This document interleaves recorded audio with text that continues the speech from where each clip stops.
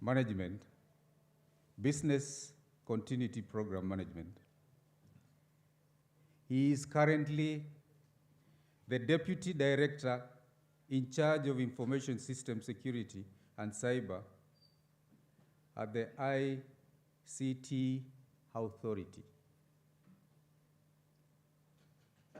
Does anyone know ICT Authority?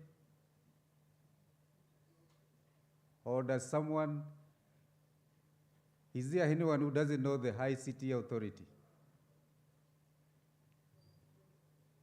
Information Communication Technology Authority. In fact, they're the ones receiving the reviews on our ICT policy and framework. The Secretariat will be here tomorrow, but today we are privileged to have Philip Irode. I will not give more details. He can. Philip, welcome.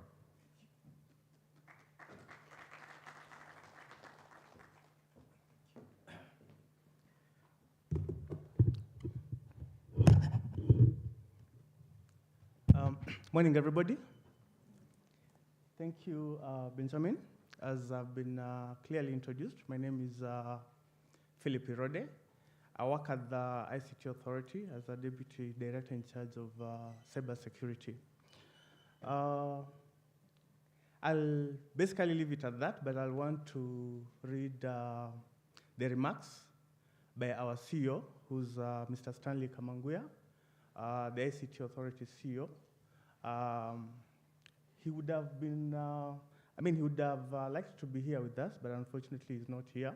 So I'll go through his speech and remarks, and then probably we can have a discussion or a question and answer in regards to what the authority is doing regarding cybersecurity, and of course in this special occasion or month when we are talking matters cybersecurity. The chief invited guest, distinguished guests, our host, the University of Nairobi, members of the Cyber Pro team, captains of the industry, ICT practitioners, students, ladies and gentlemen, good morning. It is a great honor, the ICT Authority, to join the global cybersecurity community during this very important forum. I would like to first congratulate the entire partnership and enthusiasm exhibited by Cyber Pro team for the excellent organization and arrangement, the invitations, and for their thought to scale the Cyber Awareness Week 2023 to this level and bringing it to where we rightfully need it, that is at the talent pool, which is the University of Nairobi. Congratulations on this initiative. On such a day in the month of October, as we remind ourselves of cybersecurity and our collective responsibility to secure our digital space and create safe spaces for the global citizens, it is important for us to note our achievement. I note that to achieve and ensure cybersecurity and resilience in Kenya, critical infrastructure partners must collectively identify priority areas, articulate clear objectives and goals, mitigate inherent risk, continuously measure progress, and adapt to emerging technology changes based on threat intelligence and the environment we operate in for our economic growth and sustainability. ICT is now a factor of growth in our economy. And one of our key priority areas is cyber skills, the skills gap, which is still one of the serious bottlenecks in the realization of an optimally safe, secure cyberspace. We all know that the government has identified technology as one of the key pillars that will transform service delivery in this country. The government's digital agenda is to enhance government service delivery through digitization and automation of government critical processes and make available 80% of government services online. This will be addressed through various ambitious programs and initiatives Among them, 1, laying over 100,000 kilometers of fiber cables across the country. Number 2, installation of 25,000 public Wi-Fi hotspots. Number 3, establishment of 1,450 digital villages, smart hubs, and studios, which basically translates to 1 per ward within the country. Establishment of data centers, 3 in number, and of course, cybersecurity and data protection management. As we implement the above infrastructure, we are creating the necessary conditions for the development and efficient functioning of our digital economy. But we are also creating an opportunity for our adversaries. As a government agency entrusted with the responsibility for ensuring safety, security, and prosperity of our digital assets, we are faced with a critical challenge that requires our immediate attention and concerted action, which is the cybersecurity skills gap.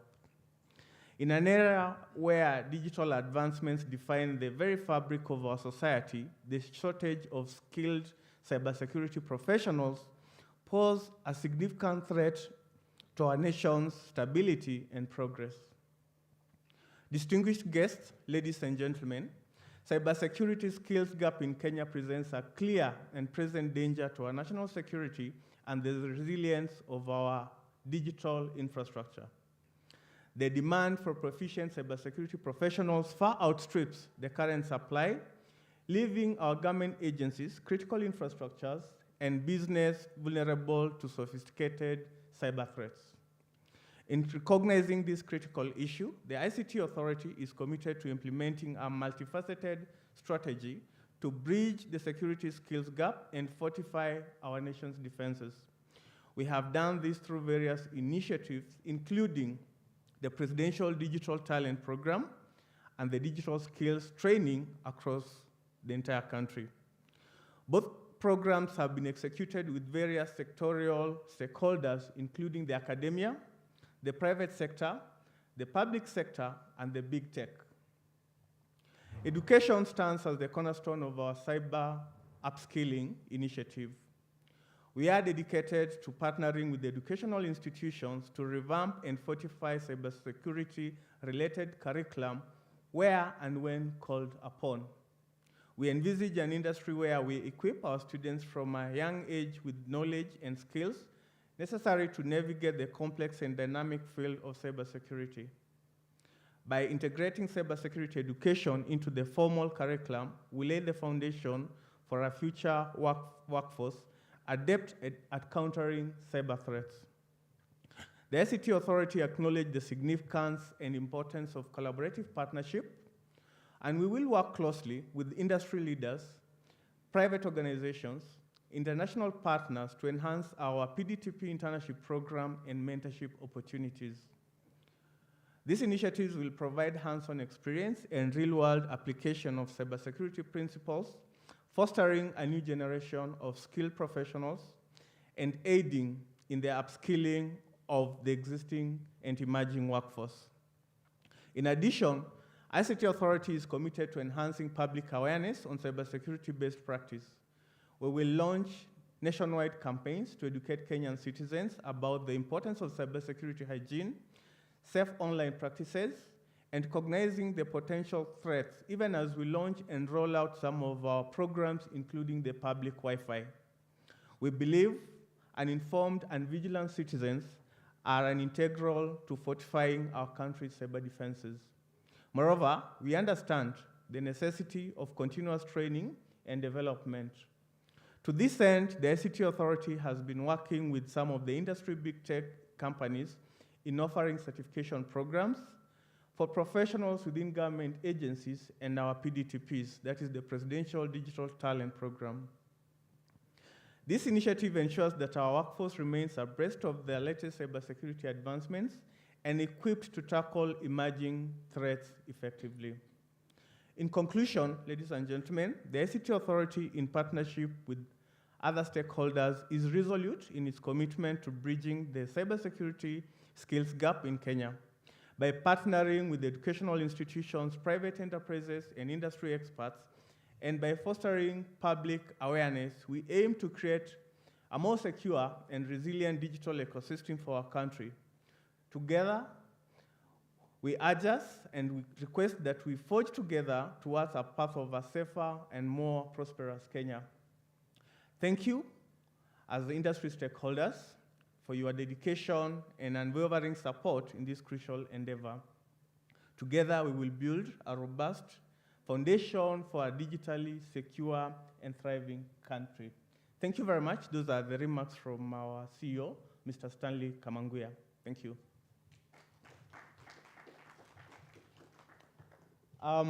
May I take probably 2 or 5 minutes to just basically articulate as an industry practitioner the importance of what CyberPro is doing in relation to where we are headed as a country, and not only as a country, but as a global practice community.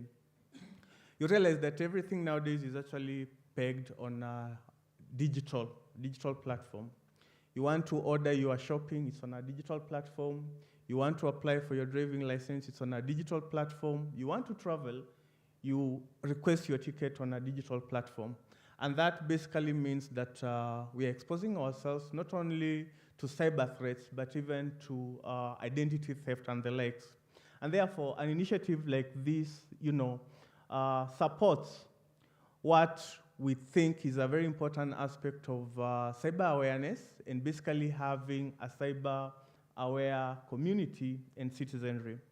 When we talk as a country, you realize that there's the initiative to move everything on the cloud, to make everything digital, to make each and every services digital. And 2 months ago, we experienced what I call a service outage on one of our core critical resource and system, which is the e-citizen. And that basically begs to ask, are we doing enough, or what are the efforts that we need to add on to what we are doing so that we have our digital space, digital assets secured? So the issue of skilling, having talent pools that can stand to be counted when such incidents happen is very important. And it does not only mean the skills alone, but even the tools that we implement. We need to have tools that even homegrown, that can be relied upon to give us what you call as proactive indications of those threats when they do happen. Cybersecurity, which is basically it's a cross-cutting issue. When you're talking about people need to be educated. When you're talking about the technology needs to be able to identify for you when those threats do happen. When you're talking about collaboration, you still realize that you need those technical people with know-how on the technical threats that are emerging and do exist in the industry. So such an initiative of creating awareness, industry people coming together is very important. We exchange information in regards to zero-day attacks, in regards to emerging challenges, so that we are able to identify them before they happen, implement controls that are necessary, and of course, safeguard our digital space. And I think that is what we are doing as an institution and as a collective responsibility within the government, so that as we move our services and digital services on a digital platform, we ensure that everything is secure. Thank you very much. Probably if, Ben, there are any questions, I'll be able to take them.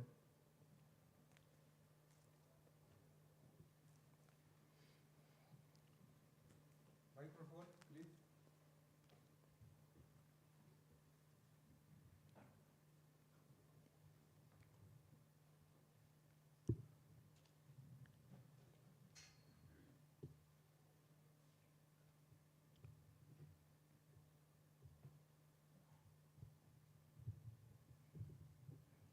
Yes, anyone with a question? Maybe I could ask one. I think Ben, you had asked, who knows what the ICT authority is? I didn't see an a hand up. ICT Authority. Ever heard of ICT Authority? Yes. I think there is a hand over there.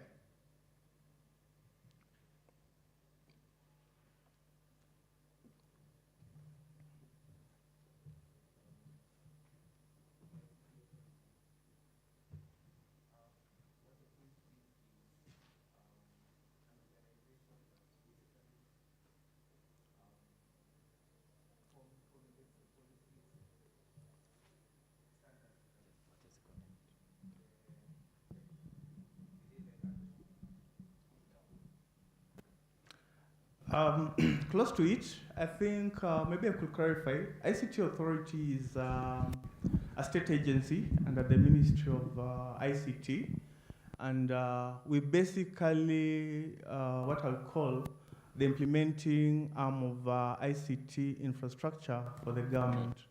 When you talk about fiber connectivity, we are the agency that rolls that out.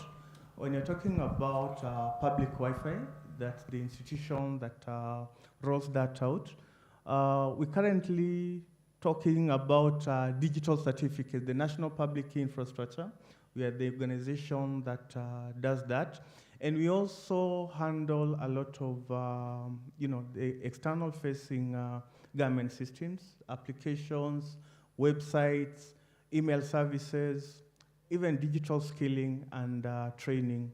And one of our flagship projects that normally we do the training in this specific hall is the Presidential Digital Talent Program, where we onboard close to 1,000 students annually. We take them through a one-year training program.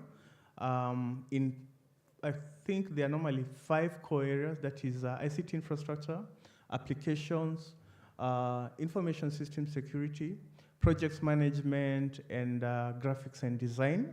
And you are taken through a one-year training program, and within that one-year program, you are actually exposed to both private and public through real hands-on training. And it's one way of actually ensuring the role of capacity, a continuous pipeline of individuals with adequate skills is actually provided for the government, and not only government, but even private sector. That is one of the initiatives. When you're talking about infrastructure, we're talking about 100,000 kilometers of fiber. That basically means that we want to ensure that even to the most remote sub-county within this country, there is an accessibility or some sort of presence of fiber infrastructure where you can consider that as the last mile of connectivity for institutions, organizations, and agencies seeking connectivity across the country. Those are just some of the projects we have and how we support government in basically digitizing the country. Thank you.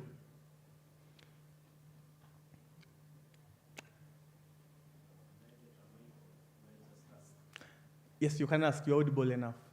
Yeah.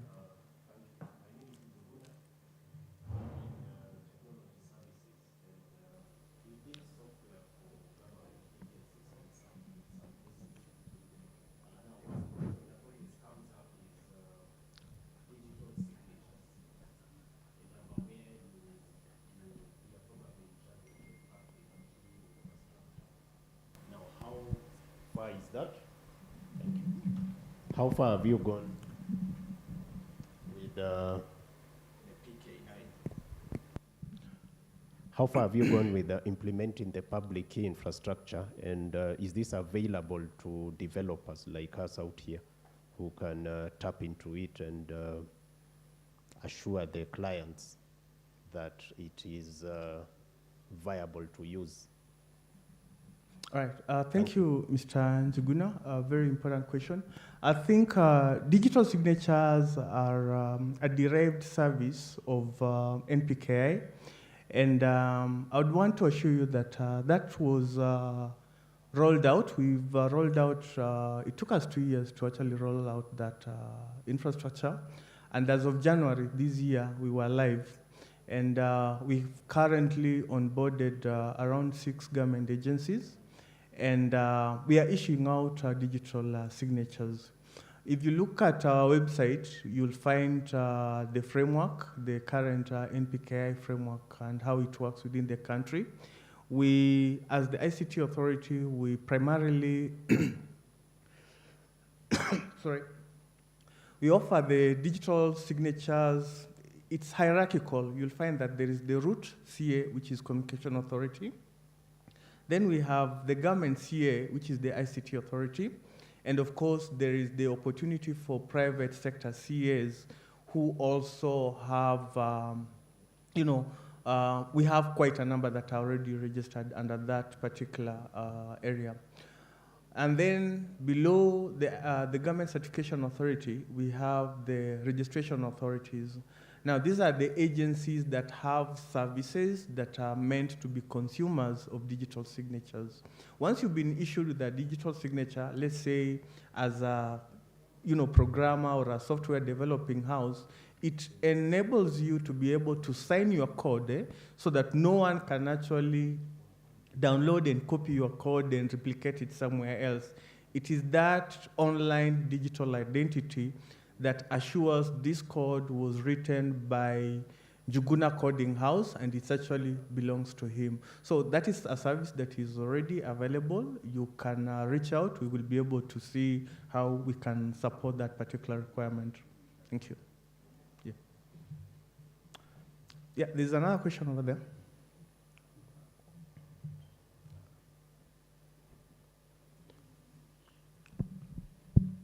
Hello, my name is Kevin Isom, and what you've said is very insightful. And so far I've heard that the infrastructure in place, cybersecurity infrastructure in place, is mostly based on software, and software and firmware. So what I wanted to ask is, are there any steps or any ventures into now going into the hardware security, specifically made by, let's say, cyber shujas in Kenya for Kenyans?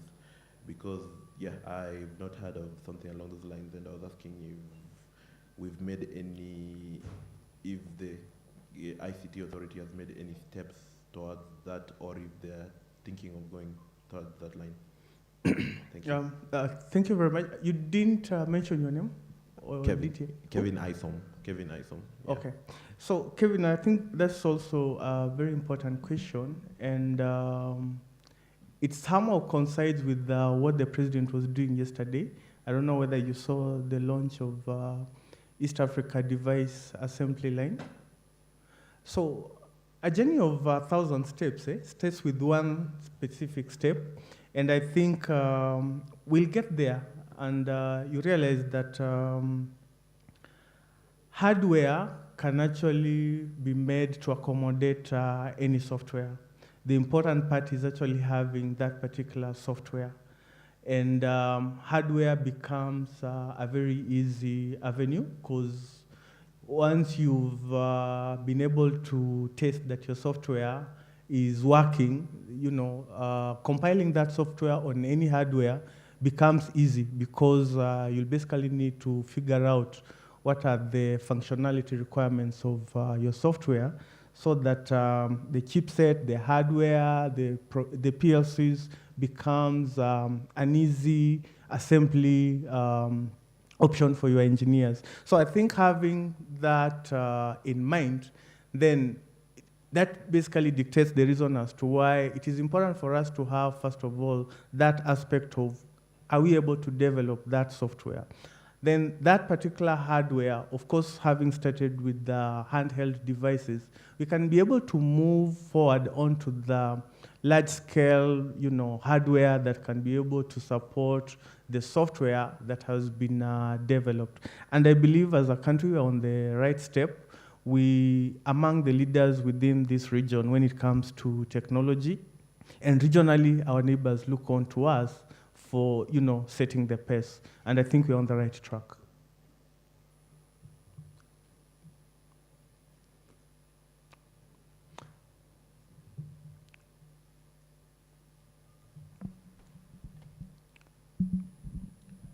Thank you so much for your presentation. My name is Rafael Kaibiru from Machakos University. ICT Authority is doing a good job. Now, the government is launching digital villages and Wi-Fi, public Wi-Fi in various parts of this country. And that is a way of showing that the government is considering digital economy a pillar of the general economy of the country. But we cannot grow without cybersecurity.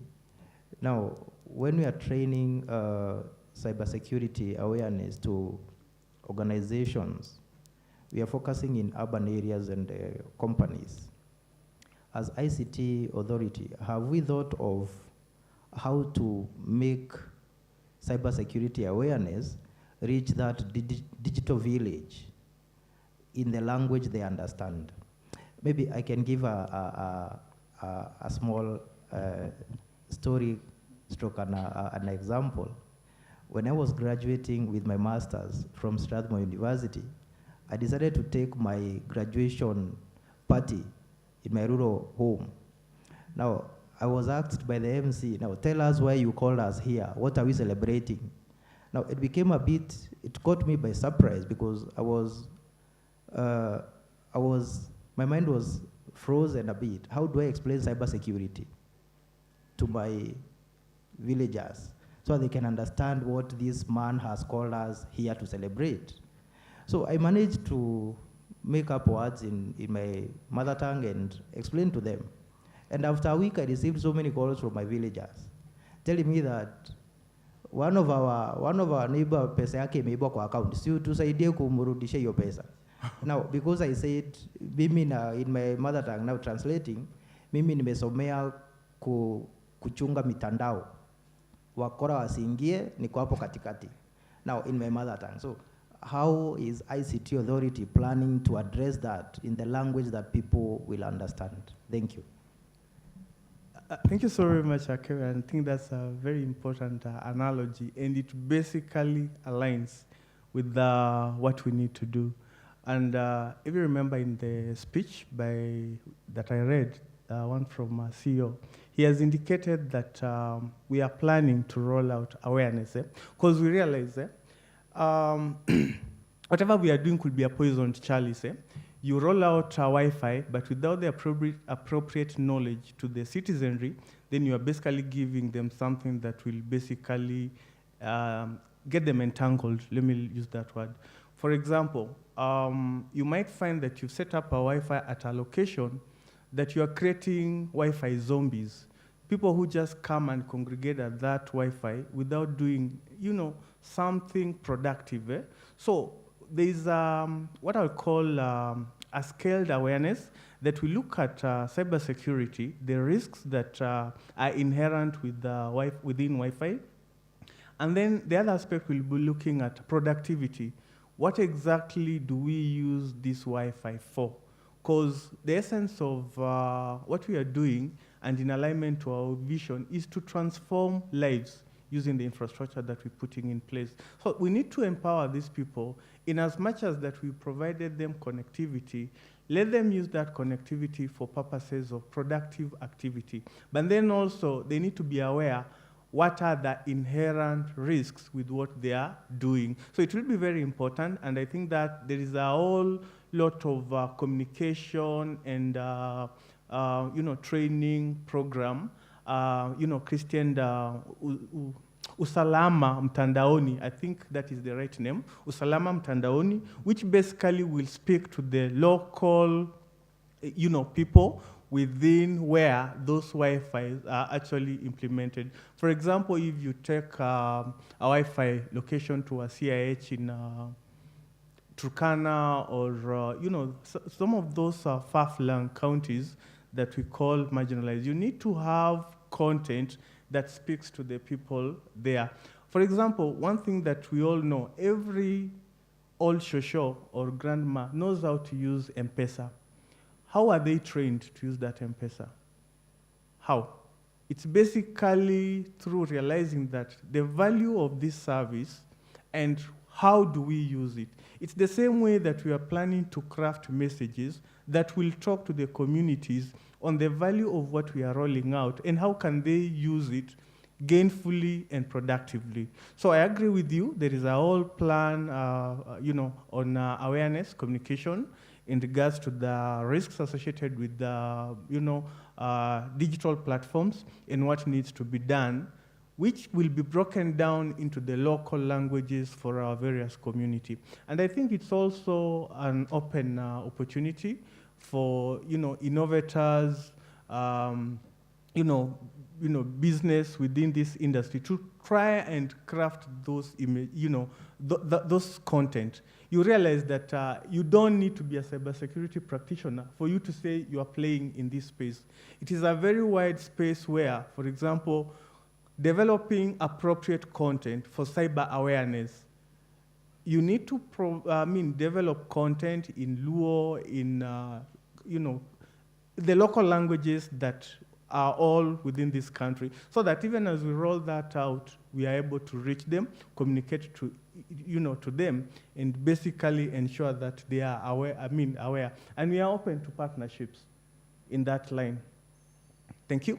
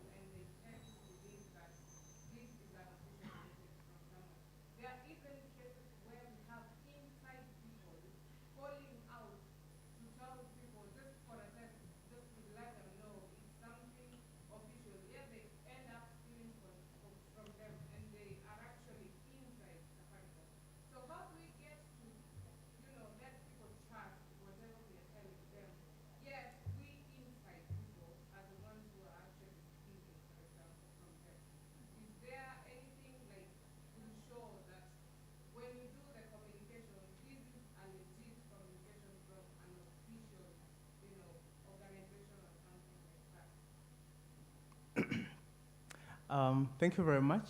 I think that is, I think those are basically governance issues within an institution. And at this forum, I don't think I might be able to, discuss an institution. And what I know is that when such incidents do happen, the respective institution has a way based on their internal HR policy or governance structure on how they handle such issues related to fraud and staff. And I think that could be something that the alleged telco can handle internally.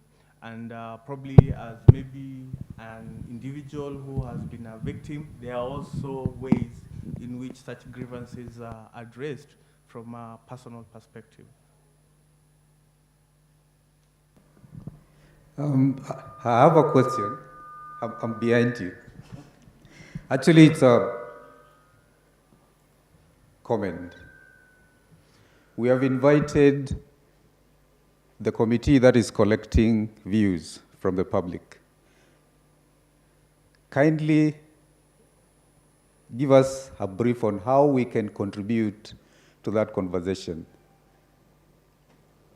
The group that is collecting views on ICT policy, and especially on cybersecurity, how these professionals and members of public can be able to contribute their views to that forum.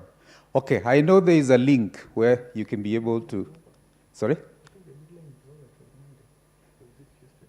Yeah, the group, the secretariat will come tomorrow to here, seated here. So they could probably ask questions. Yeah, just what kind of questions they should ask, or what they should know. Because we have invited them to come and listen to our conversation as academia, industry, and government. Yes. Yeah, thank you, Ben. And I think as the CES clearly put it, and I believe you are referring to the sectorial task force on ICT. Yes, yes. Yeah, so I think basically as the CES indicated, it's been a while since the sector had what you'd call a substantive review and reforms, and I think we're looking at this particular opportunity to see what changes needs to be addressed within the sector. He indicated that the first sectorial reforms, which was I think in 1998, is what led to CA, Posta, Telcom being split and the likes. So I think he indicated that this is, the time is now right. We have, things have really changed. Technology is now basically the foundation of service delivery, not only in Kenya, but globally. And with it, there is the underlying issue of cybersecurity, which is your concern. And I think that task force is broken into various thematic areas where we have one that is basically led by Colonel James Kimui, who's the chair of that particular thematic area.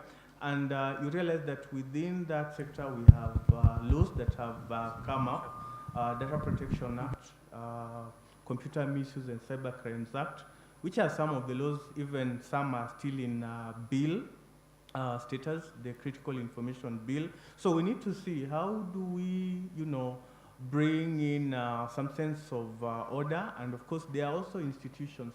So there's the, initiative to try and see, do we have what you call overlapping roles and mandates, and how this can be streamlined so that we have efficiency, responsibility, and of course accountability when you're looking at issues, technology, within the whole of that sector. So I was asking Ben here, I don't know whether the deadline lapsed or it's today, because I think there was a limitation to the deadline. So perhaps if it's still valid, you can be able to share your thoughts so that some of the issues that you have, especially on cybersecurity, responsibility, digital space, software, how do we look, what would you want to be considered? What would you want to be, addressed? And even, curriculum development. You realize that probably our curriculum also needs to keep pace with what the industry, or rather what is happening in the industry. So it is very important that such issues are addressed. And of course, going forward, you can be able to align the industry so that it's able to serve us for the next, coming years. Thank you. Thank you very much. Any other question? Okay, we'll take one question, and then we will end this session.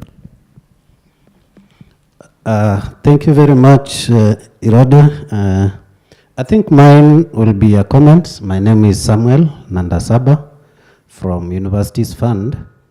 I'd like to commend ICTA for the work you are doing, especially in deployment of ICT interns to various government agencies.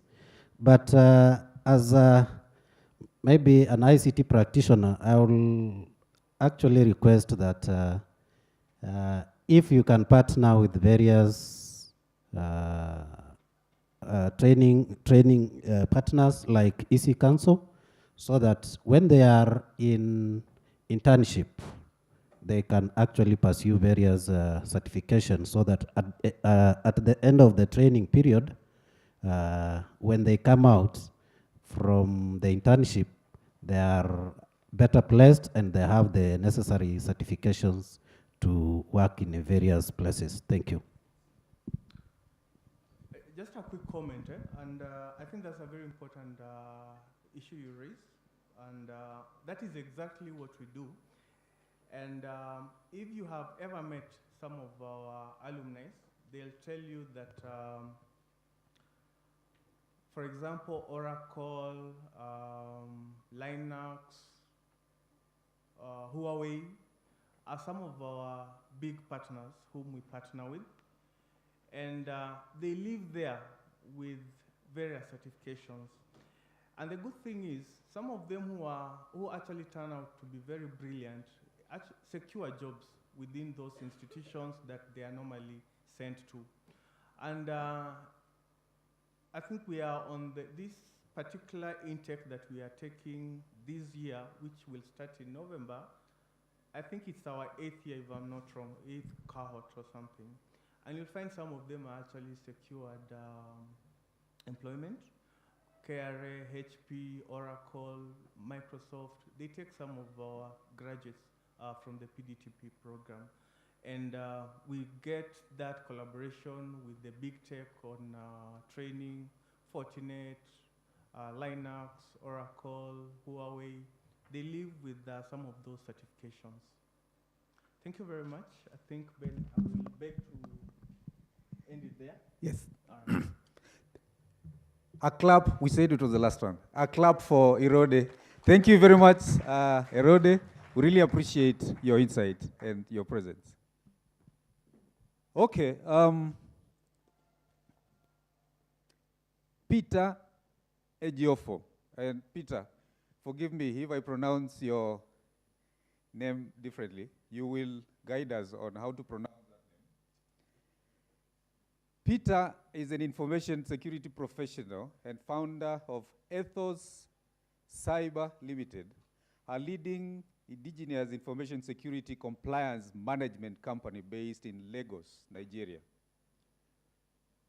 which he is currently presides over. He is also the chairman of Endo Survivors International Foundation. Peter has over 20 years of experience in the field of information security, working with diverse organizations in the financial sector in Nigeria to develop and implement security solutions. He is, thank you. Thank you, Chege. I got excited when I got to read Peter's bio. He is passionate about helping institutions understand and manage their cybersecurity risks. He is also committed to developing and delivering innovative security solutions that meet the specific needs of financial institutions. Peter, welcome.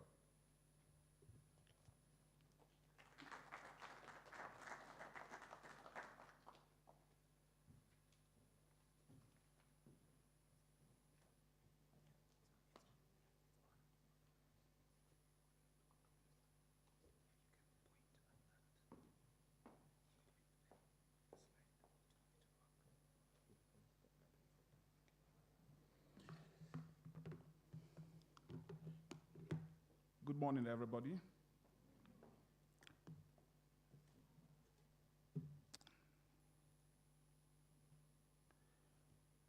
Okay, so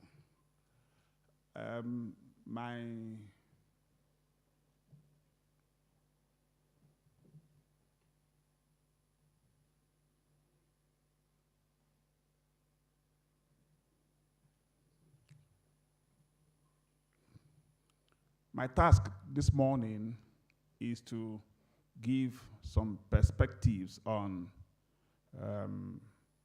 healthcare and cyber, and looking at how the healthcare industry and the hospitals have become a source of attack tool as it happens in other industries. Slide 2.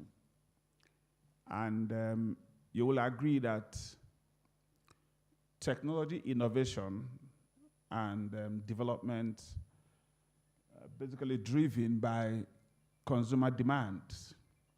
So customers want more, they have problems, and so developers are building solutions to solve their problems. It's not different, thank you. It's not different from the healthcare industries, because now patients don't want to spend long time waiting for doctors to attend to them. They want to have quick responses to their requirements. And then the healthcare delivery professionals also want to be able to serve their customers or their patients efficiently, collaborating with their colleagues all around the world, performing diagnosis across the cyberspace, and be able to deliver quality healthcare to their patients. And so the demand on the healthcare service providers is also putting pressure on us to develop technologies that will enable the delivery of these services. However, this also throws up more requirements for cyber protection of these assets and resources. So at this point in time,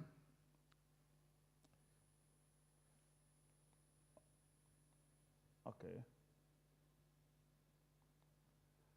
And at this stage, I'd like to pause to thank the organizers of this event for inviting me, and then the host community also for hosting us. I have traveled from Lagos to be here because I thought this is an important event, and then I'll be providing, offering my perspective to how I look at the subject of cyber and the healthcare. All right, so thank you all very much for having us. Just like I was introduced, I have been spending the last 15 to 20 years solving cybersecurity related problems, helping organizations to see their risks, and then of course helping them to build their defenses to ensure that they are better protected while they serve their consumers around the world. Okay, so let's go into the subject. Now, something that I have seen, my experience is that now I'm in the academic community, so correct me, or tolerate me if my perspective is different from yours. But my experience is that in Africa, we do not have a lot of data to try to explain what we're trying to do or to demonstrate what we are trying to communicate. I don't know why, but that's what my experience is. Africans don't have a lot of data. And so we rely on data from Europe and America to try to explain African problems. For me, that's an issue. And recently, I had to engage with the Strathmore and then the Lagos Business School, and I said, listen, we've got to start developing our own African data to try and make it available to the public so that when we are discussing African subjects, we have reliable data that we can tell our stories more efficiently. So we're going to have to rely on data from US particularly. And then from my slide, you can see that threat in the healthcare industry is also growing as it is in the financial services industry. However, it will appear like we're giving more effort to providing security in the financial service industry, public sector, and other sectors.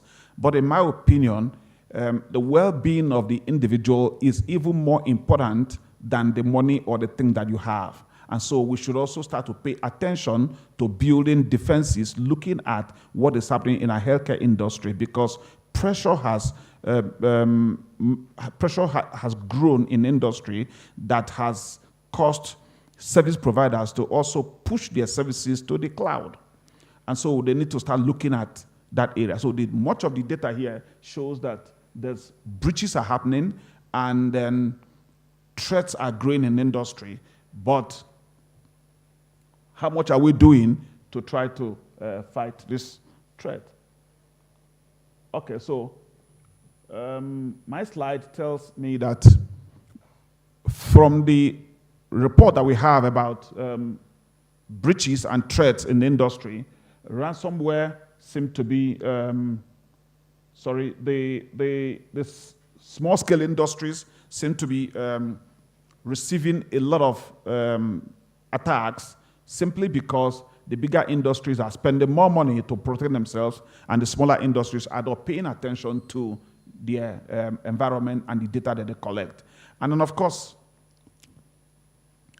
one of the questions that the subject is asking is, why will the healthcare industry become a source of interest to cyber criminals? Okay, because the healthcare industry is amassing so much data from all of us. So when you go to the hospital, they ask you questions about yourself, where you live, your date of birth, and all of this information, data that are being collected and stored, all right? Now, when they are stored, what we see is that criminals are looking at targeting this data to rebuild your profile, your identity, so that they can perform fraud in your name. But my biggest concern is not even the fraud, all right? A few years ago, I think this was in Italy, where a particular individual was being, had escaped assassination attack, all right? And so he was rushed into the hospital for treatment. And because he was a very wealthy individual, the hospital had to mount a lot of security to protect him, all right? But the people who were looking for him decided to go after the hospital. So when they looked at the hospital, they realized that there were some vulnerable systems, so they compromised the systems, logged into their system, and changed the patient's prescription. And then introduced some kind of harmful chemical to the patient treatment. And then the nurses unknowingly looked at the prescription, administered the prescription, and the patient died. The system running the data and the process in the hospital didn't even have antivirus. And who's asking the questions? When you go to the hospital, I don't know how many of you here that have hospitals, or how many of you work in the hospitals, but do you know if your systems, do they have antivirus, as simple as antivirus? I went to the hospital a couple of days ago, and then of course, the hospital had built firewalls and built some access controls, so even the medical director did not have access to my data, my patient data. And so he had to call an IT staff. The IT staff who came used his phone to access the network and then was able to grant access to the medical director to see my record. And I asked myself, the mobile phone that this guy used to access the hospital network, did it have an antivirus? I asked myself. I couldn't ask him. So if that mobile phone had been compromised, chances are that he could give additional compromise to the hospital network because he already had clear access, and he can provide the same clear access, and the criminals can take advantage of that access to access the hospital network. So we can see records of hospitals that have been compromised, all right, in the data. But for me, what's important is not just that the hospitals have been compromised, but what are we doing to ensure that these hospitals are better secured? Again, as I said, permit me, I do not have a lot of data from the African market, so I'm relating with records from other countries. So I already mentioned that huge data is being collected by the hospitals, and they have to store these hospitals, and it has to be accessed across the internet by other interested parties. And so if you're carrying out a diagnosis in Kenya, for example, and you want to relate with some professionals in maybe in India or in Germany, you're going to have to share the customer records. And so who is providing the access across this network? So How are the hospitals paying attention to security? I don't know. We'll find out.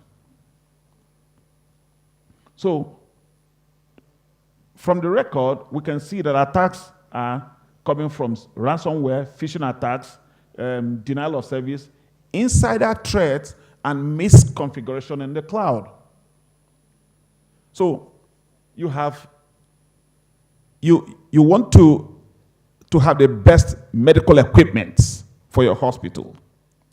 And some of them are built in some countries where the developers can decide to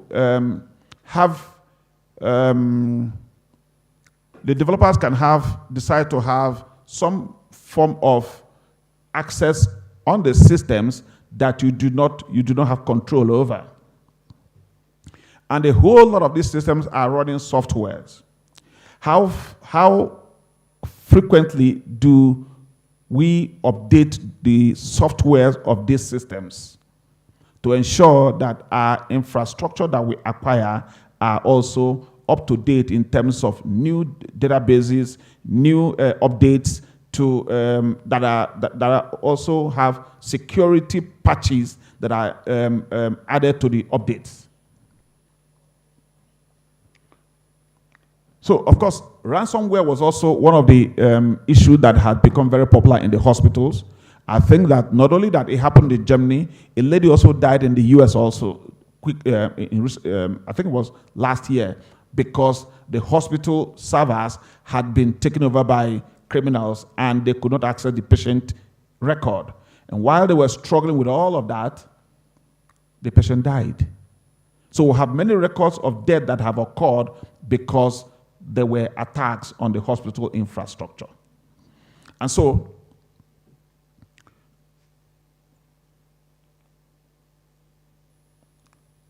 something that I'm very passionate about, and I heard it mentioned by the earlier speaker, is cyber hygiene.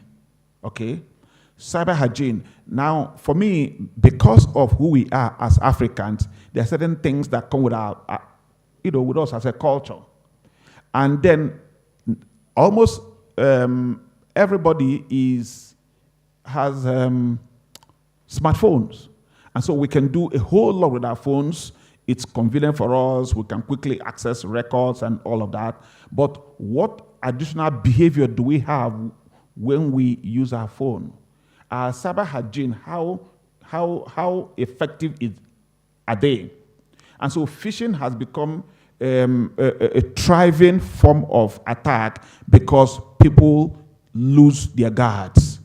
And so when you have your phone and you forward messages on your WhatsApp to another user, you do not know if there are embedded malware on those images and videos that you share. And once you click on them, you have launched them and you have provided an access. It could be a command and control access. You don't know. It could be a malware that literally looks at what you're doing. You don't know. It could be a malware that takes over all of your contacts and use them as a bot. You don't know. And so, how do we handle our behavior when we are in the cyber space? So, phishing is thriving because we enable the phishing to thrive. I heard somebody talked about they can send you a message that looks legit, and then you can fall prey because you didn't check through it. You didn't think it through because the content of that information gains your emotional attention, and you respond to it without thinking, and then you want to hold the service provider responsible, even though there's literally nothing the service provider can do to prevent criminals who can launch phishing campaign using their information because their identity is in the cyberspace. And so when they use it and create content and create a campaign and launch it to your phone, you do not have a way, the service provider do not have a way to prevent them, but they expect you to take additional responsibility to protect yourself from phishing attacks. So phishing is equally attacking the hospitals because of the way that we consume cyber resources.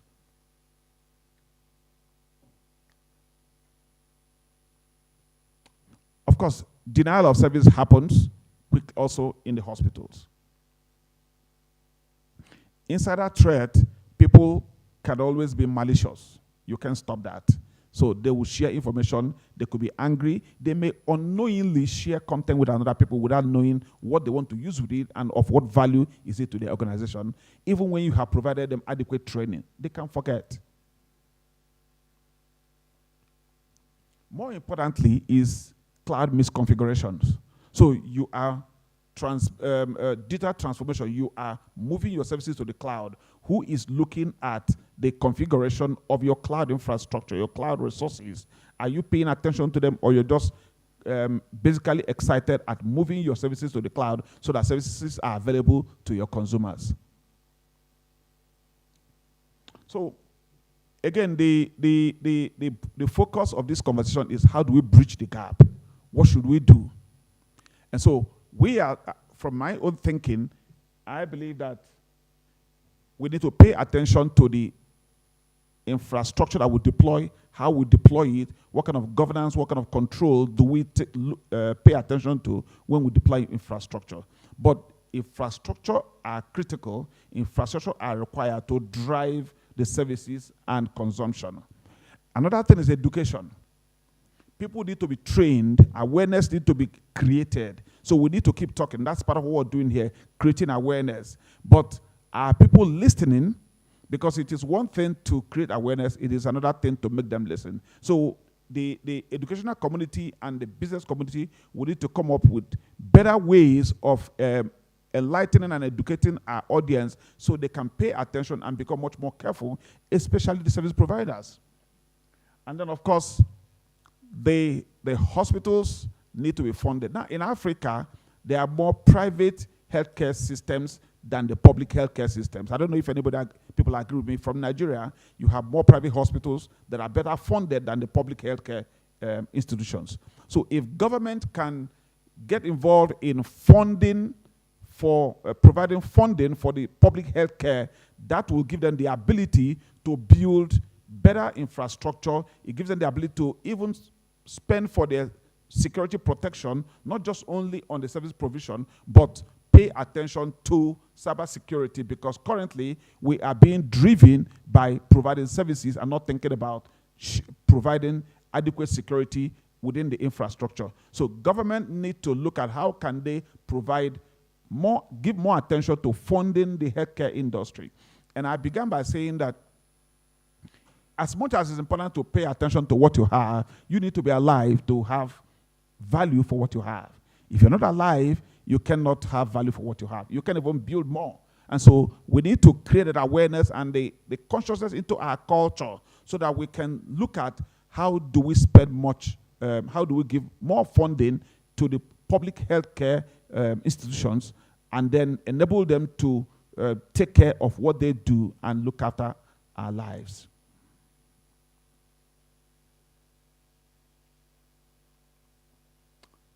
So again, this is just giving more content to why we need to provide the infrastructure and why we need to provide education and then provide funding and then of course pay attention to digital transformation. Now, what are the core areas of collaboration that will drive that will drive the effort to bridging the gap? Number one is what we call 3 pillars of collaboration: the industry, the academia, and the government. Now, the industries and the academia, and of course the government, would need to collaborate more. We need to increase the collaboration, and we need to honestly collaborate, not theoretically collaborate. We need to identify what we need to do and what strategies can be adopted to ensure that the goals are met, because the private sector, I think it was one of the prof yesterday that was asking questions about what are the private sectors doing to provide more training to users of the product to help them to build better self-defenses against cyber attacks. And I was going to think that the academia should come out a little bit to the industry, reach out to the industries, create programs, create content, and then approach the industries to provide additional support in terms of skills, in terms of knowledge base, because the industries are out there, fighting and gaining so much experience. And so the academia need the experience that we have to improve on their content and be able to advise the government and the organizations on what to do. The governments need to be available because policies and the implementation of policies are the responsibilities of the government. And so if the academia and the industries come up with plans and the government is not participating, we cannot have effective implementation. And so there has to be a robust collaboration between the industry, the academia, and then the government, so that we can build an efficient public healthcare system that is better protected for our own benefit. Next is what I call to action. As somebody rightly, I think was one of the prof also rightly identified yesterday, that for us to even pay attention to things like insurance for our vehicles, is because government has designed consequences if you don't have insurance. Not because we're interested in insuring our cars, but because there's something you're going to suffer if your vehicles are not insured. And so that's where regulation becomes a driver. Where there's no regulation, where there's no policy, people will do nothing. And so government will need to look at how do they regulate the security in the healthcare industry. I think it's in America, I don't know if that's in Europe right now, that they have a regulatory standard called HIPAC, which means that for you to operate an hospital, there's a minimum security standard that you must comply against. In Africa, do we have healthcare based security standard that we must comply to? Or you just wake up and run your hospitals? And so regulation has to be strong. If it's not strong, nobody's going to do anything. And we cannot create regulation. The industry can't create regulation. The academia cannot create regulation. It is government that creates regulation. And so the government need to wake up and look at what are the regulatory requirements for the healthcare industry that are designed for African community or African environment, not to go and cut and paste of what was done in Europe and America. We need to define our own homegrown regulatory framework for the healthcare industry. The insurance will need to start asking questions. They need to start designing policies that will enable them to demand what are the causes of death when somebody dies. Is it related to cyber attack? Is it related to system compromise? And so if the insurance are putting up, including in their or better still, underwriting their patients based on cyber-related requirements, then the hospitals will have to wake up and look at what penalties they will pay if they discover that the patient died as a result of cyber negligence. So there has to be collaborative efforts. We have to jointly speak about it. We have to jointly create programs. We have to jointly create effort. We need to work together to see that we are looking at paying attention. Because what's going to happen, as I said, the next target is going to be hospitals. The banks are protecting themselves. The government are protecting the data. The banks are not protecting themselves. They're protecting their records, not themselves. They're protecting the customer information. The government is planning to protect the citizens' information. But that information, we can take it and willingly give it to the hospitals. And who's protecting it there? And so if effort is also not designed, not looked into building defenses around our healthcare environment, we have just left one road, very efficient road for us to be destroyed. Because two major things are going to happen. Your records are available. They can use it to rebuild your profile and your identity for fraud. 3 is, if they want to destroy you, they can target the hospitals. I don't know about here, but recently in my country, we were told that the election was compromised because there was attack within the communication system and the applications.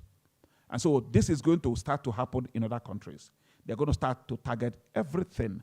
And they may not be coming from outside, they may be coming from inside based on your areas of interest and your goals.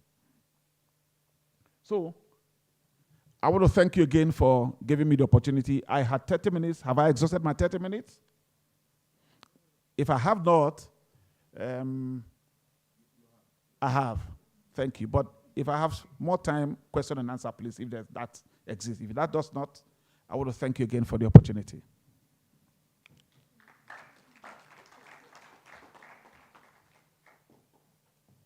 Thank you very much, Peter.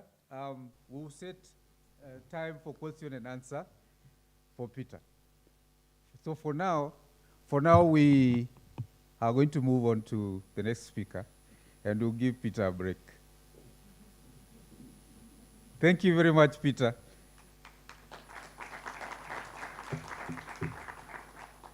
Thelma, Equity Group Holdings.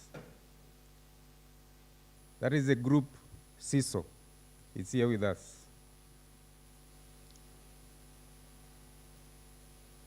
Named Global Top 100 CISO in 2020 and 2021. Top 50 woman in Cybersecurity Africa in 2020. CISO of the Year in 2022. Wow. Women in cyber. Please welcome Thelma.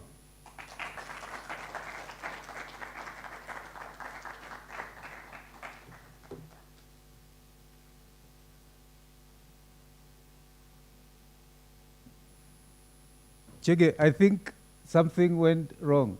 I don't know whether this pointer was hacked.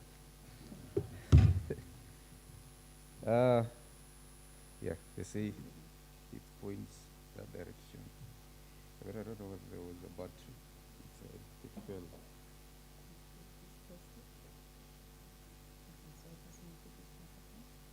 Yeah, they say you point to that direction. Yeah, it's okay. It's still morning, huh? Okay, good morning, colleagues, industry peers, government, and fellow cybersecurity practitioners. My name is Thelma Khanakha, and this is very interesting. Every time I've been in Kenya for 2 years, and up to today, my colleagues don't know how to pronounce my surname, and I realize it's a East Africa thing. So it is Khanakha, and of course I come from the country of champions. We won the Rugby World Cup over the weekend, so we're still in celebratory mode. So today, we're going to talk about women in cyber. And I felt before we get into the details, let me just explain who this woman in cyber is, just for context, just a couple of minutes. So I've been in the industry for 20 years, and I've been a CISO, or what we call Chief Information Security Officer, for about 5 organizations, including Equity right now, in telco, banking, government. And I've also been in audit and advisory, leading cybersecurity services with KPMG. I've ran my own business selling security services. I headed up one of the Jewish-based organizations in South Africa, providing security services. And of course, I've been a business analyst as well. So I've seen it all in a nutshell. I mean, when we started cybersecurity in, I don't know, early 2000s, we were still worried about, kids hacking websites. That was like the huge concern. And then if you look at where the industry has evolved and where we are now, we are dealing with nation-state type of attacks. We are dealing with advanced persistent threats, ransomware, and so forth. So the industry has really evolved. And, I've seen it from the practitioner side and also as a customer, and as well as from an audit perspective. So it's really a very, very versatile industry. But then if you look at all of these things that I'm describing, where are the women in all of this, in this industry? And I think just for some bit of humor, you can see those two gentlemen over there who cannot even come up with workable solutions. So you see why you need us women in the industry. Okay, so we're going to cover, we're going to cover 3 aspects. I'll just start with why cybersecurity, why does it matter, and why should we be even talking about women in cybersecurity? And of course, we'll touch base on career paths for women in cybersecurity, and also how can we support women in cybersecurity as the industry.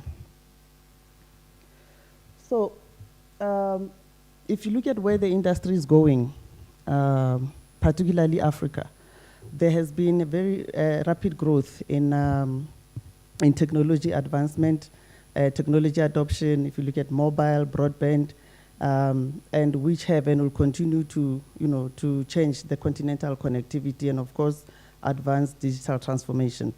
So, and now, as you can see, everything is accessible everywhere. Everything digital is accessible everywhere. Peter was talking about how right now, we have, everything is connected, everything is digital. So, and to give some of the examples that I'm referring to, and why, with all of these advancements, cybersecurity activity is going to be increasing. Already, we are dealing with quite a lot of issues. And to give some context, right now, today, all of us here in this room, as customers, we are demanding more and more ability to transact fully and securely on digital platforms around the world. So which means that security becomes an integral part of everything that we do, not just organizations, but for yourselves as well. If you look at digital transformation in itself, it increases the attack surface, what we call the attack surface. So there's many avenues where we can, security can be exploited. So more and more security becomes a business imperative or a business enabler. It's no longer that thing that somebody thinks about before they launch a product. It becomes a business. And if I can give you an example, if you're gonna launch a product, or let's say online banking platform, already the customers, the fact that you need to access it and you trust that it's secure, without that, that's not a business. You cannot even start talking online banking if it's not secure. You cannot give e-commerce platforms to your customers if it is not secure. They cannot be able to use their cards or interact with you for their services if there's no security. So you can see already that security is very integral. It's the business in itself. It's not something that reduces the risk of business. It is the business in itself. And I think the more organizations start understanding that, the better. And then also we've seen in the industry several factors are converging and that increase cybersecurity risks.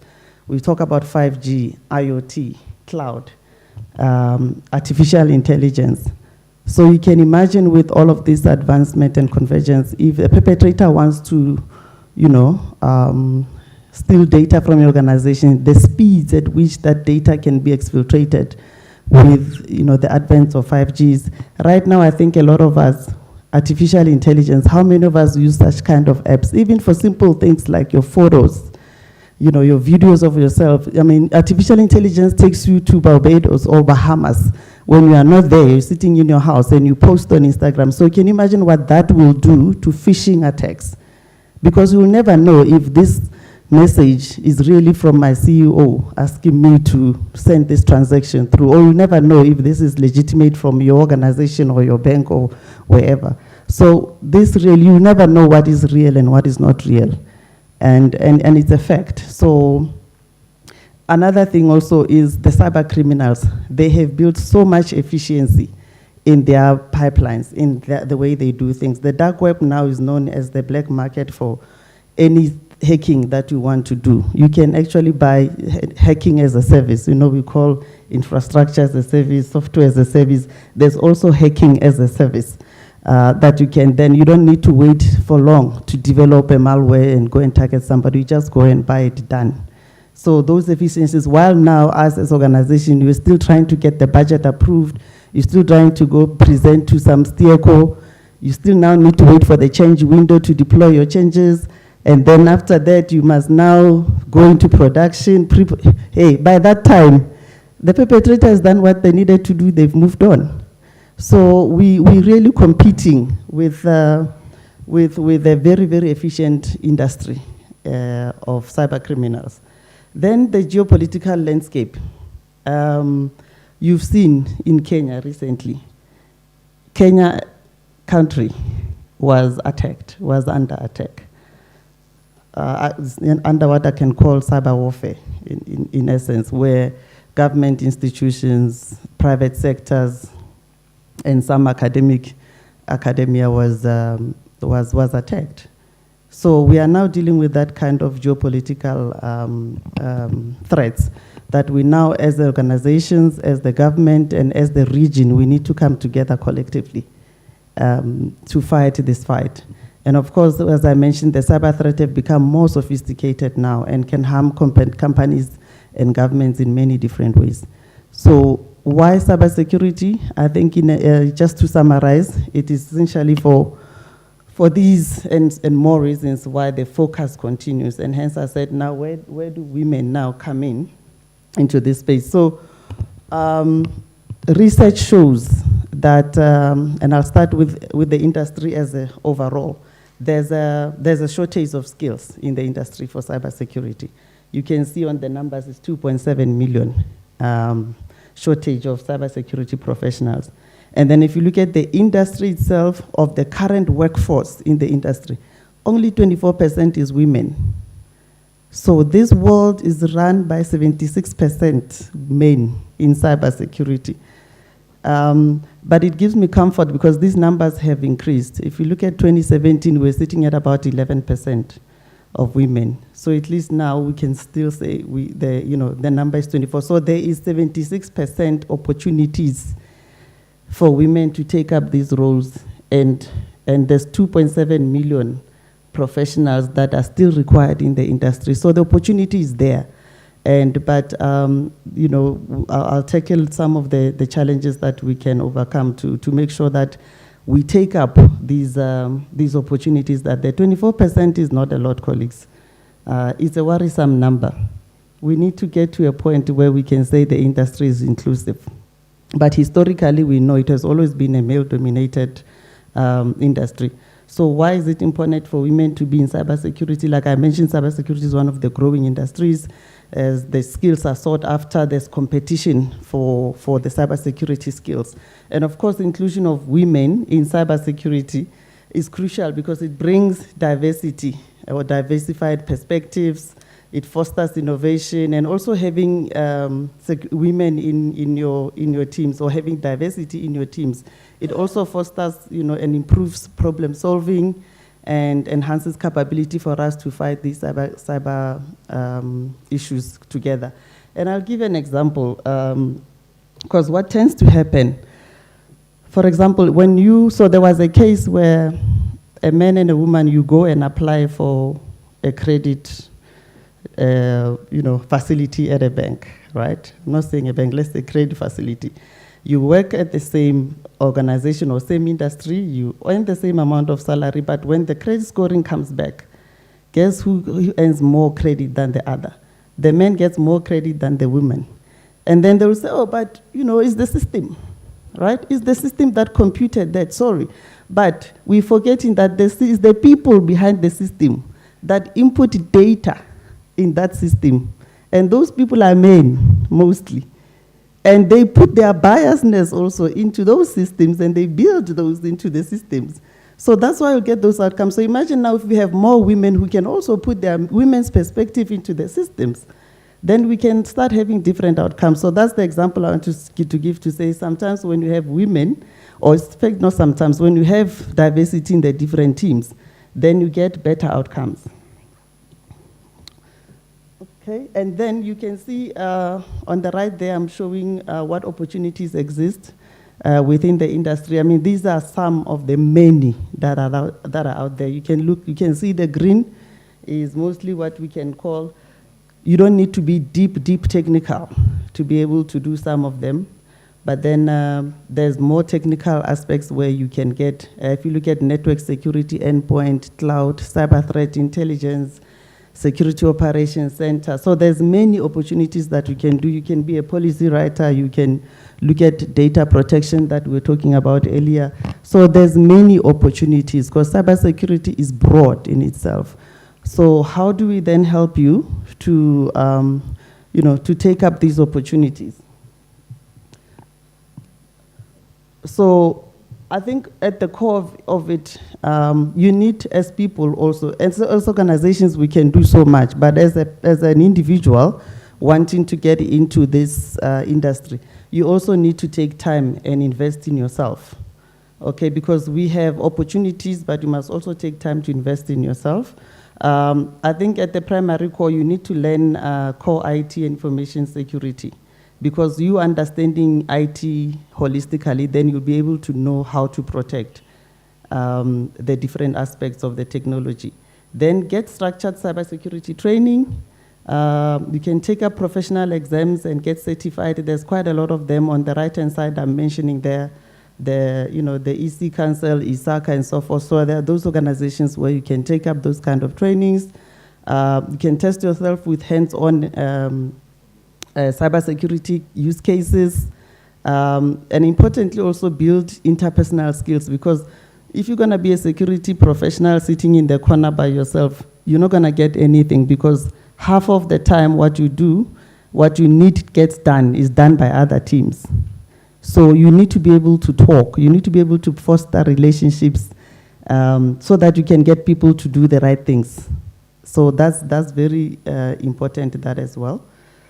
Then, so now let's talk about how can we support women. And I specifically said supporting women in cybersecurity, not necessarily as challenges, because the moment we call it challenges, they remain challenges.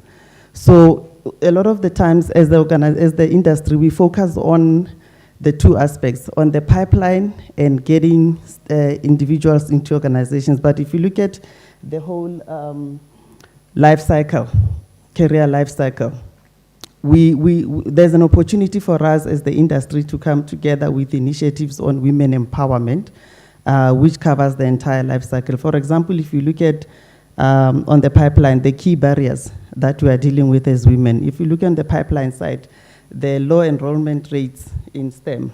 I don't know if it's the case in Kenya as well, but in the markets I've been, you find that there's not many people that are enrolling in those science, technology, engineering, math type of curriculums. And then, of course, the male-dominated feeder industries, lower awareness of cybersecurity. We find there's still low awareness of cybersecurity everywhere.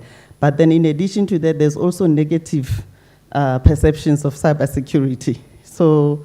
And also fewer role models. So that's at the barriers at the pipeline. Now, if you move to the recruitment side of it, then there's unequal access to the job market. It happens. When we get applicants as organizations, mostly you'll find there will be males that are preferred, and it's still there. Lack of access for non-technical and non-STEM entrants that we're talking about. Then perception of the industry as masculine. It is perceived as masculine, and it is masculine, unfortunately. And the discrimination against recruiting younger women in childbearing age. I don't know if you are aware of that. Because if I'm pushing bottom line, and I want deadlines, you can come to me and tell me you want maternity leave, and you've not even have one child. So I must, in my plans, I must build that you're gonna be away 6 times or 5 times. So if you're planning to have 4 kids, like these are the things women are dealing with, unfortunately. So these are some of the key barriers. Now on retention, those that are now in the organization, there's dropout, difficulty taking time off and returning to work, combined with long working hours. Because as women also, we are still expected to do our womenly duties. So you are at work, you are pushing deadlines, you have these deliverables, but yet when you get home, we are expected to be a mother, you're expected to be a wife, you're expected to be auntie, a sister, everything. So all of these things, you know, they also create pressure for us to retain women workforce. And also the workplace discrimination and bias. This one is big. It always happens. It happens everywhere. It happens to me. It happens to everybody. How many of you have been in a meeting and, you know, because you are the only lady in the room or two of you, there's tea to be served and the males ask the ladies, can you go please organize coffee? Can we take notes? Yes. How many of that happen? It happens all the time. And sometimes even they don't even expect a woman like me to be a CISO. I've been in situations where people are saying they're coming to meet a CISO. I rock up, they say, is she coming? They're asking me. So the bias is so much that we have to deal with. So I'm saying this as the main, to also be aware of how you react, to help us to fight some of these barriers, and for women also to say no. Because when you say no, sometimes they look at you funny like, what's wrong with you? So let's be aware of that. And then another key one is the imposter syndrome. What we find is a lot of women, they have self-doubt. And you find a woman has achieved so much, they have credentials and everything, but self-doubt is still very prevalent and low sense of belonging. So these are some of the things that you find in the workplace, that if we can have collaboration as the industry and not just, you know, help them to get jobs and get employers, but also to build them to stay in the industry, because there's so much that we are dealing with in the industry. Okay, then so in terms of the government, academia, and private sector, what can we do together? I think we can create educational outreach programs. If we can do mentorship programs, I know I was discussing with one of our industry colleagues around mentorship this morning. Industry partnerships are important to collaborate between academia and private sector. Women-focused communities, leadership development is very important, because remember those key roles that I showed you that are there within cybersecurity. You can start at analyst, specialist, senior specialist, principal, consultant, so forth, general manager, director. So for you to be able to progress through all of that, as you are learning the technical things, then you need to also build yourself up from your leadership perspective. And of course, diversity initiatives are very key. We can drive them collectively, but also for us leaders, or leaders like myself as a woman, it is my responsibility to drive gender diversity within the industry. I'm actively recruiting ladies myself. And I'll tell you a bit of a joke. When I joined beginning of last year, I said to my EA that, I want us to have women's lunch. Please organize. But now we kept moving that date because it was so busy. By the time we had to move, she said to me, the other two ladies have resigned. So it's only you and the other ladies on leave. So that was it. That was February last year. Yeah, it was about February last year. So and then I was taken aback that, okay, I only have one lady in this big team. So from then on, I made it my business to actively recruit for ladies. Today, I have 11 ladies so far and growing. So we need to actively drive diversity in the industry, and it's a call for us to do this jointly as the industry. So that's all from me.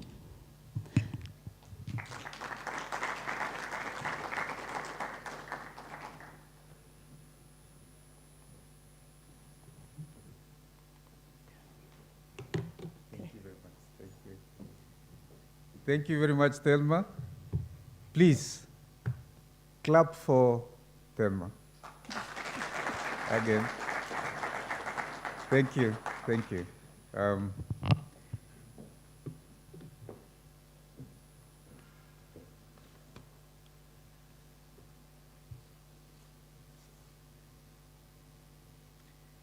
Raphael Kaibiru, Dr. Oluoch,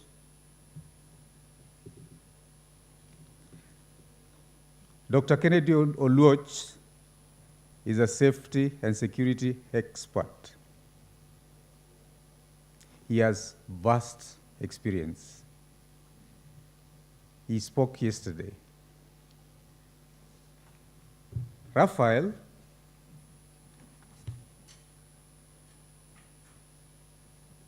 Kaibiru,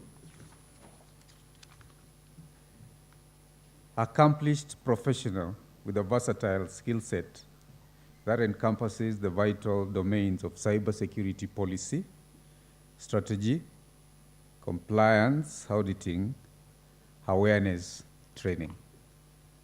Please welcome on stage Dr. Oluoch and Raphael Kaibiru.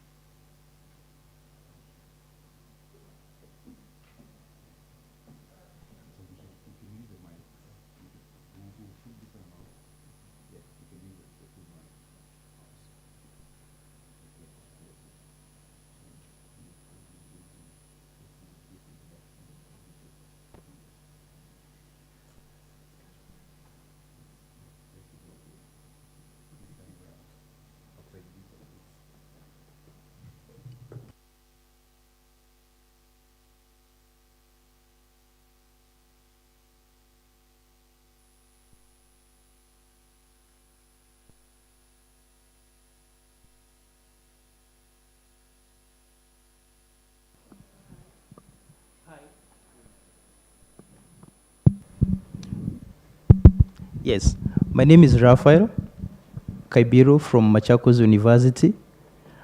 I am an academician, a lecturer, and also a cybersecurity researcher. And today I'm here to share with you my thoughts on how we can use AI, that is artificial intelligence, to close the cybersecurity skills gap in Africa. Now, yesterday I attended the first day of our conference, and several speakers gave their thoughts about cybersecurity skills gap in Africa. But I want to give a brief statistics about cybersecurity skills gap in Africa. But as an academician, we are first told to give a global view, come to the regional, that is Africa, and you narrow down to your specific country. Being a Kenyan, I'll narrow down to Kenya, but I'll be representing Africa as a whole. So globally, we are told that we need 2.7 to 3.4 million cybersecurity professionals to fill the gap that is existing globally. Then I asked myself, what is the skills gap in Africa that we are trying to fill so that we can remain faithful to the topic and the theme of this conference? So in Africa, we have around, according to the studies that has been published by external researching companies, we have around 7,000 professionals in cybersecurity. Africa has about 1.something billion people. When you do the math, it gives us a ratio of 1:177,000 persons. But now we are not talking about the persons, we are talking about the devices that are owned by these people. Personally, I own 2 devices, a phone and a laptop.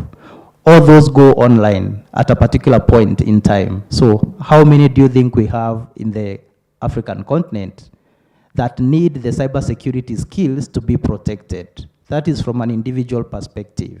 How about organizations? How many devices, endpoint devices, the servers do they have? So then we come back to our region, Kenya.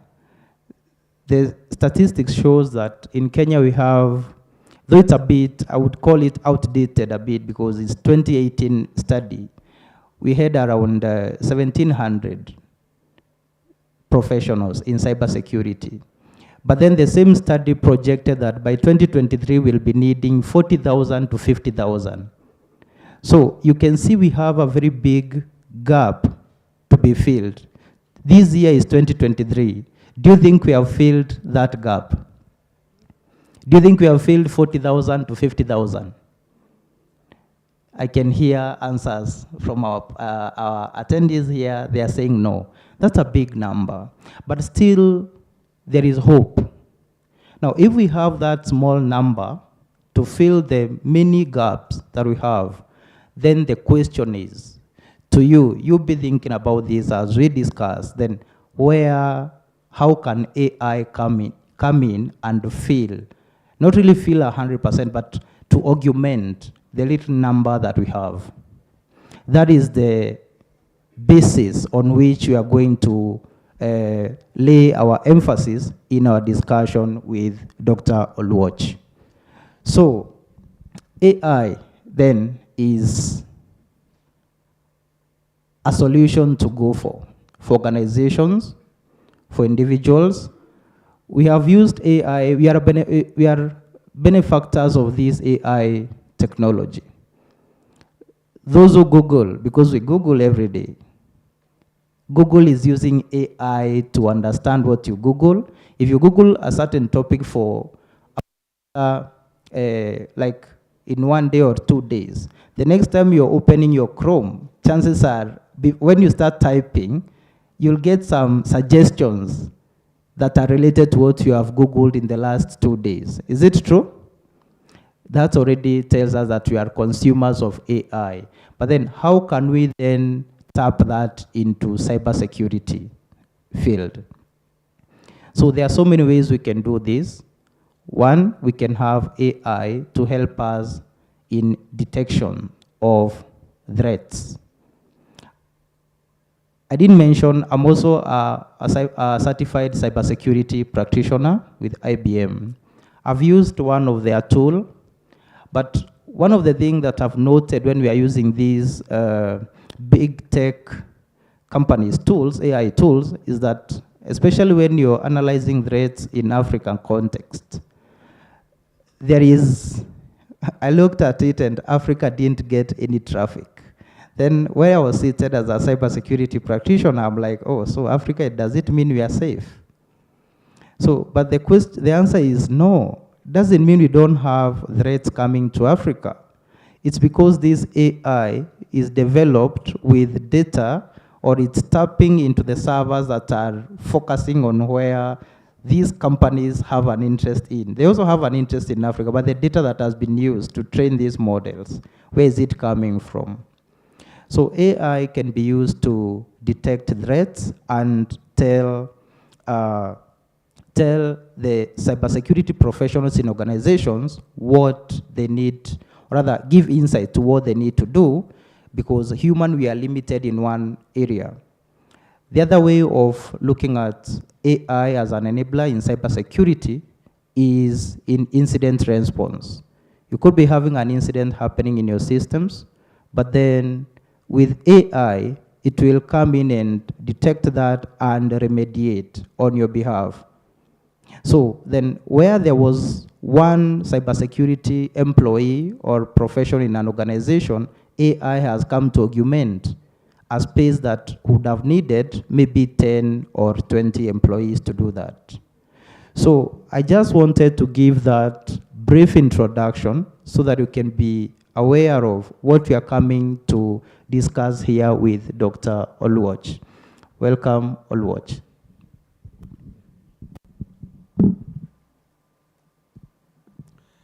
Good morning, everyone.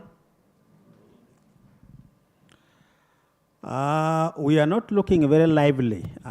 Is it because of the rain? But at least it is not raining within the auditorium, so we should at least warm up. Who can give us just a brief explanation about what this AI is all about? Just in case we have people who are coming from other disciplines which are not IT. Anybody, a brief explanation of what AI is all about?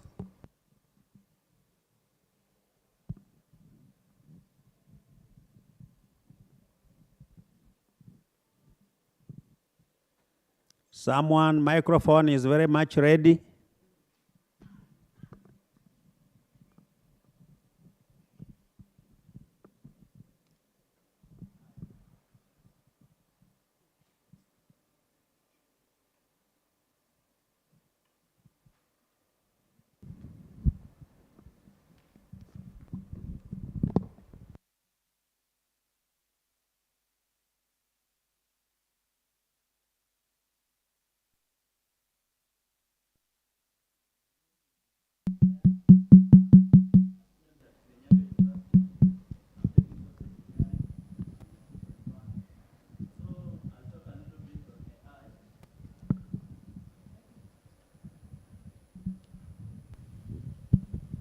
Okay, AI is it's a short form of artificial intelligence.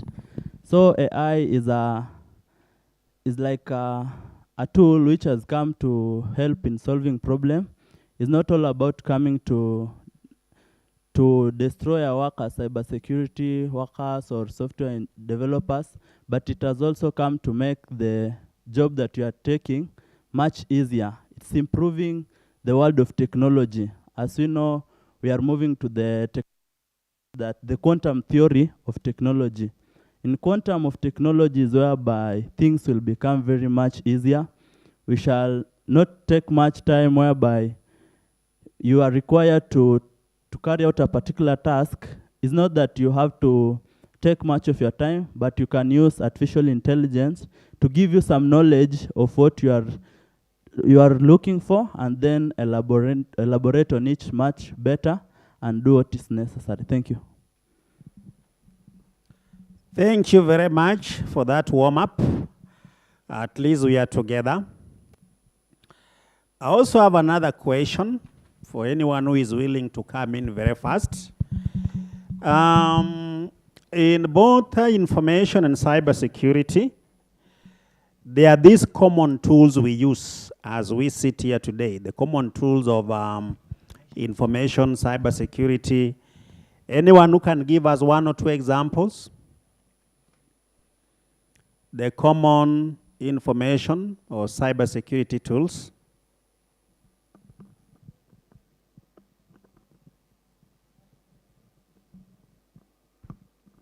Oh, let's get back to him.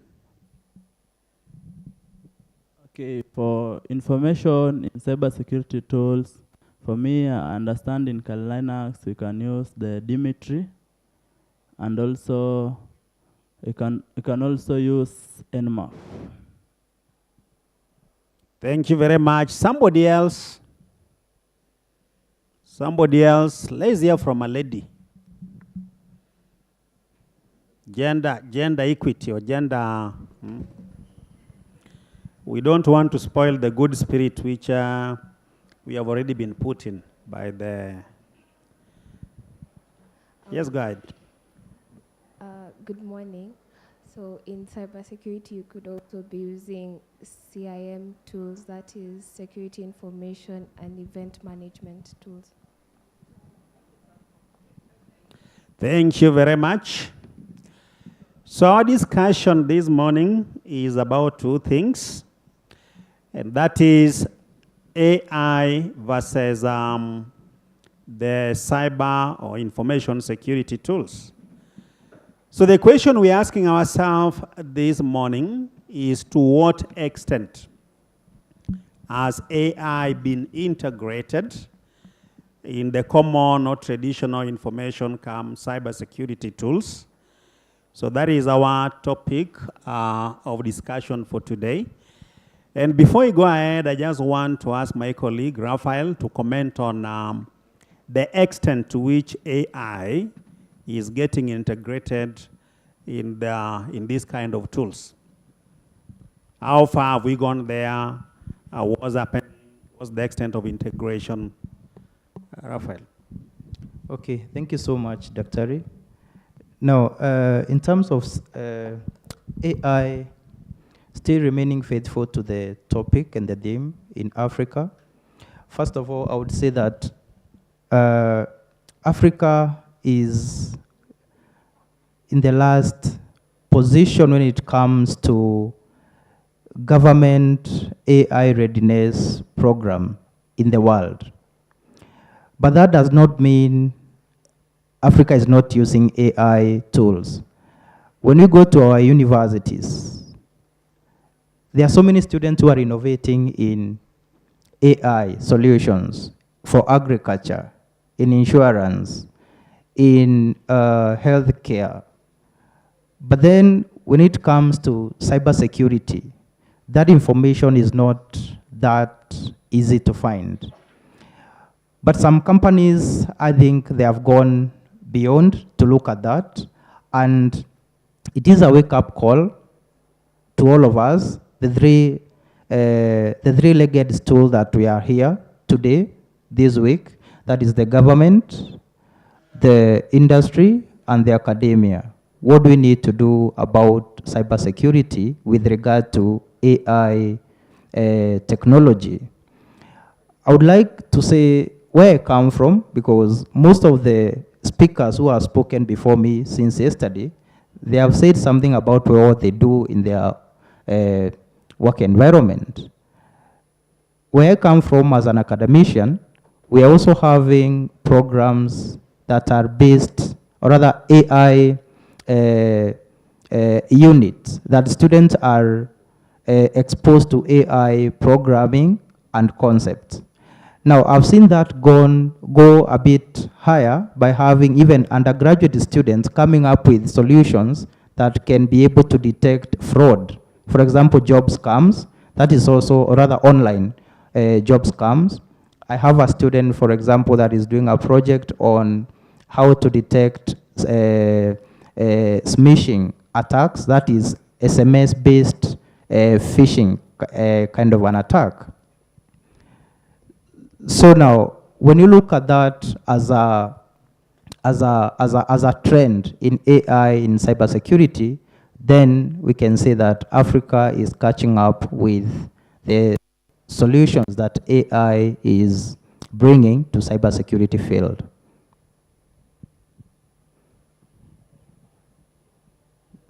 That's all, Dr. Allow us now to turn to the audience. Anybody who can give us a comment on the extent to which AI has been integrated with the common security tools we know, and especially if you can give us a more practical examples, we just want to hear from you. The Kenyan situation, African situation, anybody with a comment?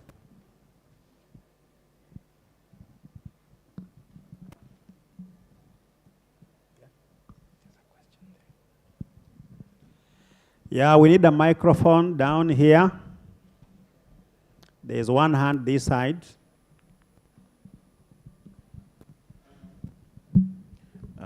Hello. Mine is part comment, part question. From what I've learned from AI, is it emulates. It's a computer emulating a human being's thinking. And to touch a little bit, I think it was mentioned before that there is this AI is enhancing or is pushing pre-existing bias, such that it is if, let's say, for example, the AI is trained by white people, it might have difficulties identifying other accents or people of color and something along those lines. And I believe in other sectors it's somehow negligible, or we can tolerate that biasness. And but so far I don't think there's been a problem. It has been solved in hallucinate, like AI hallucinations, and I was asking in cybersecurity, how are we able to balance it? Because I know in cybersecurity, you know, now this is security. We can't play around with we can't afford mistakes such as bias and hallucinations and, let's say, fine tuning. And I was asking, okay, I'm asking, what are people in cybersecurity doing to tackle that problem on AI? Because if we are not careful, maybe there might be false positives, something along those lines. When you, let's say, you put it in, let's say, an example in your endpoint, antivirus endpoints, it might give you a false red flag, or even it decides to shut off a whole system based on that, or even, let's say, smishing, it identifies, you're really able to tweak something and it can come with a very different bias. Is there something along those lines that is able to help us to tackle that problem of AI? Or to switch off the AI part such that a human being can intervene, something along those lines? Thank you for the comment. Then, Yeah, it's a question. I'm Levina.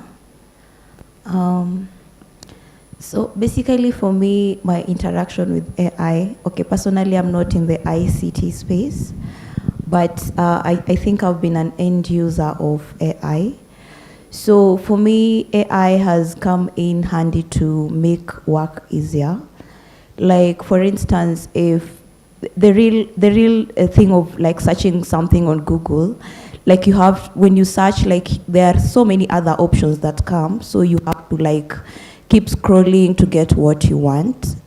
But I've come across some AI tools whereby you just key in exactly what you want and it brings the exact thing that you want. So like it has saved me a lot of time when I may be dealing with something and I'm looking for information that can help me with that thing. So if I was supposed to use, like, let's say 10 minutes to get my results, I might end up just maybe using 30 seconds to get the result that I'm looking for. So for me, I think my interaction with AI has really been useful, yeah. But also, I don't know, I also have a question, so I don't know if I should ask right now, or I should wait. Just go ahead. Okay. So also, I work in the financial space. Specifically, mostly I interact with people who want to maybe do financial planning and insurance like stuff.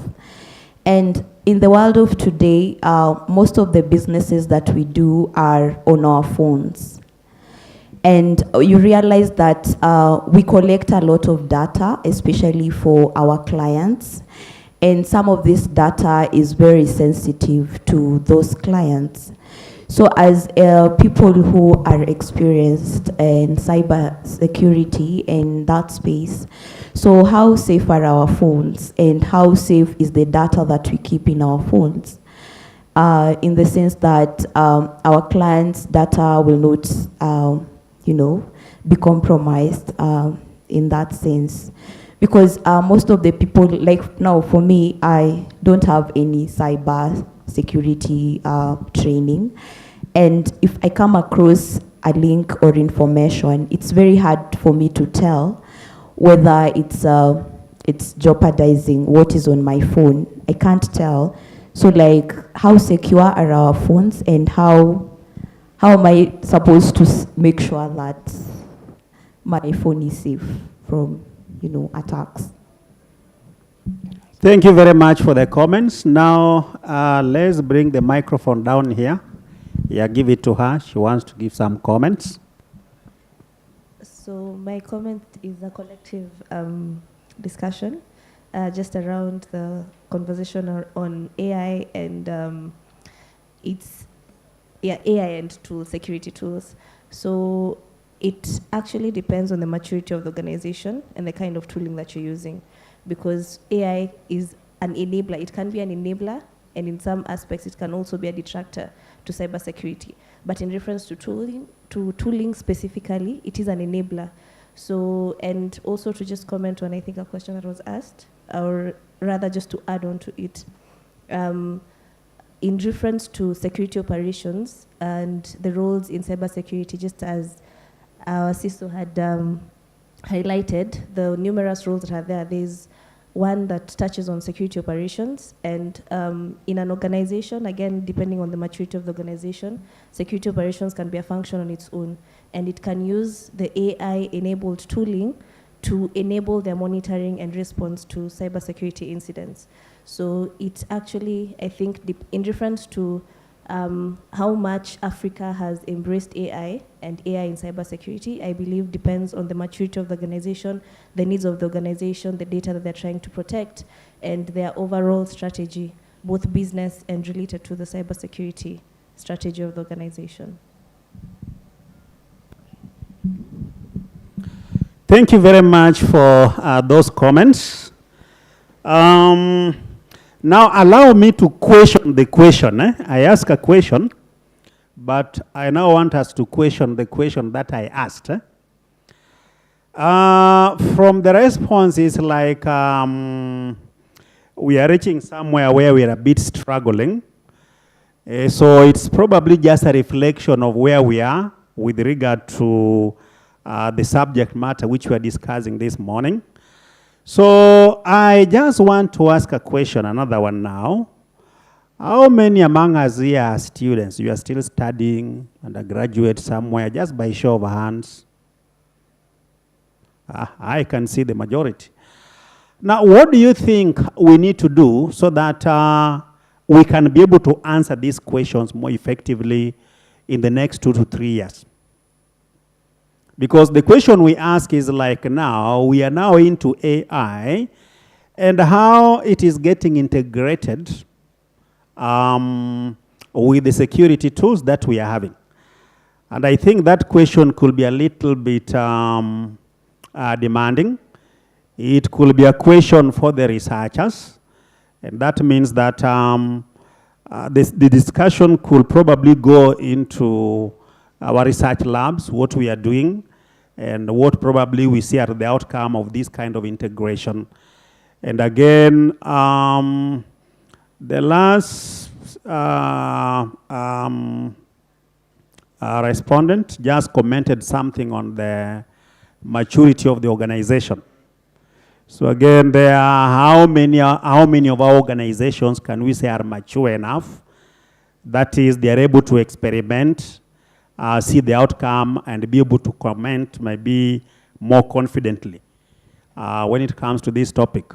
So to the young people, what do you think we need to do so that next time we can be able to have a more confident answer to this kind of a question?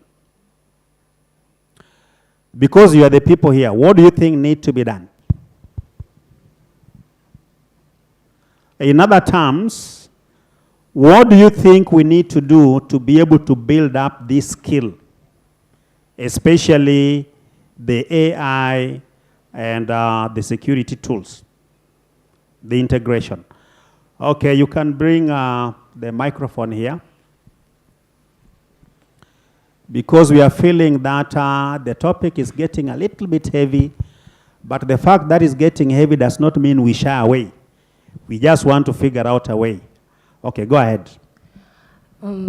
So I think that maybe we could open up these discussions to other faculties, not necessarily for the Faculty of Science and Technology, because I am from law school, but we are not told anything about AI yet. This is something that is going to be affecting everybody. So why is the discussion being limited to the people who are doing, let's say, computer science? Yet this is something that's going to be transversing all other courses. So maybe we should be opening up the discussion on AI and cybersecurity to all other courses. Let this be something that everybody who is in the learning spectrum is learning about, because it is revolutionary and it's going to change everybody's lives one way or another, whether we like it or not.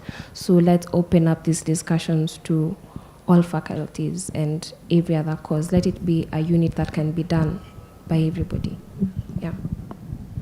Thank you. She's talking about widening the discussion beyond the ICT discipline. Somebody else, what do we need to do? Hi everyone, yes, I'm Samuel from Egerton University, pursuing electrical and control engineering, and to be in cybersecurity. For me, it is a will that I want to learn more on security on data systems, and analyze the data on medical side, considering I'm taking my project on that area. Then how can we do this? Yes, for me, in our Africa setting, you have to sing something. We have that song singing every now and then, and everybody would hear about cybersecurity. You cannot tell me that because I'm from the only one from Egerton right now here, and we have almost a population of 18,000. How did they not know there was this event? Because it was not sung on a right way. I'm almost tempted to say praise God.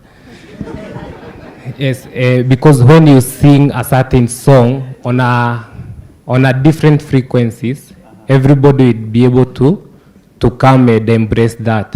And considering how can we create webinars, for example, you can say we create webinars for the young people in campuses or high schools. Every Friday we might be having only 1 hour, 30 minutes. I guess everybody will be having the understanding what is this cybersecurity, where are we going as this generation Z, because every Friday we always go to party in campuses, as in we take almost 4 hours partying on Friday. Yes, even I don't have classes on Friday, to be very genuine with you, and I'm pursuing engineering. Therefore, what can I be doing on that aspect on cybersecurity? I'm being, yes, thank you. He actually is passing a message to the conference organizers. As you sing these songs of conference, which frequency are you using? Why is it not reaching them? So I think that's a challenge to the conference of organizers. So it simply means that next time we up the game and communicate much more effectively and do much more outreach. There is another hand on the other side. Let's hear what he has to say. There is a hand there.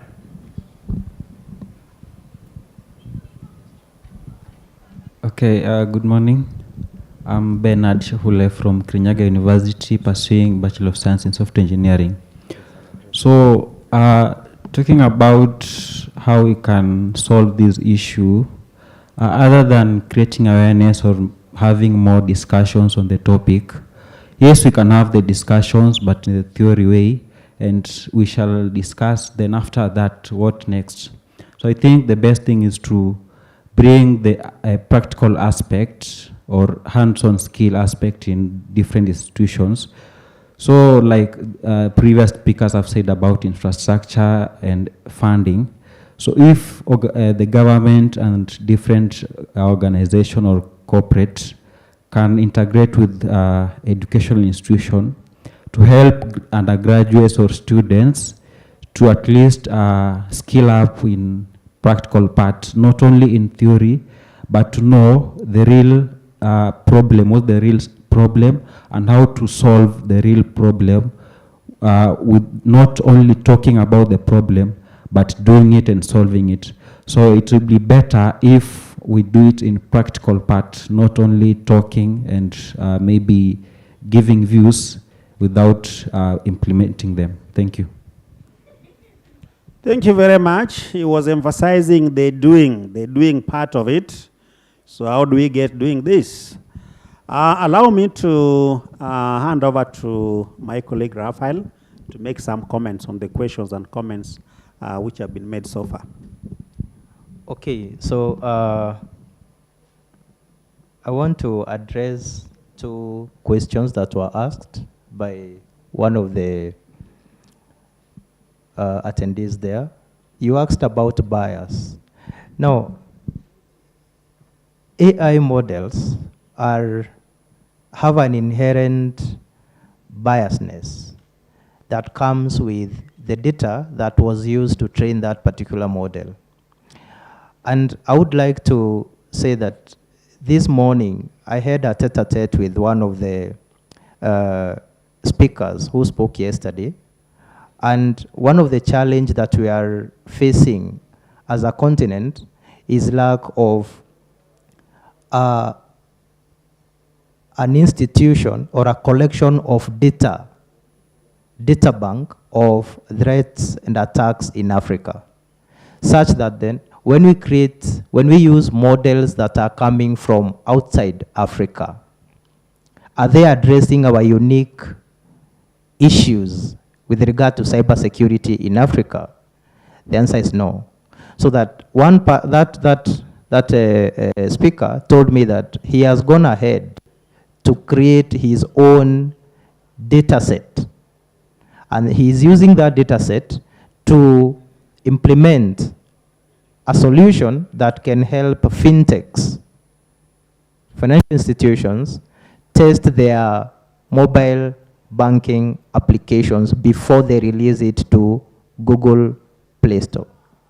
So that is now that is how we look at AI models with regard to business that comes with data that was used to train it. Then I answer the question that was asked by the person who works in finance department. You asked, you don't have the cybersecurity skills. What do you need to do? Now, I want to flip that and say, for you to know what to do, it will have to come from the organization. All people who have spoken here, most of them are working in cybersecurity companies that offer cybersecurity awareness training to employees. That is where it should start, but anchored on a policy. So does the organization have a bring your own device policy?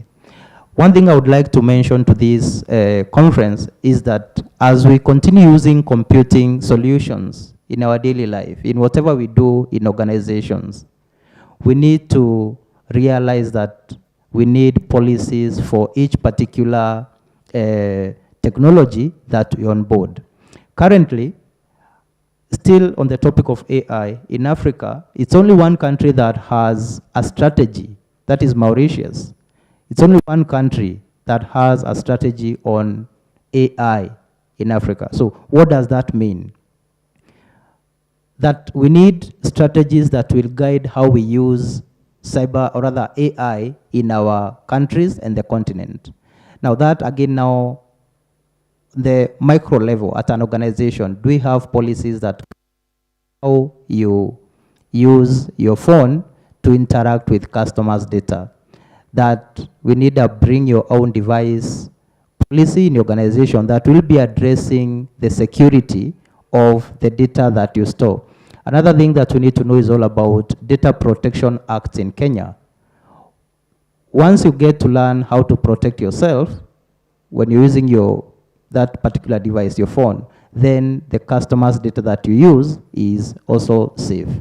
So it's all about an issue of awareness and how to do it, including having some antiviruses that can be used in our phones, not necessarily in our computers. So that is all I had to respond to your question. So as we close this discussion, I would like to ask our previous speaker, Madam Thelma, to comment on something. I think there's a lot of discussion about Africa, there's lack of data, we have poor data collection. But at the same note, to the contrary, I think a lot of data is being collected. Whether from the healthcare sector, the financial sector, there's a lot of data which is also being collected. Could it be a question of lack of data, availability of data, and how easy is it to access some of this data, let's say for research purposes? Let's say assuming that we want to conduct some research on AI and security tools, and then we approach a financial institution, to what extent will they allow us to access that data, given that there is Data Act and the rest of the things? So, Madam, can you just give a comment on that?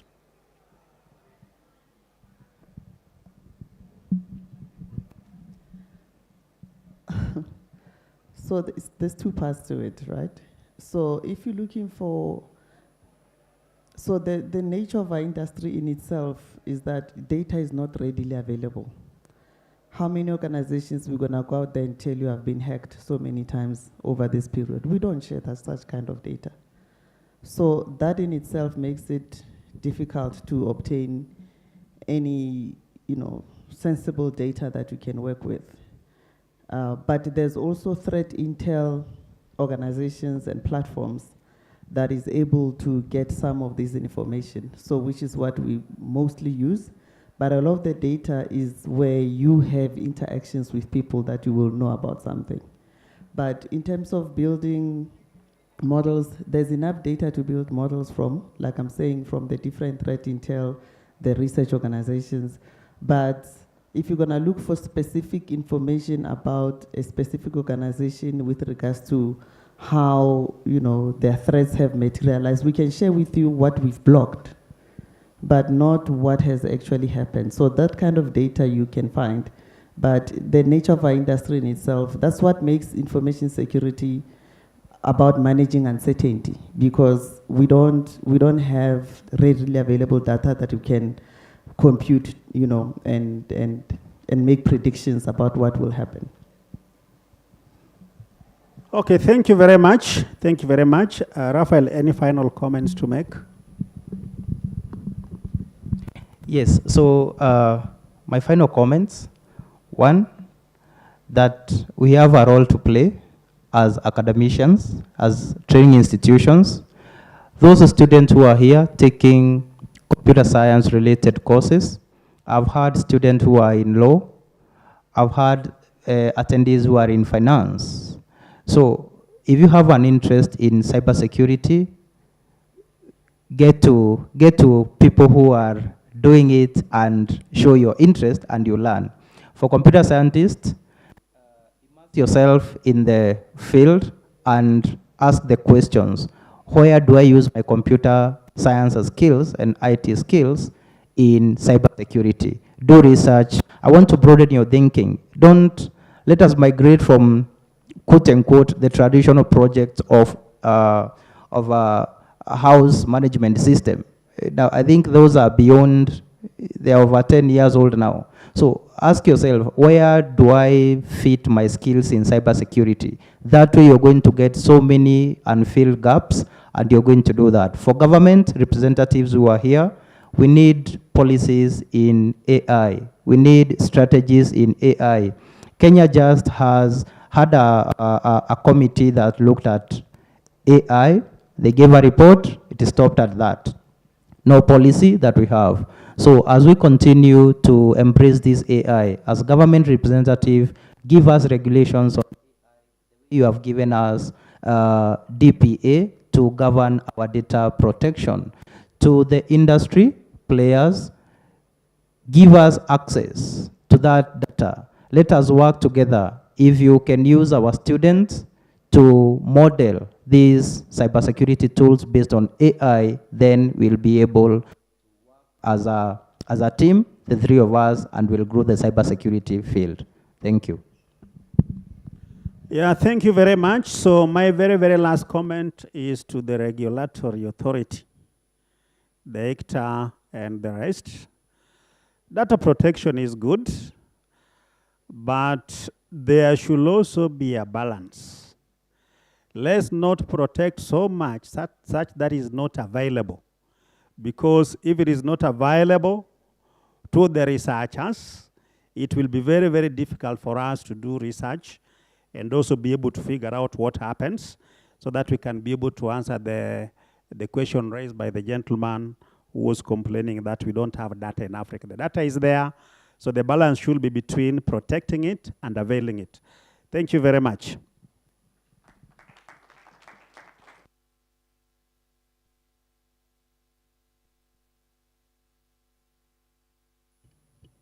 Thank you very much.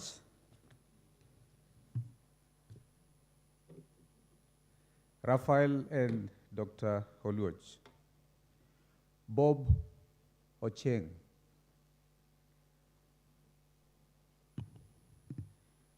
A senior director of the new generic top-level domain program at the Internet Corporation for Assigned Names and Numbers, ICANN. He has over 15 years of experience in the field of ICT, working with organizations in Africa to develop, implement internet public policy development, government engagement programs, operation management.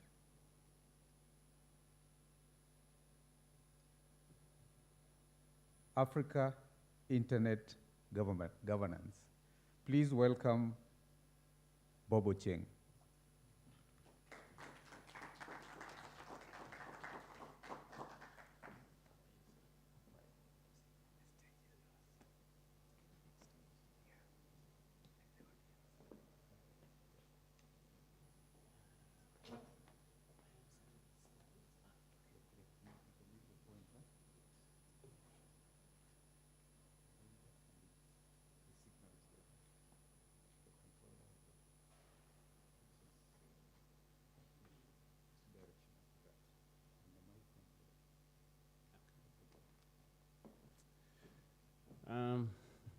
Good afternoon. That was colder than the previous one. Good afternoon, classmates. So, when I was last in school, must have been very many years ago, I suppose, I was told that everyone in a class or within the walls of the classroom, including the teacher or the professor, is a classmate. And this was my VC sometime back telling us that. So he used to greet the class in that same way as good morning, classmates. So good morning, classmates. So how many are students? One more time. I saw some hands. So it's always a pleasure to speak to students specifically in this industry. And I find it a rewarding exercise and experience, and something that probably in our time we did not have. And I think we've been talking about very difficult things. AI, I don't know if we confirmed what acronym we were actually discussing. You know, it could mean very many things, isn't it? It could be Africa integrated. It could be, I hope we were clear on what AI we were discussing. So I want to very quickly speak about something a little bit different. And hopefully it will be interesting to you. And I don't know how much time I have. It can be as long as you are interested, like the rest of the day, or as short as 10 minutes. So should we do 30 minutes? Or 15? What would you prefer? 15? 30? Okay. So my name is Bob. I always say I come from the internet. That should do it. And today I want to speak to us about internet governance, as the title says. But I'll deviate a bit from that and probably try and understand if we are on the same page on some fundamentals. How many are in the ICT? How many are taking anything ICT related? Students? Okay. Good. So I want to speak about and I believe we wouldn't be here if this was not the case, about the internet, just very briefly. And probably start by asking, who has not gone online today? Everyone has gone online, isn't it? If there was no internet, how many of you would be here now? How many? Okay. And if there was no internet, just imagine, who would you blame? Who do we think would be responsible for that? I want to build some context so that I arrive somewhere that I hope we shall arrive together. I just want some random thoughts as I conceptualize this topic. So anyone, by the way, there is never the right answer. We will arrive at that answer together. So if you wake up today, there is no internet. We've agreed, all of you have gone to the internet today, isn't it? That's taken. So if you woke up and there was no internet up to now, who do you blame? Or what potentially would you imagine is the problem? Yes, sir. Service provider. So you're a service provider. In this case, the likes of, do you have examples of service providers that you know? Which is the obvious name that comes to your mind? Service providers? Safaricom, which other? Who? Airtel, okay. So service provider could be the issue, isn't it? How about the service provider was not the issue? What potentially could be the other? Who? The government. That is interesting. I would like to know how and in what way. But he's saying the government could be the issue. What else? You would blame yourself. Why? Oh, so you don't have bundles. Okay, so that can keep you offline.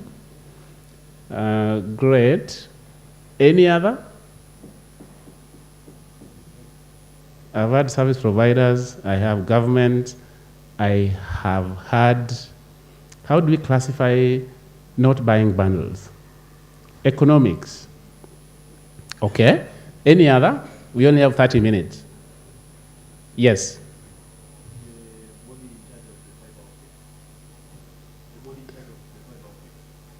Do we have such a body in mind that we can think about?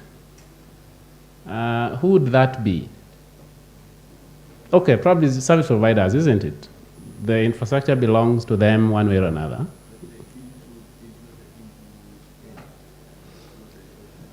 Okay, so undersea cable providers and the rest. But someone will say the satellite as well. Okay. 3 more. Then we take the next component of that discussion. Yes.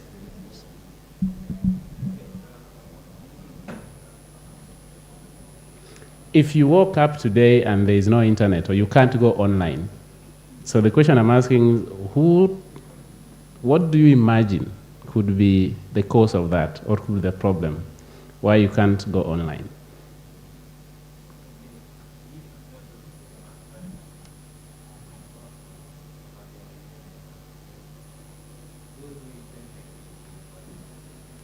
Those who invented.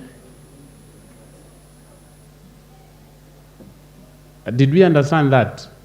Okay, so he has a very interesting view there.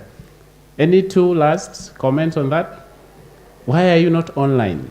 I mean, service provider, government. There are others you're not telling me. So your device, okay. The last one? There can be a man-in-the-middle attack. So And is that AI talking? I can't. Where is that? Oh yes, it's an actual person. It's not AI. Yes. there can be a man-in-the-middle attack, and maybe someone is blocking you to access the internet. So there is already an incident, cyber incident, cyber security incident. By the way, cyber security is not equal to cybercrime. So a man in the middle attack. I wonder why this person is always a man. Question for another day. So I think those are very good comments and inputs. But it tells you something. It tells you something that we are trying to arrive at with those answers. If I asked you today what your definition of the internet would be, and to save time, I am sure we'll get as many answers as we are in this room. Okay? Now, when I asked if you've gone online today or if you've used the internet today, I think everyone knew what I was talking about. Like, we all understand what we mean by the internet. This thing we call the internet, which is the cause of the rest of the discussions we had. So we understand, or we have an idea of what the internet is, but I'm not sure we have the same definition of the internet. And that is why, if I can't go online, then we would think of very many things potentially as a problem. Is the internet one network? Is it one global network? Who says yes or no? What do you imagine?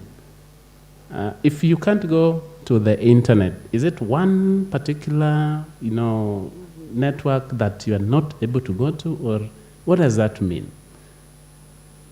Is it global? Is it one? Is it, what do you perceive it to be? Yes. It's one network. So, assuming I am on a Safaricom network, okay, and he is on Airtel, can we both go to the internet? But are we on the same networks? But we can go to the internet.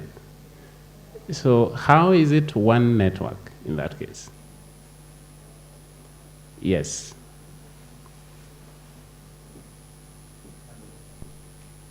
This is not technical, by the way, very far from it. Good afternoon. I think it's a World Web.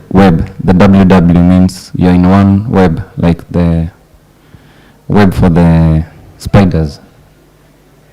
So it's you're in one place. Like the spiders, you Yes. had that. Okay, so I want to save time here so that I probably underscore what I want us to understand. Most of the time, and remember the topic is internet governance, I'm not sure how many of you have ever heard about that title or topic, internet governance. And someone says that the internet is global, and I think indeed it is global, isn't it? So that if you send an email from here to someone in South Africa, it should just get there. It's global. So how do you govern a global thing? Does it have borders? Does it check border points, go through passports as an email travels? It doesn't, isn't it? So how do you govern a borderless infrastructure? One. The last time I checked, governance or governments have a connotation of some territory, isn't it? So if you are to govern something, then there has to be very defined borders. You must be sure that your territory is from here to here. If you are a CEO of organization, your organization is very clear. It has demarcations.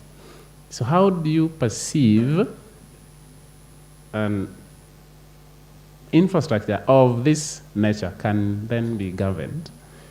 globally? Is there a Kenyan version of the internet and a Ugandan version and a Europe version? Is there an African version versus a US version? It is one internet, isn't it? So how do we govern a borderless thing? Because governments have borders, or governance connotate some kind of a border. But this is a borderless infrastructure. Okay? Have you ever thought about that? And who has any insights into how that is possible or how that is happening today? Anyone wants to comment? Yes, sir. Right at the back. I think the internet governance can go to different shareholders in the market and try to approach them differently. They can use some technical oversights like on how to advise them on the borderline. For example, there was that one thing that happened in, I don't know if it was a conference in Budapest or something, that they talked about the international governance and how they can mitigate these challenges in different time zones from international policies and laws. So the reason I started by asking you what could be wrong if you can't go online is to give you a picture of what the internet really is. Because all of your answers were actually right. I think apart from, I didn't understand what you said about pioneers. It is true that because of your service providers, you might be offline. Because of the government, you might be offline. Because of not being able to have the right devices, you could be offline. Because of not affording bundles, you could be offline.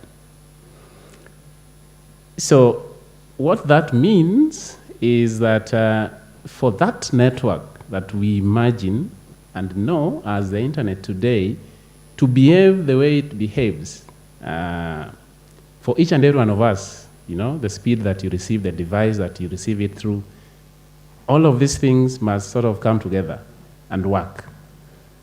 Someone did not talk about Kenya Power. Are they stakeholders in this thing? So a number of very many things must work right for your internet to work for you.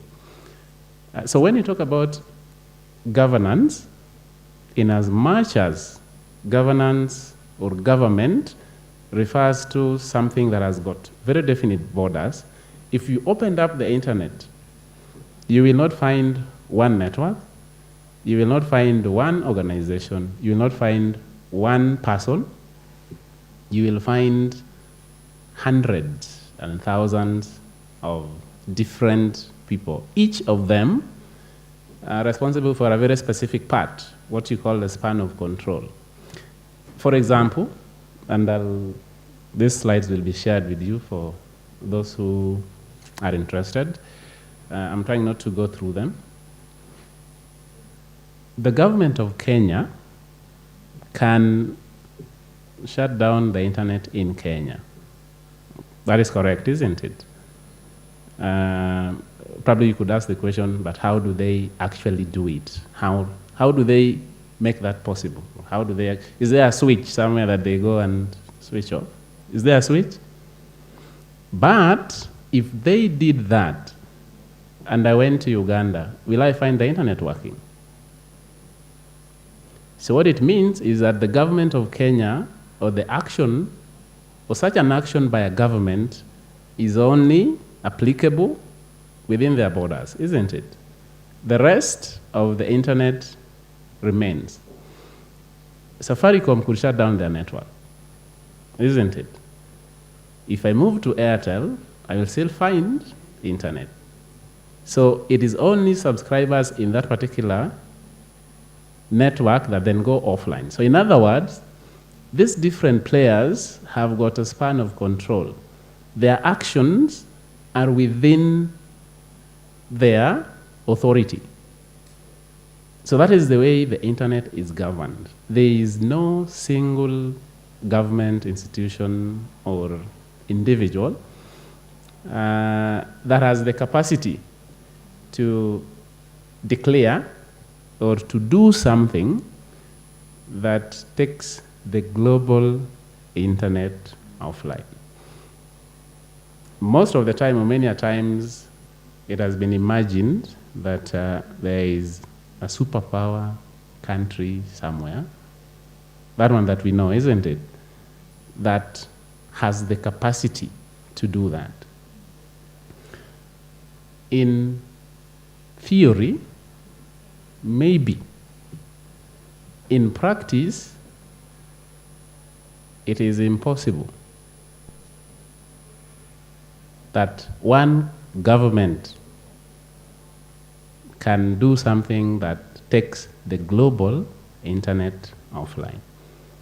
Does that make sense? Or who disagrees?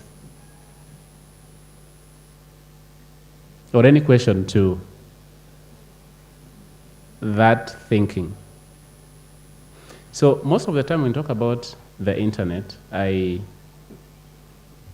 rush to ensure that we are talking about the same thing, that we are talking about the internet that everyone knows is the internet, but has a lot of misconceptions about it.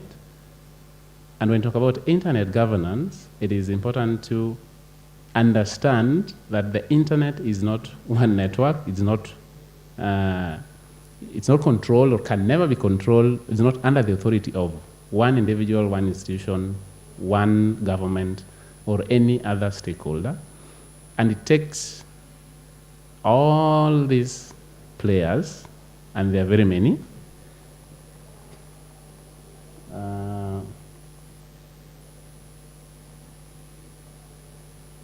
there are very, very many, each of them doing a very specific role.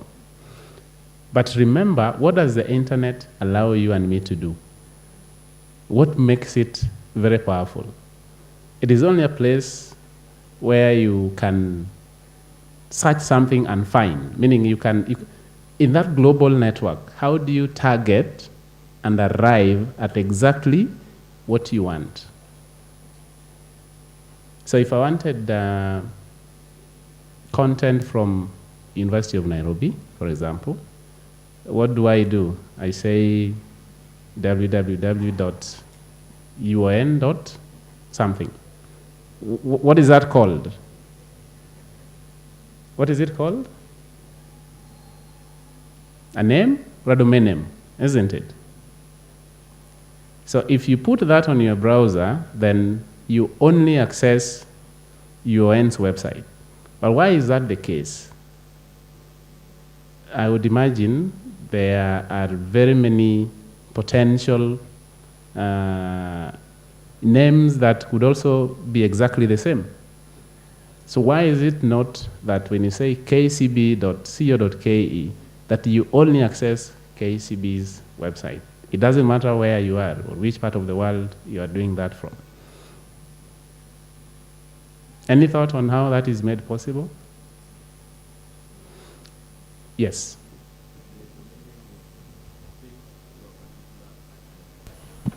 So the domain name is fixed to a particular IP address. So he has said two fundamental things, domain name and an IP address. We all know what those two things are.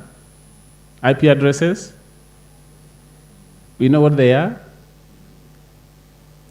So internet protocol. So what actually happens that allows you to address things on the internet very, very specifically, whatever they are, content on the internet is what we call internet unique identifiers. And there are 4 major identifiers.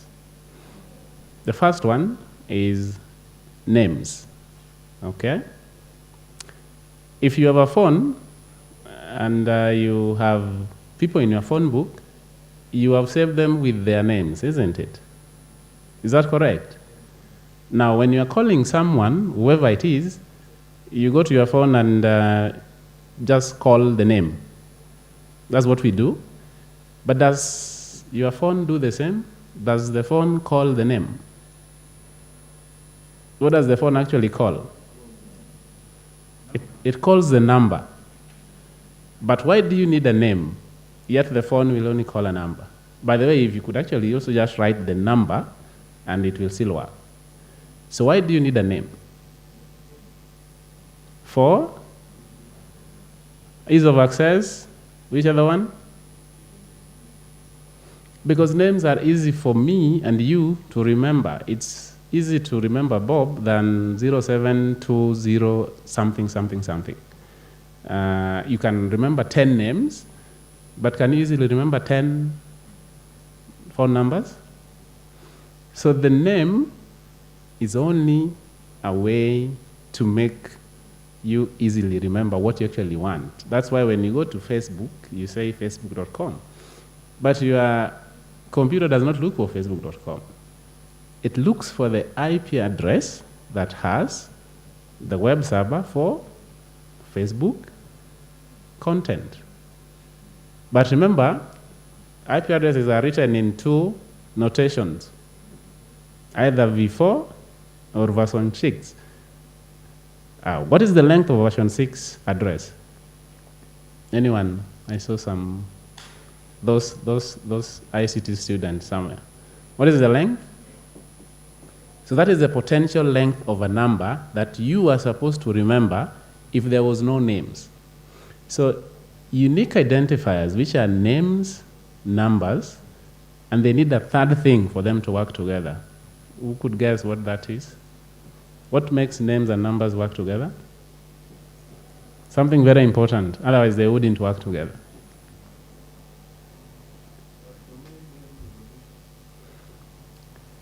Yes, very good. But before you get to the domain name resolution, you need something for names and numbers to translate back and forth. Even domain name resolution, which is DNS, will need that. Any quick response to that? So you need something called protocols. That's why the ring of IP protocol and different protocols that you've heard about. Now those protocols are done by these people called the IETF, or the Internet Engineering Task Force. So I wanted to highlight the fact that in the realm of internet governance, or the internet itself, first of all, it is important to conceptualize that when you talk about the internet, you are not talking of one network. You're talking of hundreds of thousands of networks that are interlinked or that are connected to each other. Each of those networks could be having their own governance, their own management, their own policies. Local example would be, Safaricom's network will be governed according to Safaricom's policies. The same for Telcom or Airtel and the rest. But those subscribers in those various networks can easily connect with each other because those networks implement what we call protocols and open standards. So they only need to adhere to the same protocols. And the different people in those respective networks will be able to communicate between those networks. So the networks have to be connected themselves first. And how are they connected? Using critical identifiers, which we are saying the most important one is IP addresses. So all I need is to have an IP address. By the way, even your own device, your phone, without an IP address, you cannot go online. No one said this. So everything could be working, but without an IP address on your phone, it cannot get online. And how does it get to your phone, by the way? How did your IP address end up in your phone? Yes. By the service provider.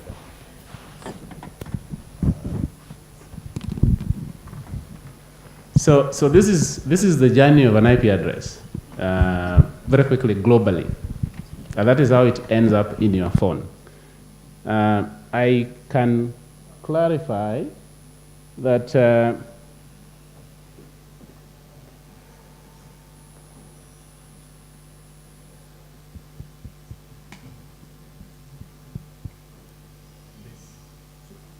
this doesn't work. Okay, let me try. Now, so this cannot point to this screen. My apologies. There is this part, then there is this part, and then there is this part.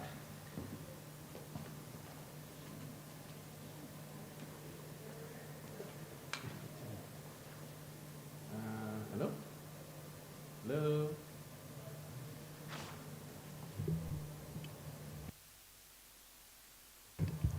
He's saying in this one. Okay.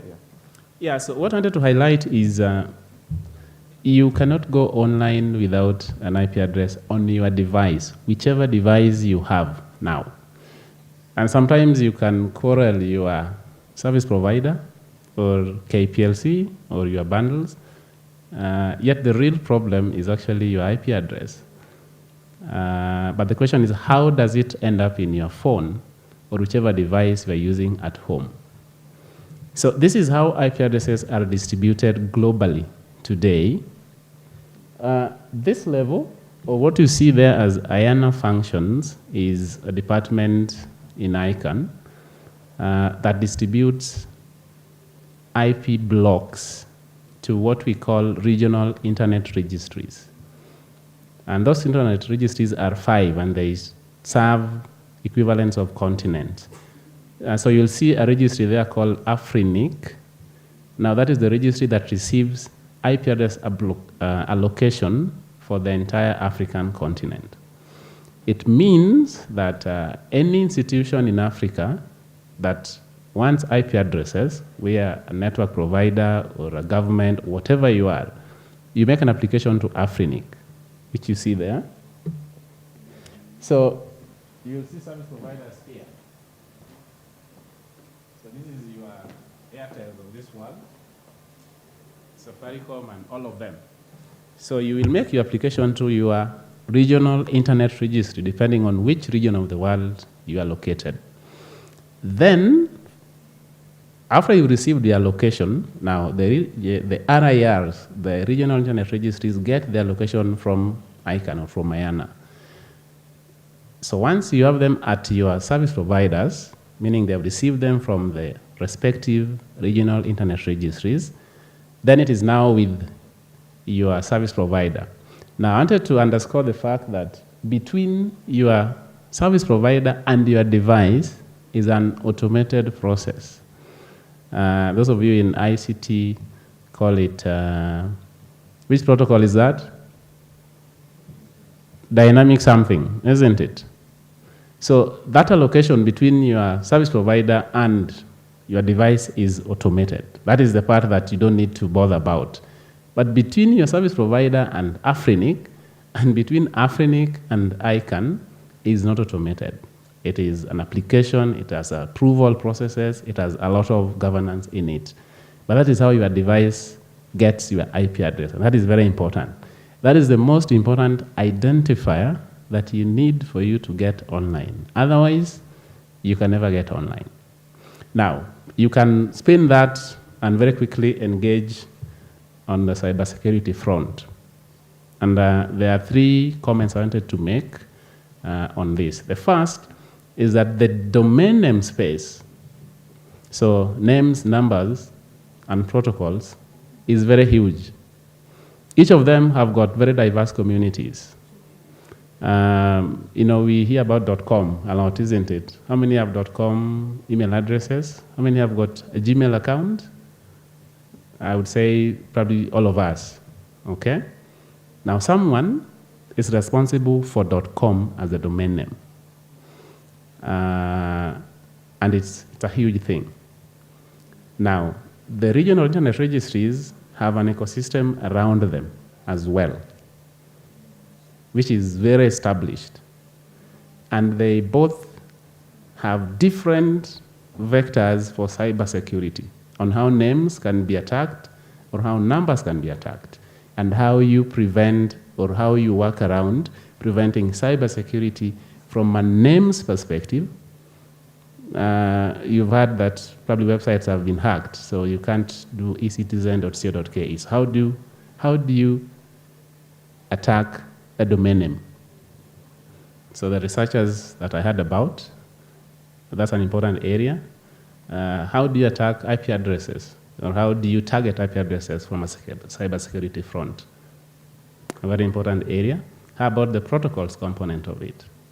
A very important area.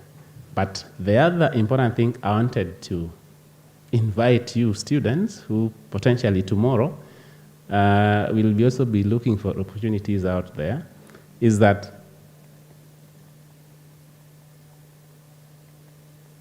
all these organizations you see here today are as far as you can imagine or as close to you as you being able to access the internet. There's nothing that stops you and me from being part of IETF, ISOC, Internet Architecture Board, regional internet registries. By the way, Afrinic have got staff in Africa, even though they're based in Mauritius. The question to you is, how can you be part of that? How can you be part of ISOC? How could you work for Google, for example? How could you work for Facebook? All these organizations that have a role to play on the internet also have room for you to be part of them. But do we see them in that perspective, or we just consume whatever they provide for us? So one thing I always tell classmates is, apart from understanding what these people do, you should also understand the fact that nothing stops you from isolating them and pursuing them to be part of them. It is very possible. And by the way, because of the same internet, you don't have to live probably where you live. Okay, those are two lives. One is with E and A, the other one is with I. So you don't have to live where you live. Does that make sense? Like you don't have to migrate, or you can actually work for these people right from where you are.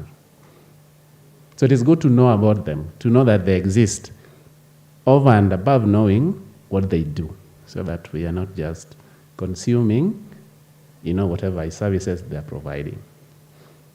If you walk to Afrinic today, you will find Kenyans there. If you walk to Facebook, you'll find Kenyans there. When we were students back then, we didn't know about that. But we are saying to you now that that is very possible. And they are very close to you, as close as you accessing the internet. So those are the few comments I wanted to make on internet governance. I hope it added value to this discussion. But most importantly, I hope it makes you ask more questions or reach out so that we could zero down on specifics, because it is very wide. Otherwise, with those few remarks, thank you very much, and good afternoon once more.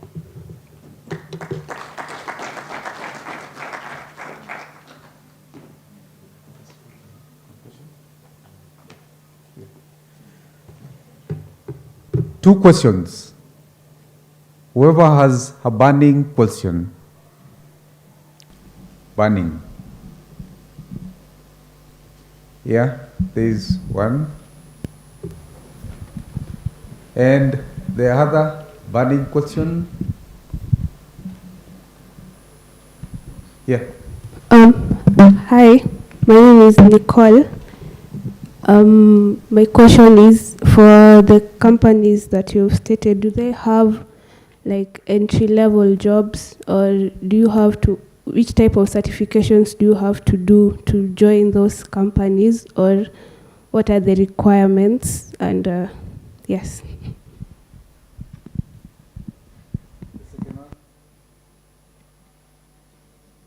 Okay, hello, I'm Brian. So my question was about governance. How is each individual country able to regulate the internet access in their country? Is there like a central massive router or something? Yeah. Great. So I'll start with Brian very quickly. Is there a central router? Is there a central place? It depends on how you define a router. Lawyers will tell you, if you ask them what is 2 + 2, an engineer will say it's 4, isn't it?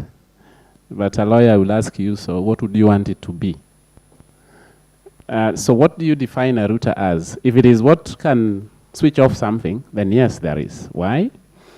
Because every service provider in a country must be given a license. Is that correct?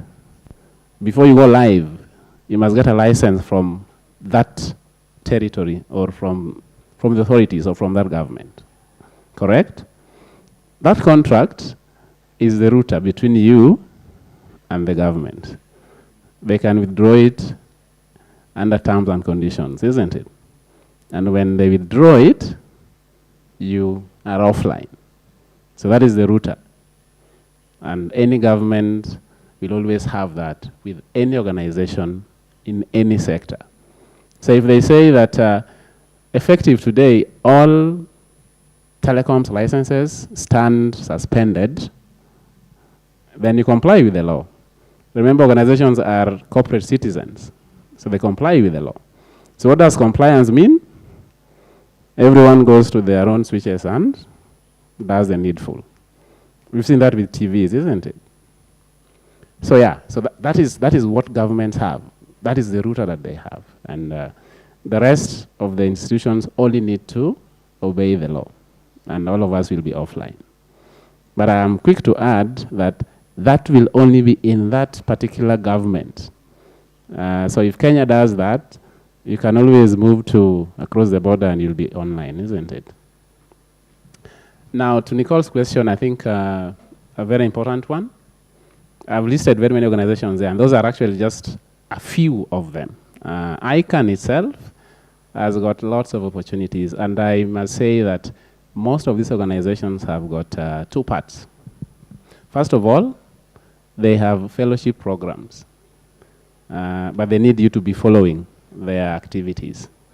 If you talk of the ITU, International Telecommunications Union, talk about ICANN, talk about ISOC, talk about AFRINIC, that is at the very regional level, they always have fellowships.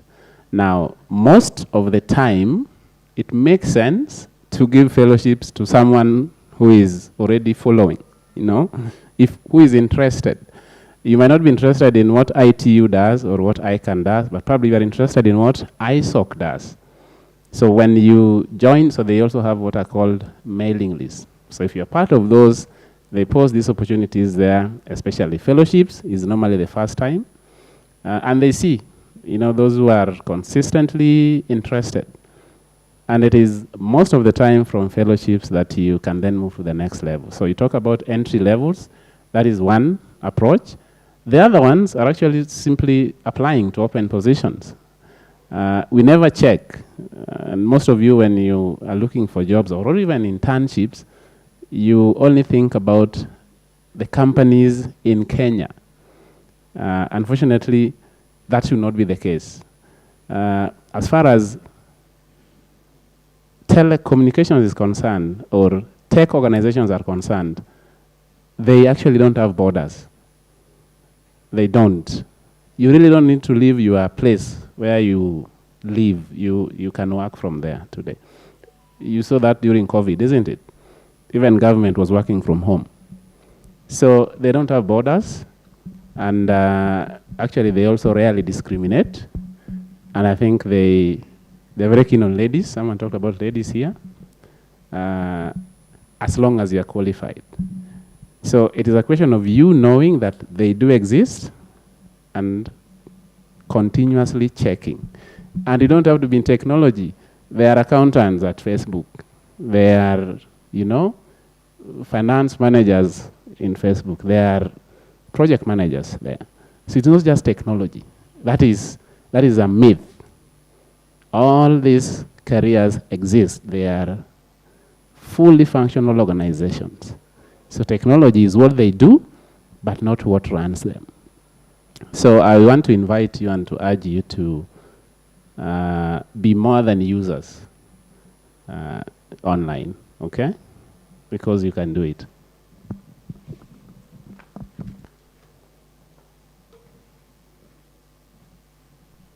Thank you very much, Bob. Let's appreciate Bob. Thank you very much. And as we appreciate Bob, please just stand a little bit. I need to see who is the tallest. Oh, that guy is tall because he's here. Yeah, it is that time that I just wanted to stretch my arms. As we welcome Harrison, please, Harrison, come on stage. Yeah, the standing is the stretching for like another 30 seconds. And I welcome Chief Technology Officer of the Parliament of Kenya, responsible for developing, implementing the Parliament's IT strategy and ensuring that it is aligned with Parliament's overall mission and objectives. Cyber security in critical infrastructure. Please be seated as you welcome Harrison. Thank you. It's in my presentation. Yeah, you point there. The pointer is for us. You speak to this mic. Good afternoon, everyone. To the students who are here, my colleague in this field of IT, the cybersecurity practitioners who are here. It is my pleasure to talk to you this afternoon. And I know I'm coming at a time when I'm going to stand between you and your lunch. And therefore, I'll make it brief, but to the point on the subject that I was given to present to you this afternoon. The topic was cybersecurity in critical infrastructure. I know from yesterday you have been taken through what cybersecurity is all about. I want also to come in with the aspect of critical infrastructure that we have. The previous presenters mentioned quite a number of some of those critical infrastructure, just to mention a few. Peter talked about the health sector, and I also want to bring to you other sectors as well. But I must appreciate the organizers of this function for having invited me, and also consider government. Our parliament is one of the arm of government. And I know maybe quite a number of you might not be knowing exactly what's going in there. But that is a body or an institution for lawmaking. And some of the regulations that we have been talking about actually comes from there. But I want to say that apart from being an IT in Parliament, an IT officer in Parliament, I also the chair of Center for Innovation in Parliament. And currently, Kenya and Parliament of Kenya is the hub of East Africa region. And I'm the chair of the East Africa Regional Hub. And therefore, I'll share with you some of my experience when it comes to cybersecurity in critical infrastructure that we have. When it comes to cybersecurity, it is just an act of preventing the computers that we have, as we go into the digital space, and I know 3/4 of those who are here and those who are online, and about 95% of Kenyans, they're on digital space. And therefore, there is need for us to address the issue of cyber security. It's the real thing. It's what people are talking about each and every day, because we are ever in the digital space. One of the speakers mentioned here by saying, how many have not gone digital today or gone to the internet today? None, because that is where we are. And therefore, we need the cybersecurity measures when we talk about a critical infrastructure. It's also what we call the information technology or electronic information security that we'll be handling from time to time. When we are doing this, we have 3 common fundamentals when we are dealing with the digital space, when we are dealing with information. We have what we call CIA, tried. It doesn't matter what you do, but we will watch out on those 3 aspects.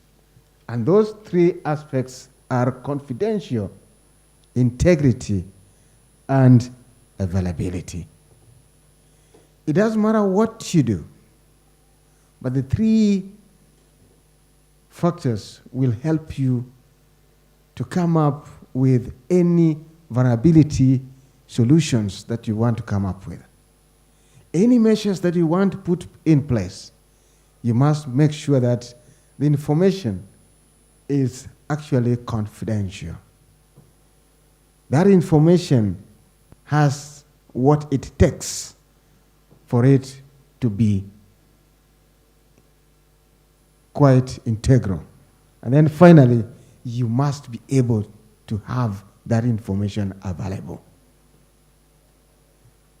And therefore, when we are talking about the critical infrastructures that we want to look into, I don't need to take you through all that, because it is a common practice that we want to believe that each and every measures when we are coming to cybersecurity must make sure that it is available at the 3 areas that I've talked about. What are therefore the critical infrastructure that we are talking about? These critical factors, they work together and ensure that they do not impact on each other. Any failure of those critical infrastructure will definitely affect another infrastructure. And it will definitely affect the population of any given country. It will affect the economy of that particular country.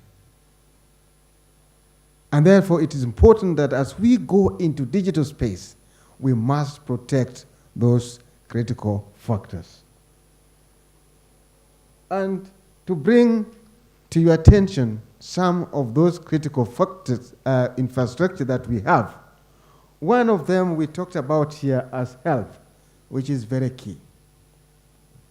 And the common denominator of all those infrastructure that I've listed there is that they ran a network. All of them ran a computer network. Regardless of which size, the sizes might vary, but they ran a computer network. And that means any measures that you want to put in place on cyber attack must be addressed in those areas that I've mentioned. Health has been talked about. We have government agencies. We may not talk about some of the failures of individuals' areas of interest, but there was one which was mentioned, and therefore I do qualify to mention it.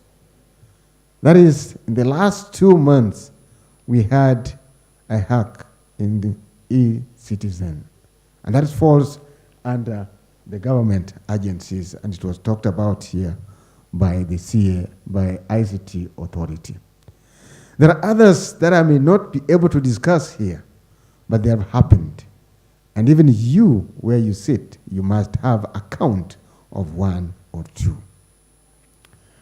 We also have the banking and finance.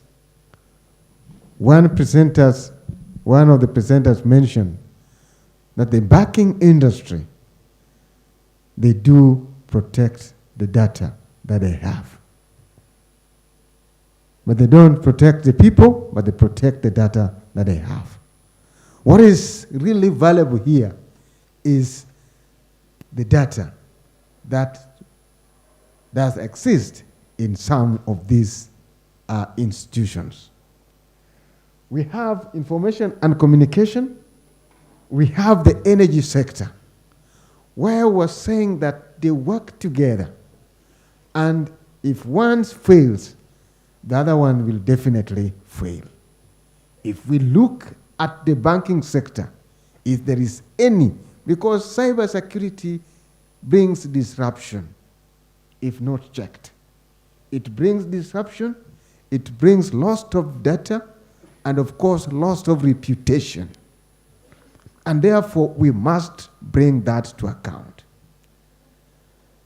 And I want to let you know that the major target of any cyber attack is now on critical infrastructure. Why?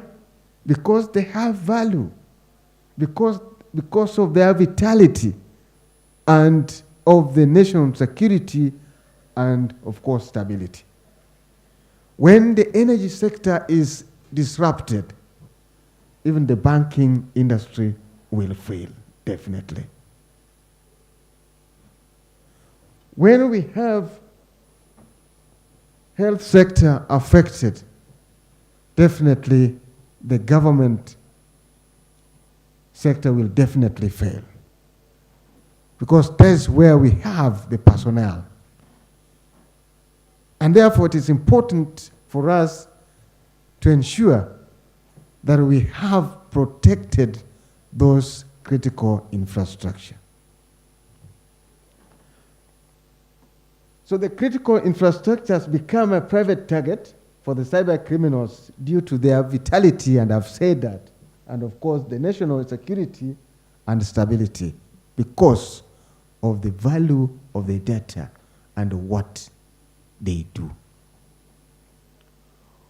All the infrastructures run computer networks, and therefore it is important that we protect those areas of interest. As we go to the digital space, the vulnerabilities also increases. And therefore, it is important that we bring this to a close or to a check, that we are not affected in any area of interest.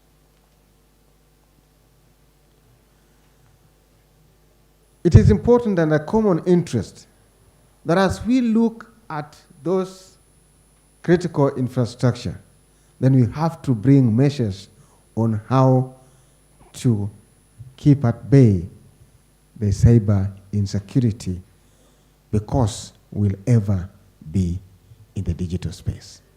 And I said earlier, all those critical infrastructures, they ran a computer network. And therefore, it is important for us to have some of these measures that are put in place to be able to control and put checks on cyber security. One is to have measures on how to prevent our network security. This can be done with a couple of many areas of interest. Installing the firewalls, and putting other necessary infrastructure to protect your network. The second one is the applications that you are actually doing or running in those organizations. You need to protect those applications, because those are the vulnerable areas that you can experience any cyber attack. We also have the information security that will ensure the integrity of the data that you have for the organization. There is nothing much valuable than the data that you have in any given organization. As those institutions do have the operational schedules that they run, therefore it is important that we protect the operations of any given infrastructural entity. Then finally, you need to develop the disaster recovery. If it happens, because definitely it happens. One of the presenters mentioned here that there is hackers as a service. If it happens, what do? You need to have mechanism to roll back to where you are. The disaster recovery is key here. And then you need to have a policy to safeguard that particular disaster recovery in terms of recovering your data in such an event. What is therefore the way forward? We have talked about cybersecurity in those critical areas. And as one of the bodies from the government, what is therefore the take for us in this aspect? One is that the critical infrastructure protection begins by making cybersecurity the cornerstone of defense. And you need to plan for it. If you don't plan for it and make it a cornerstone of your defense, then you risk being attacked at any time. You risk losing your data. You risk disruption of services. You risk your reputation being on the limelight. And therefore, it is important that you plan for it. It is equally important to identify the critical areas that you can be able to man all the time. In any given institution, there are some critical areas of interest that you need to identify and you need to protect and be able to monitor closely. The second part that you need to do is to do risk assessment and have your risk matrix and be able to come up with risk mitigations in all those areas.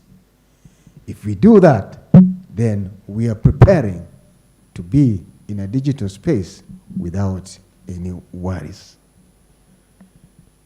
You also need to make a budget provision because some of these measures require some budget, and therefore you need to make those provisions.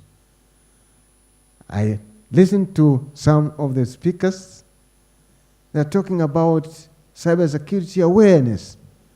For you to do that, you need to have a budget provision to do cybersecurity awareness. And also to upskill, you need a budget provision. To have that put in place, you need a budget. This awareness has been talked about from the lady, from previous speakers. We need to have that awareness such that you can actually be able to know what is happening. Even if you are going to digital space, you know exactly what you are likely to face when you are going to digital space. So awareness is key, and even what to do in event that you are attacked That awareness is critical. Lastly, the policy framework or regulation. And that is where I'm coming from. We have Data Protection Act. We have computer misuse and cybercrime. As practitioners and as users, have we gone through all that and bring any gaps that are there in those frameworks? It is to us that we can actually bring this to attention of the legislatures, that this area needs improvement. This area needs some adjustment. And therefore, it is important, as we talk about cyber security, what are the areas do we really need to improve on cyber security, cyber laws and computer misuse? Data protection, what else do we need to do? It should start from us as practitioners. And therefore, it is important that we look into that particular aspect. I believe that with that, I would contributed to this particular topic of Cyber Week 2023. I want to stop there and say thank you very much for giving me this opportunity.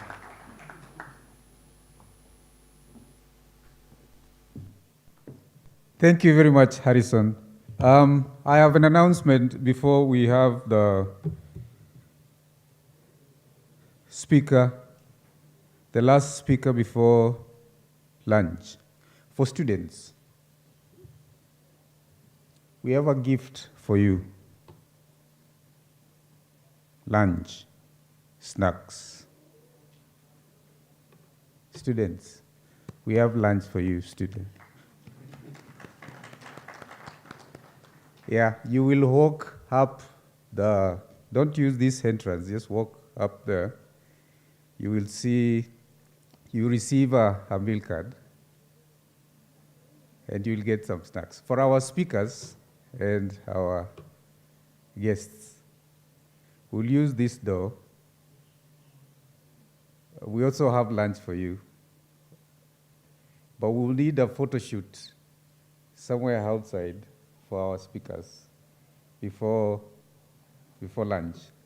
But then there will be another announcement for tomorrow for students. There will be another announcement after Moses. Moses is the founder and CEO of .Savvy Limited, a leading provider of digital transformation solutions in East Africa. Advocate for the use of digital technologies to improve the efficiency, productivity, customer service of organizations of all sizes. Please welcome Moses.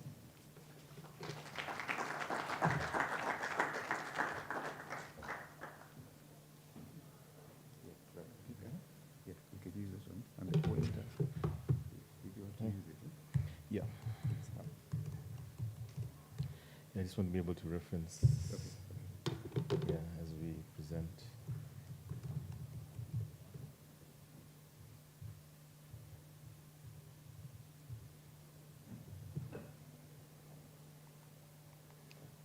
Okay, good afternoon, everyone. It's a pleasure to be here, back in academia, which I can't remember the last time I was in university as a student, but it's been a long time. So I've worked in this space of digital services now for over 21 years. I run a company called .Savvy. The most important thing on that slide is I'm an Arsenal supporter. And as you can imagine, we are riding an extreme high. We're just catching up with Tottenham, and hopefully within a few weeks, we'll take over our rightful position in the Premier League. The most important thing I think for me also is that I never really set out to be somebody who understands or does things in cybersecurity, but by virtue of running our business, we had to get really involved in running servers and websites and so forth. And the three areas that I think we have sort of mastered or understood a lot of things because of having to manage over 300 websites for our clients is one in the area of SSL certificates, deploying and managing these for our clients.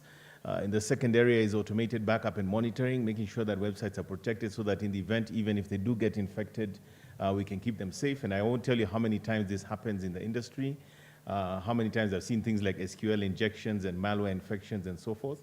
The last area is presumably in the area of providing web application firewalls.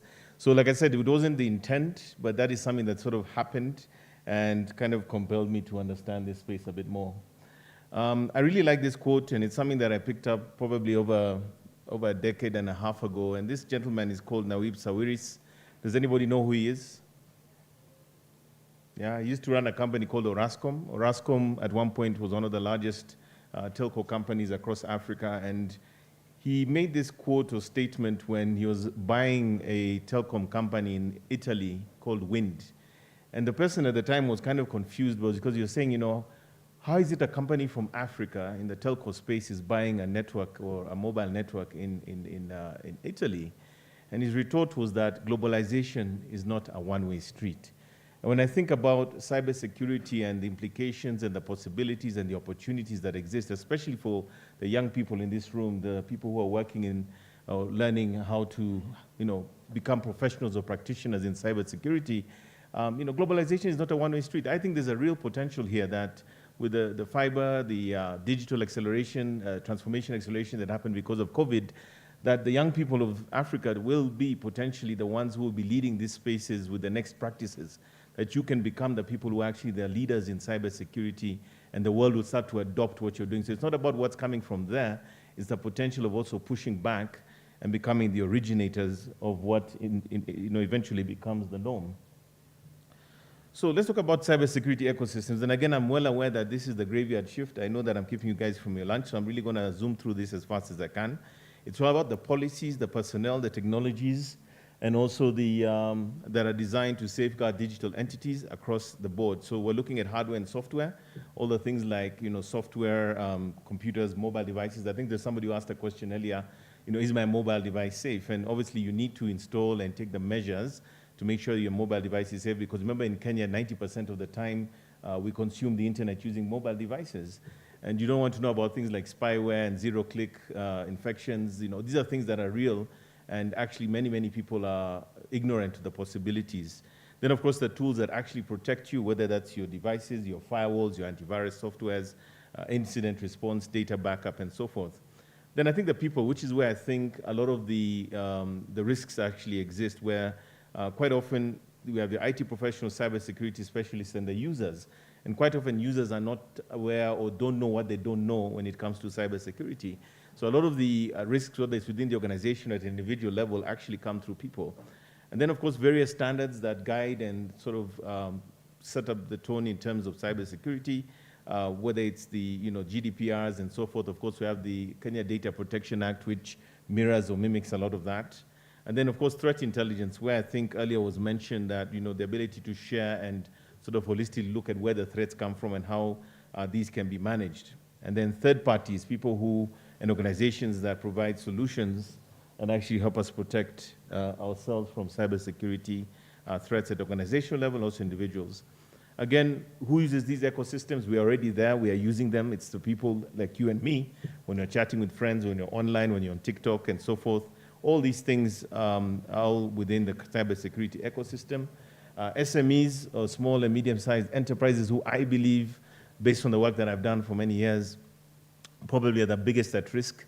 Many you'll find are using software that's not licensed. Many of them have vulnerabilities coming because we don't have clear policies and procedures around how we use things like bring your own devices and so forth. So in many instances, I think the SMEs remain the biggest at risk, but of course, they're the ones who are, you know, again, using a lot of these platforms.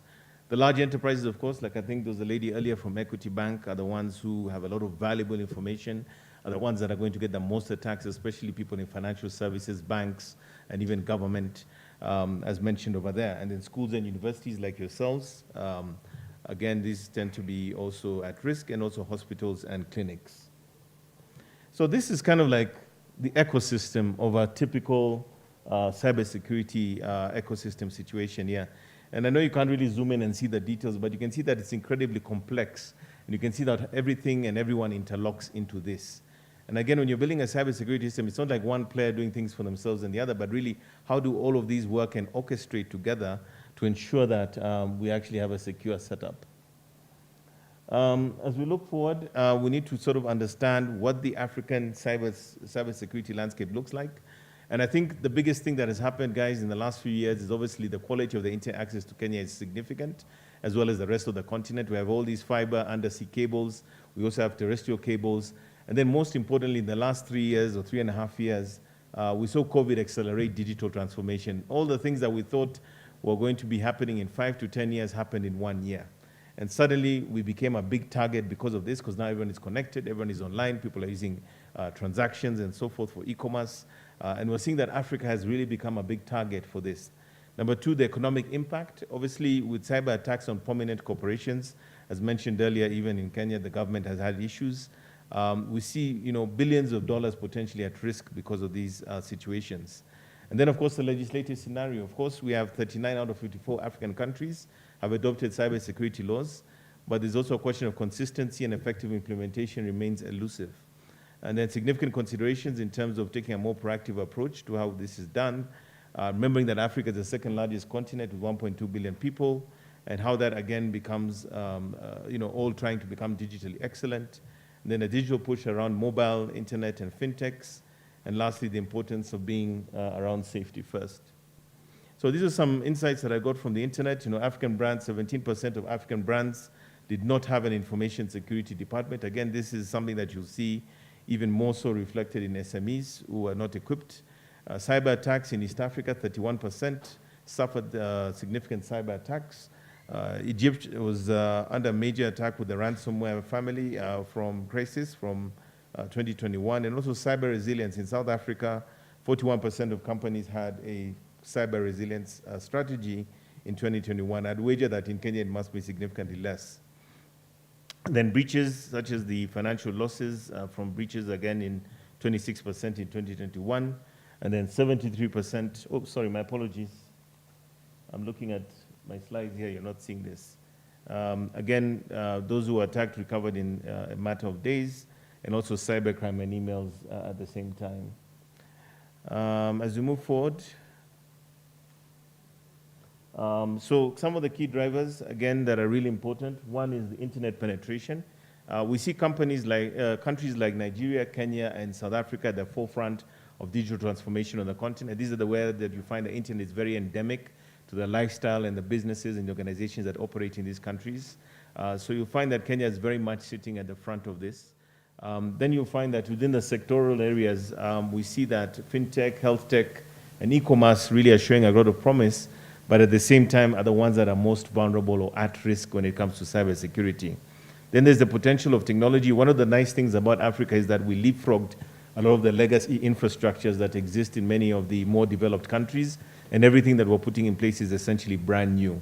In fact, I recently had the opportunity to visit a couple of data centers here in Nairobi, and I'll be honest with you, for somebody who's been working in this space for over 20 years, I had not seen such infrastructure or sort of the capacity or the capability of the data centers that are coming to the market in Nairobi today.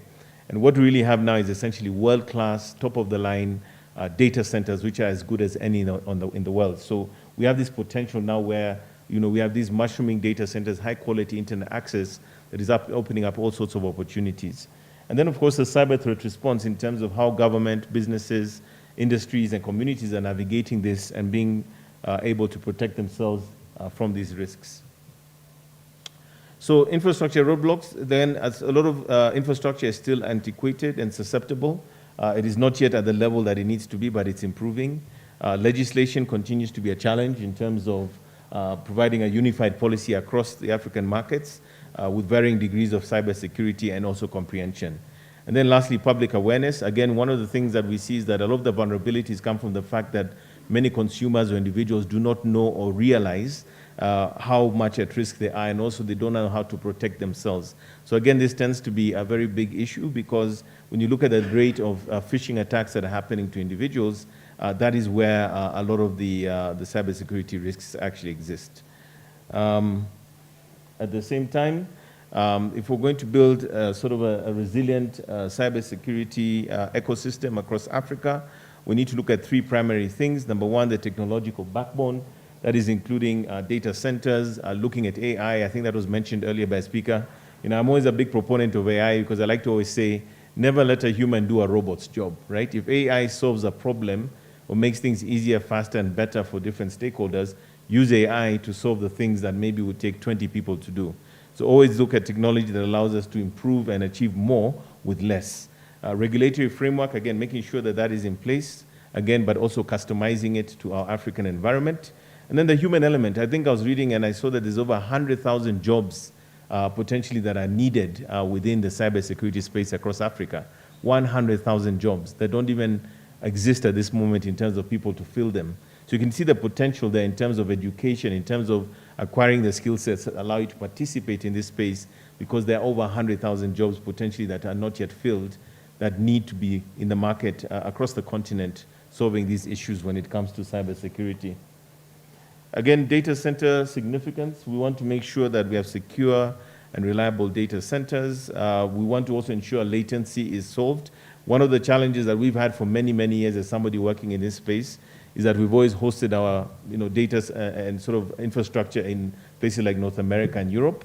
But now we have the opportunity to benefit from the fact that these facilities are now available locally.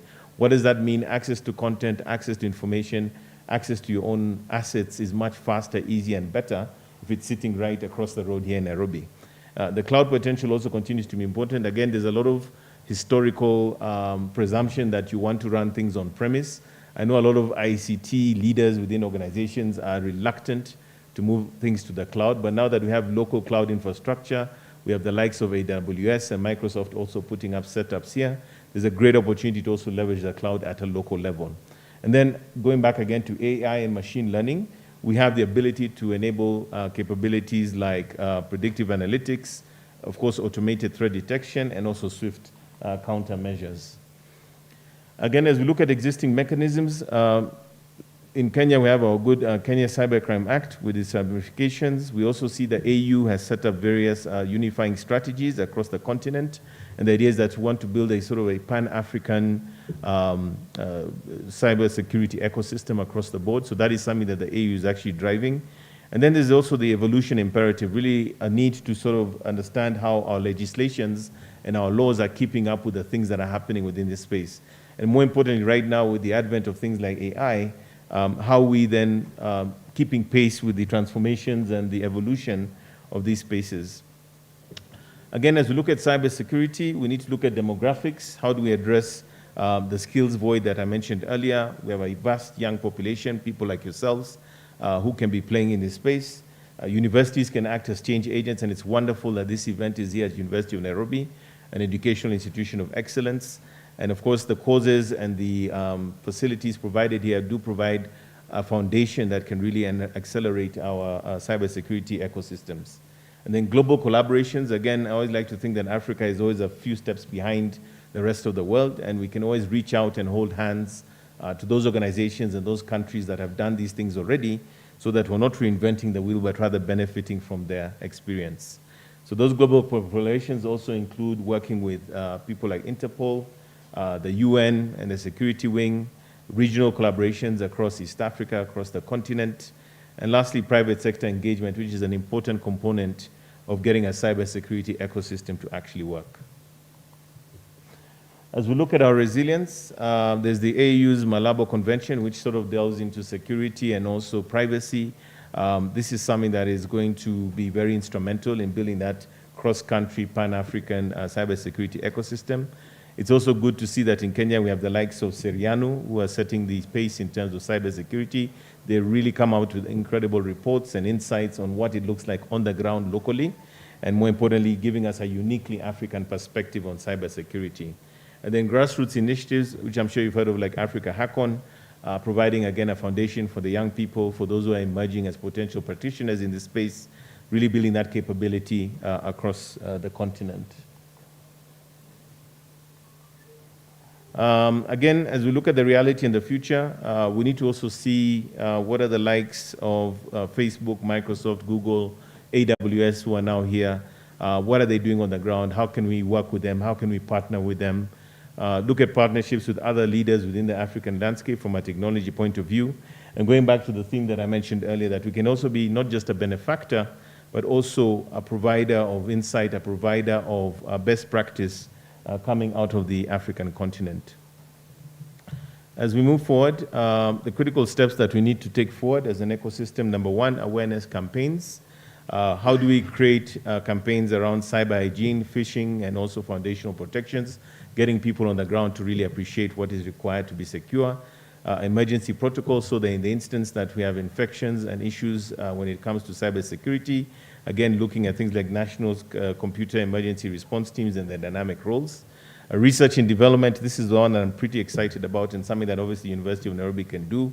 How do we set up cybersecurity research hubs? So original insights, original research, original perspectives coming from an African point of view that the world can actually benefit from. So I think this is a huge opportunity. Again, we have the technology and the capability and the talent to actually make this possible. And again, just like we're seeing here today, event hosting, this is a world-class event that's really delving deep into understanding the cybersecurity realms. And more importantly, we can use this as a platform to start to sort of create the awareness, the best practices and the insights that will make these cybersecurity ecosystems viable. And then lastly, creating that innovation ecosystem where we can work with startups, incubators, and accelerators to emphasize African cybersecurity innovations that we can then also take to the rest of the world. So some of our conclusions, basically Africa's unique stance, we need to see how we sit within the global framework, how do we fit, and then see how we can really address our cybersecurity challenges.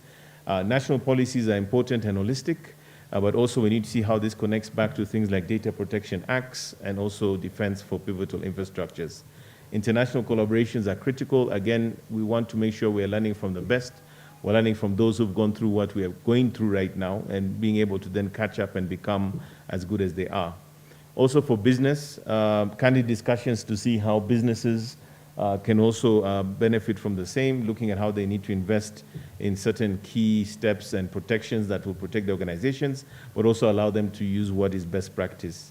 And then lastly, evaluation and training, determining how we can sort of evaluate how we're performing, doing the cybersecurity audits, also bug bounty programs where we reward those who can see or identify areas of risk, and of course, continuous upskilling of the workforce so that we are up to date in all those respects.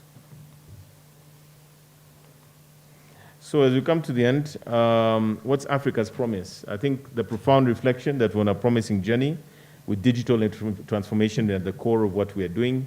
And I think there's that opportunity to build a resilient Pan-African cybersecurity ecosystem that can be possible and accessible across the continent. There's also the element of unified responsibility. It's not a one organization or one country thing. On a Pan-African basis, the governments, the businesses, the citizenry, all of us need to play a role in building this digital future for the continent through a cyber ecosystem, cybersecurity ecosystem at the core. And ultimately, getting started starts now. Already the steps are happening, the measures are coming into play. And more importantly, I think the foundations are being laid so that this now becomes a reality for the future. Again, I do like my quotes. This is a quote by Wayne Gretzky. He was considered to be one of the best, if not the best ever hockey skater. And he said, "I skate to where the puck is going to be, not where it has been." And the moral of that is really that at the end of the day, even as you look at cybersecurity, it's a constantly moving target. So you don't aim for where things are today. You're aiming much, much further down the road so that when you do arrive, you're at the best place to actually achieve the result that you desire. So when I look at it from a cybersecurity point of view, as much as we've talked about all these things, what are the next steps? What are the next practices that are going to allow us to build a Pan-African and resilient cybersecurity ecosystem that works for all stakeholders? Thank you very much.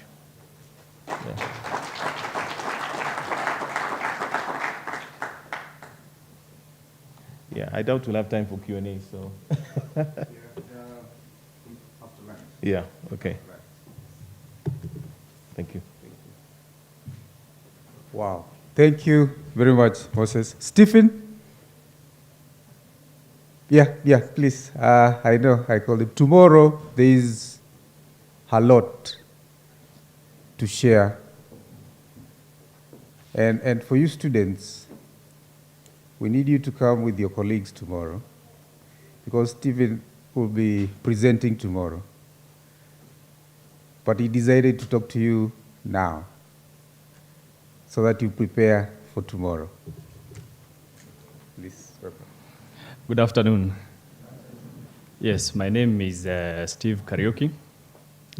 I am a lecturer at Murang'a University of Technology. I don't know whether I have my comrades around. Anybody from Murang'a University of Technology? No, so I'm trying to figure out why I'm just seated there and one of them is sending me a text. You were supposed to have a cut today. Somehow I forgot, but I'm sure they ought to have been here. Maybe they'll find their way tomorrow. So I've been lecturing for the last 3 years, but for the last, say, 10 years, I've been working with a company from Netherlands. It's referred to as a Profit Up. And basically what we do is we develop network visibility tools. And tomorrow I want us to talk about that. Quite a number of questions have been raised on the practical bit of it. I think every student in this auditorium wants to hear something that is practically related to this conference. Am I right? Am I right? So I have seen the pain of students, and yesterday was following this conference, and one of the speakers said, it's not the lecturers are not teaching what is supposed to be taught. They are, but things are changing. We need to change our curriculum.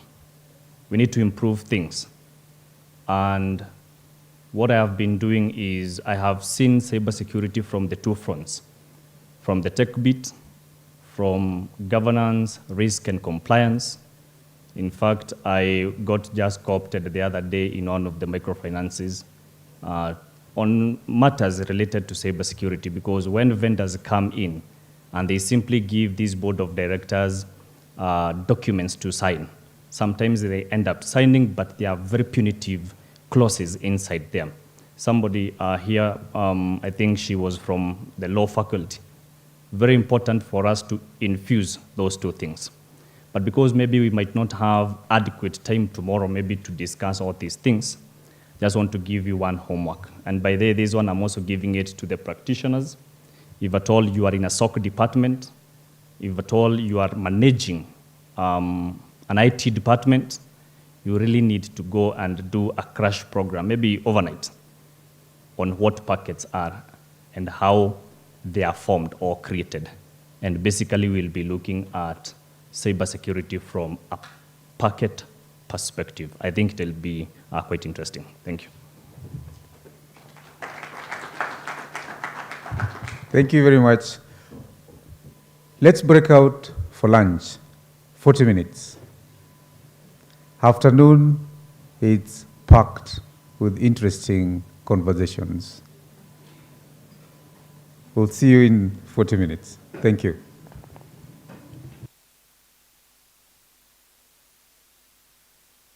Students, remember, you pick your meal cards. And then our speakers and our guests, please use this for exit, for photographs first, as you stretch your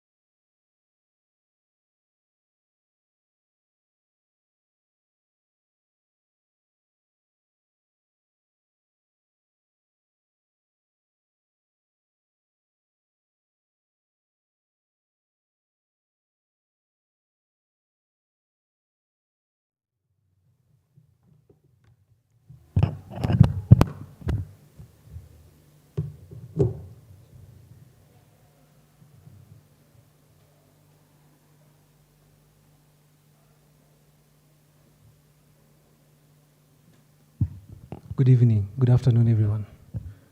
I hope you've enjoyed your lunch. My name is Victor Moredi. I'll be doing something a little bit different from the other speakers. I'll be giving a speech. So a little bit about me. My name is Victor Moredi. I'm a technologist by profession and a cybersecurity practitioner on the side.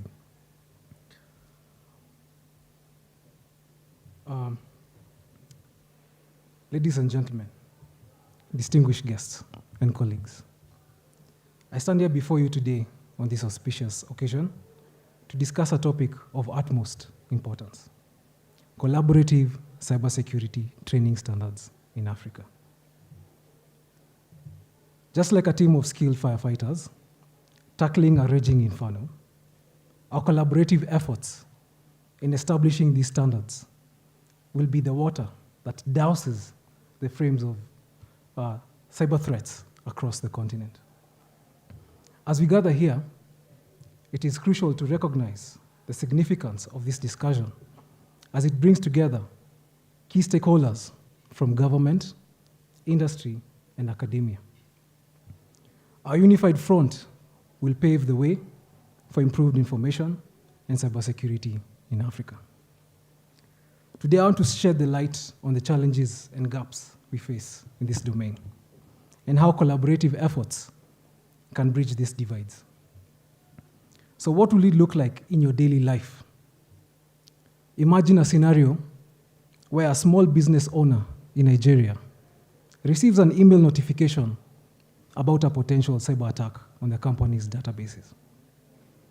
Instead of panicking and feeling ill-equipped to handle the situation, the business owner is confident in the cybersecurity training because it adheres to collaborative standards set across Africa. They quickly implement the necessary protocols and procedures to protect their data, effectively mitigating the threat.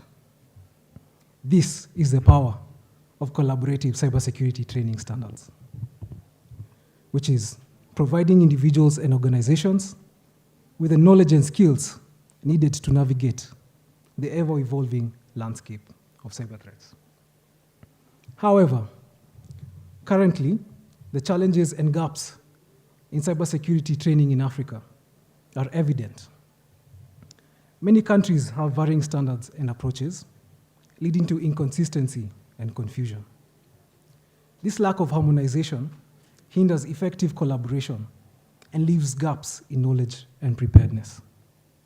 For example, a multinational corporation operating in multiple African countries may find it difficult to ensure consistent cybersecurity practices across all its branches due to the lack of unified standards. This not only puts the company at risk, but it also undermines the collective cybersecurity efforts of the entire continent. To tackle these challenges and bridge the divides, collaborative efforts in establishing cybersecurity training standards are essential. By bringing together government, business, and academia, we can pool our experiences, resources, and best practices to develop a unified framework that clearly sets standards and guidelines for cybersecurity training in Africa. This collaboration will ensure that individuals and organizations receive consistent and comprehensive training, equipping them with the necessary skills to protect their digital assets. Ladies and gentlemen, imagine a future where young African talents are trained not only in their home countries, but also within an international framework, a network of professionals sharing their expertise freely. This interdependence forms the backbone of robust cybersecurity training standards across Africa. One profound quote by Sasha Pierce captures the essence of this vision. She says, "Collaboration allows us to know more than we are capable of knowing ourselves." It is through this collective wisdom that we can overcome obstacles and navigate uncharted waters. Before we delve into the collaborative training standards, let us first understand the current cybersecurity landscape in Africa. In 2002, Africa's combined GDP stood at around 685 billion US dollars. Fast forward to 2022, we witnessed a more than five-fold increase, soaring to a remarkable 2.98 trillion US dollars. As we look into the future, economic growth in Africa remains strong, with an estimated 3 to 4% growth for 2023. This trajectory leads us to project that Africa's GDP will exceed around 4 trillion by 2027.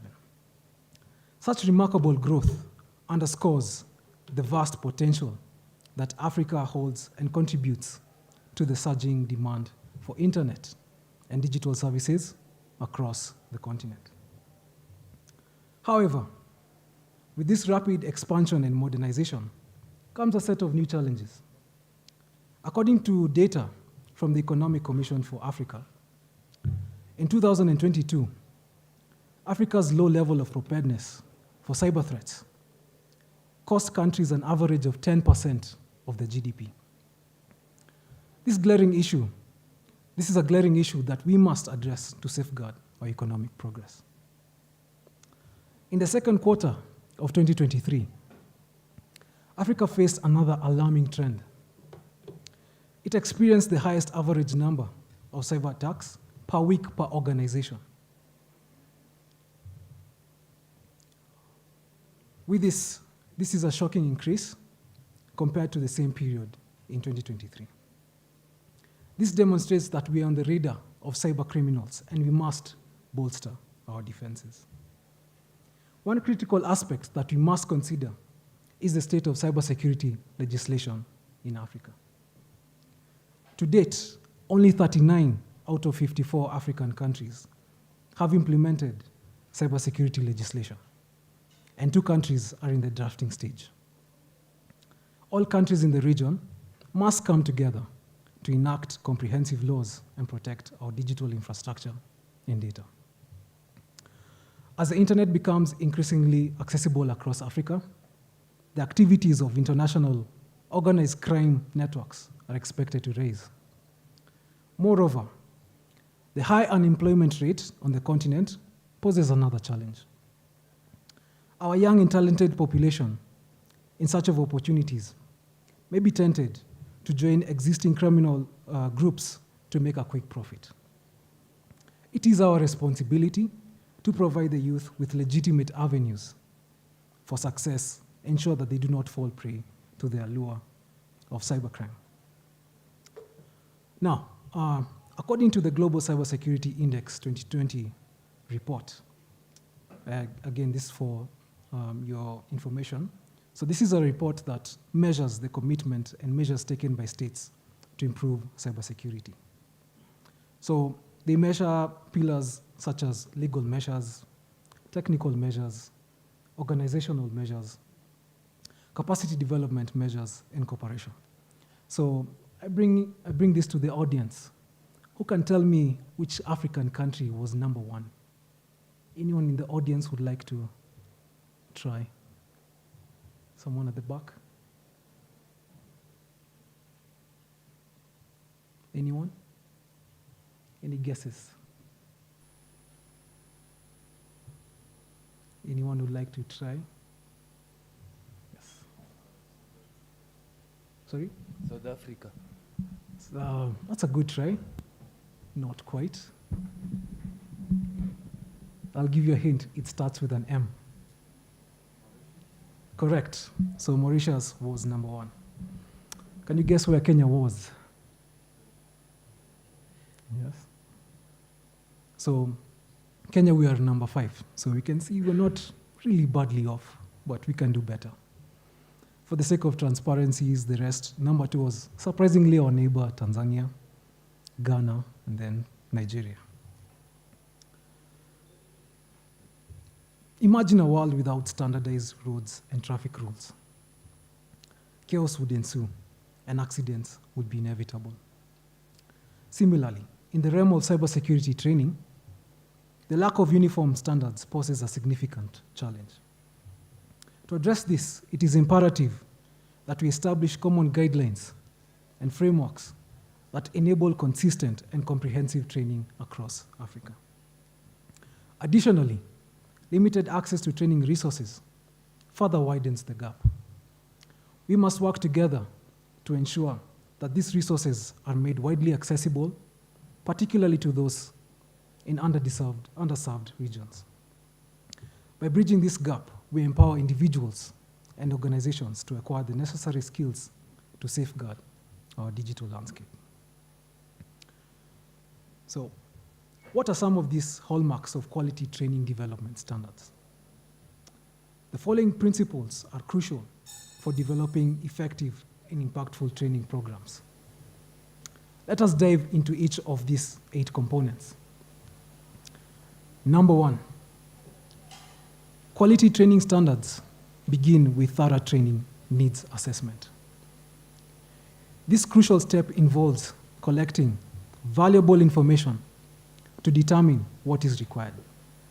It provides insights to your learners, their learning needs, existing training resources, and the most effective way of delivering the training.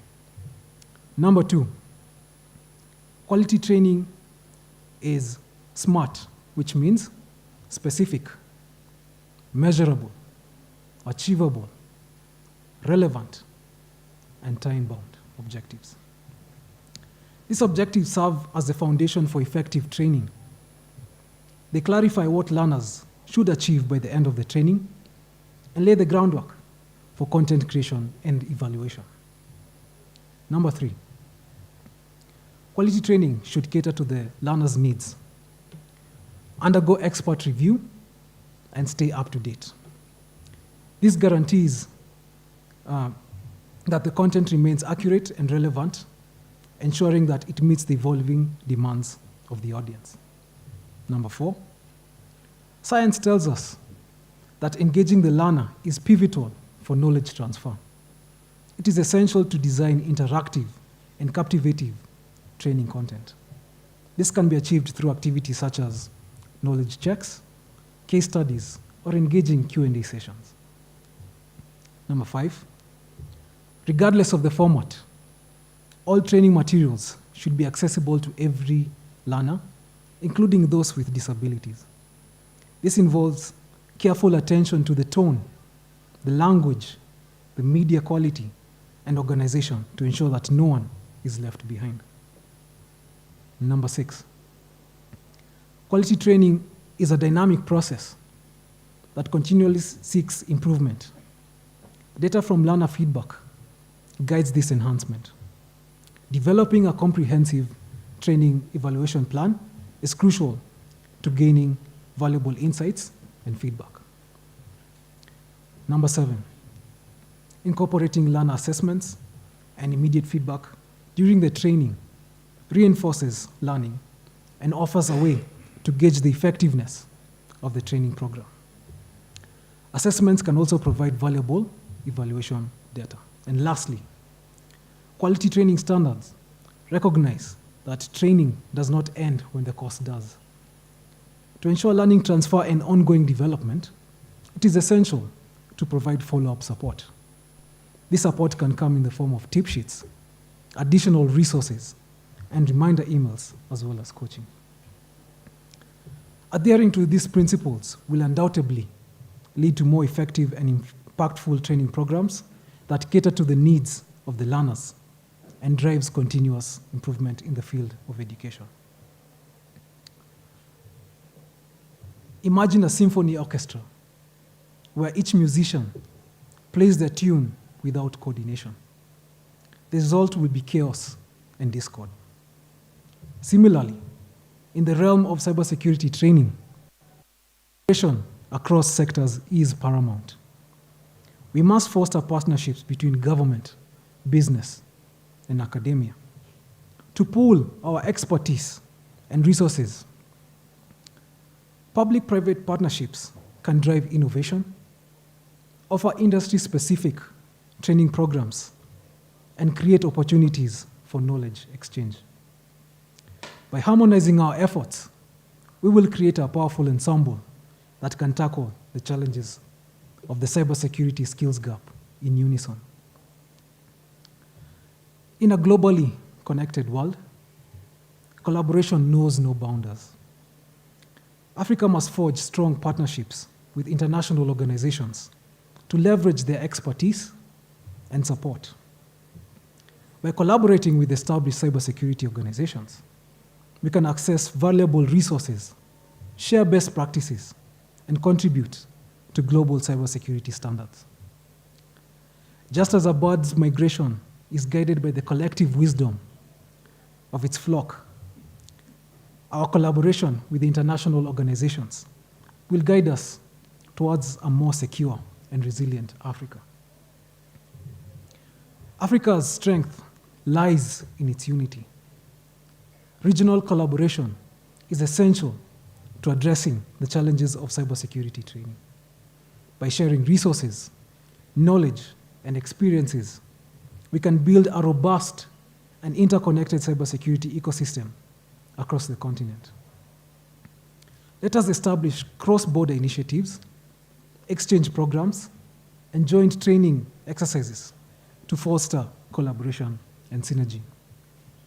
Together, we can overcome the barriers that divide us and build a unified front against cyber threats.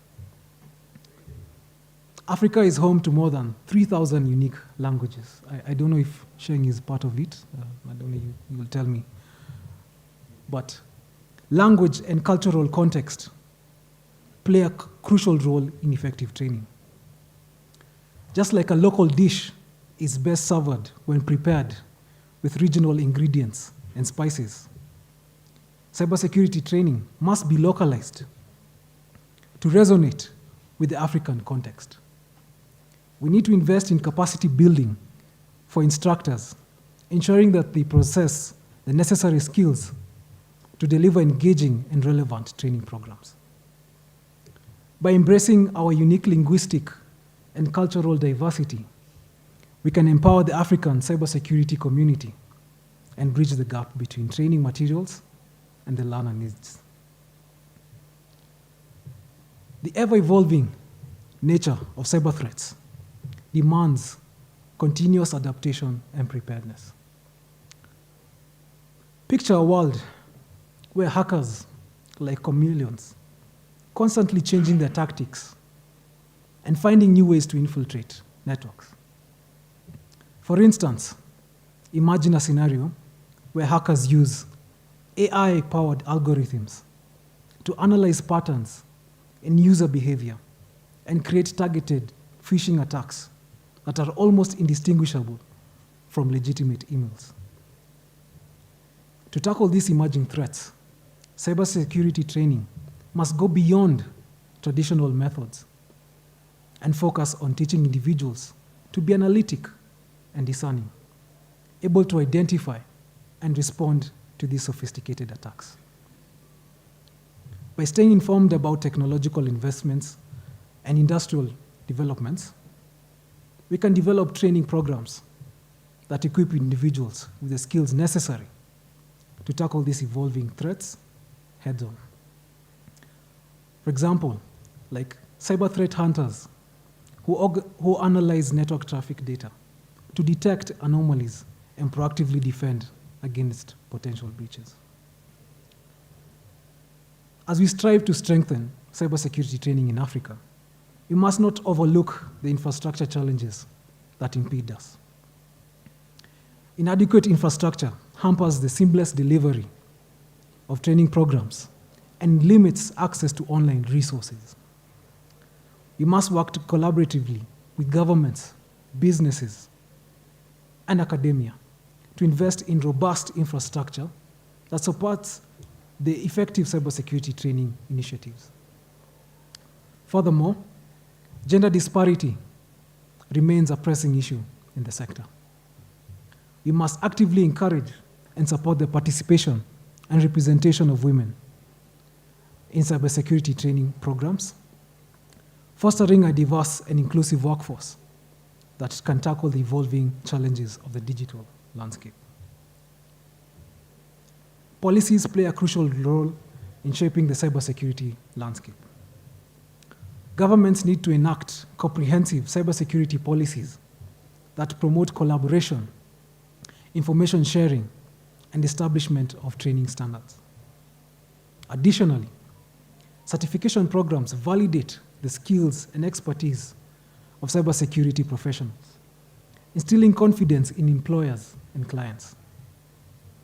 We must advocate for recognized and standardized certification processes to ensure the credibility and quality of cybersecurity training across Africa.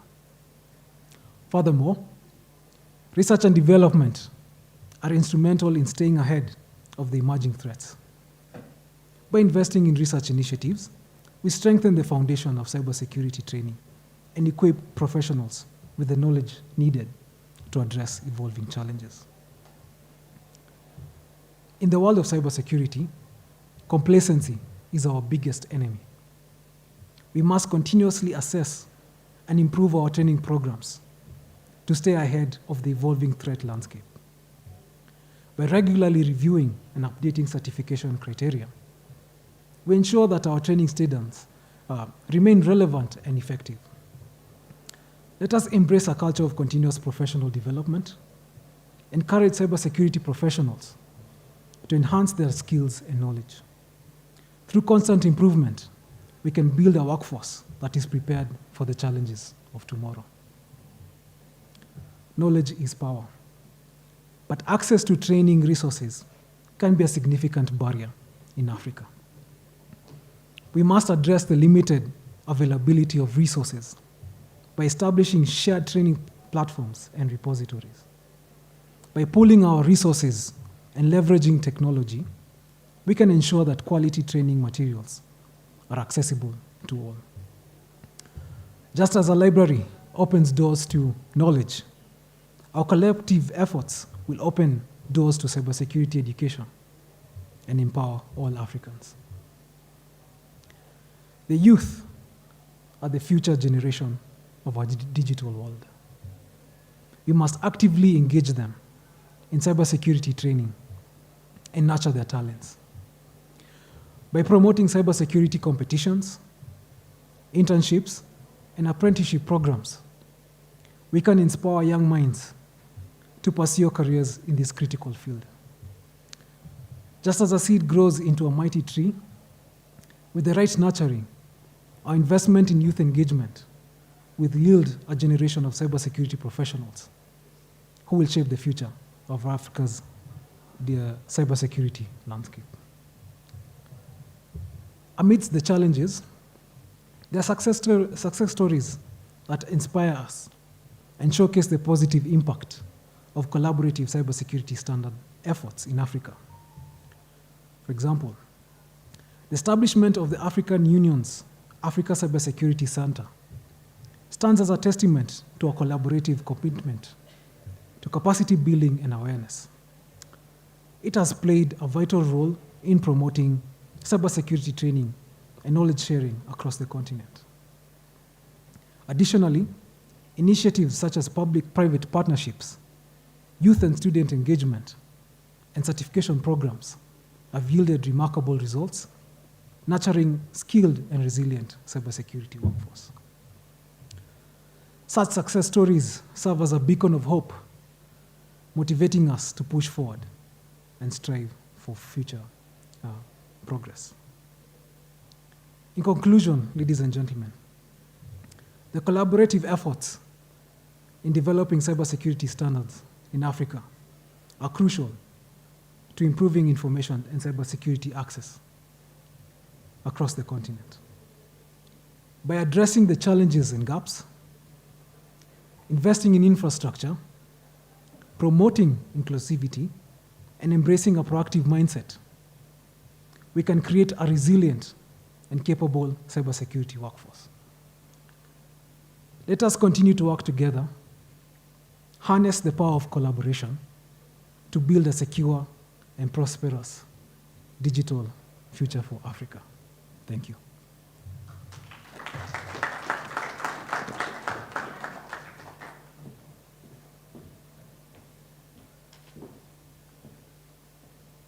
Thank you, Victor.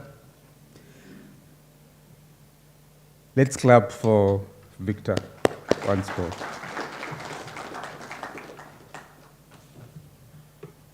Deborah. Please welcome Deborah to the stage.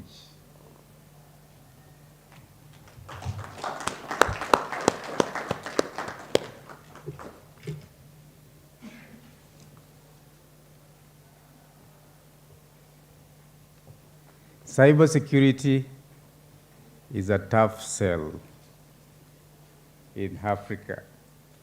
Welcome, Deborah. Thank you. And you need to introduce yourself. I had the bio here, but I said I'm not going to read. That's right. Good afternoon. My name is Deborah Masara. I am a cybersecurity enthusiast. Professionally, I've worked in the systems implementation, project management field for some time, but now I'm moving into the information systems and cybersecurity space.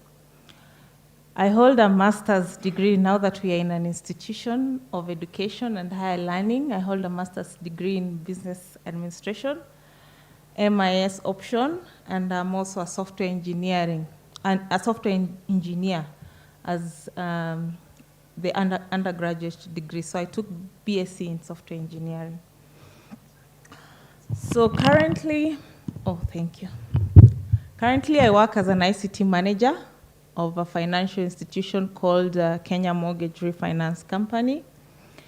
And we collaborate a lot with the CyberPro institution. And I'm here to speak about why cybersecurity is a tough sell in Africa. The previous presenter has really given it a good introduction. We've had the statistics of the adoption of cybersecurity in Africa. And we've seen that we are not really badly off. So it's no longer a tough sell. But I know there are challenges that we still face as Africa, and also there are opportunities that we'll take advantage of as Africa. I know in my presentation we'll look at the challenges, and we'll also look at the opportunities that we have as key people in the cyberspace or in the cybersecurity industry, as students, as the government, and also as organizations for which we work for. What can we do to ensure that it's no longer a tough sell, but it's something that we are actively looking at in terms of our strategy? So I know we all understand what cybersecurity is really. It really encompasses protection of critical infrastructure. This critical infrastructure is protected against unauthorized access or criminal use, and to ensure confidentiality, integrity, and availability. I know these are words that we are now used to: confidentiality, integrity, and availability, and these are words that we will continue using even as you move from the institution as students all the way to being professionals. The cyberspace has emerged as the 5th largest strategic space for socioeconomic development and security, meaning it's now critical that cybersecurity is incorporated in our strategies. It is no longer an IT problem. It's now a matter of critical, it's a critical socioeconomic issue that affects delivery of most institutions. So it's important that this cybersecurity is inculcated in the strategies of most organizations and institutions. The cyberspace also, right now, has become a nervous system for supporting delivery of vital services. Here in Kenya, for instance, We know that right now, if we want, in the case of university students, if we want to register, we have to go into a portal. If we want to check our exam marks, we will have to go into a portal. If we want to apply for a job somewhere, we are now graduating, we have to go into an electronic system that facilitates that process. This underscores the importance of IT in delivering services that are critical for continuity of business. Therefore, it is a new nervous system supporting delivery of vital services. This is across the health industry, as I've said, educational industry, the government of Kenya. I know now e-citizen is very critical. For those of us who want to travel abroad, we have to go through e-citizen, book our immigration services, passports, driving licenses, we have to do that through there. Recently, I saw there's for birth notifications and birth certificates, we have to go through there. And it's becoming a critical, what we call critical infrastructure to provide government services. So there's a need to protect that because we no longer have manual, the old legacy systems where you have to walk into an office, talk to an officer, go through forms and write your applications in forms. We now have to go into a system and log our requests there and expect output out of that system. So that really underscores the importance of digitization and why we need to protect this critical infrastructure. Just like the previous speaker has mentioned, the adoption, what is the cybersecurity landscape right now in Africa? The adoption rates are not so bad, if you ask me. We have 54% of the African countries, those are 54 participating African countries, who have adopted cybersecurity legislation. That's a good number, but we can, of course, improve and adopt it fully. And we have 46 who are yet to have cybersecurity legislation. In terms of preparedness, how ready are we for a large-scale cybersecurity attack? I'm sure if I were to take responses here, we would see varied responses. But we are 52%, the African continent is 52% ready to tackle a large cyber-scale attack. That is not a bad statistic. But we can always do better, looking at the fact that we have now moved all our services into the digital space, and therefore we have to protect the same. So also, we have to make this a priority. Just like I mentioned earlier, we have to inculcate cybersecurity into our strategies. Whether you are in the banking sector, I know that is the one that is high risk, what we call high risk, meaning the risk is very high, there's loss of funds, there's reputation loss and all that. Whether you are in the education sector, whether you're in the health sector, whether you're in the legal sector, we have to put this as priority now. There are losses, up to 4 billion annual losses that come from cyber crime. And those are just not financial losses. There are other types of losses that Africa faces: data loss, intellectual property loss, and personal information loss, together with, reputational damage. In case today, we had the recent attacks on KPLC. I think there was a mention of KPLC, there was a mention of e-citizen, and you would hear the public outcry of how they were unable to access certain services that they needed. But then how did that affect the reputation of the government or the providers of those services? So there's also that aspect of loss that we look at when we look at cybersecurity. Then looking at the pace at which Africa is rapidly developing, there's a rapid technological evolution, making this region an attractive target for cyber criminals. Previously, I know those could be about 5 or 10 years ago, we would hear stories of, hacking and all that, but they were not close to home. But now they are very close to home. We had a recent attack, just like I've mentioned, on our critical services, KPLC and eCitizen, and that really underscored the fact that it is now here and it is a reality. So that then defines why we need to put and safeguard our critical infrastructure as much as possible. In terms of adoption, Africa's adoption for cybersecurity policies and regulations stands at 72%. That is not so bad, but it's the lowest around the globe. So we need to make sure that we are very alert and aware that we are now moving so fast in terms of technological advancement, and we need to keep up with the pace in terms of protecting the critical infrastructure. So why is it really a tough sell? So one is limited resources. So most institutions in Africa have not given this a priority, meaning they're not even putting in budgets for cybersecurity. Yeah?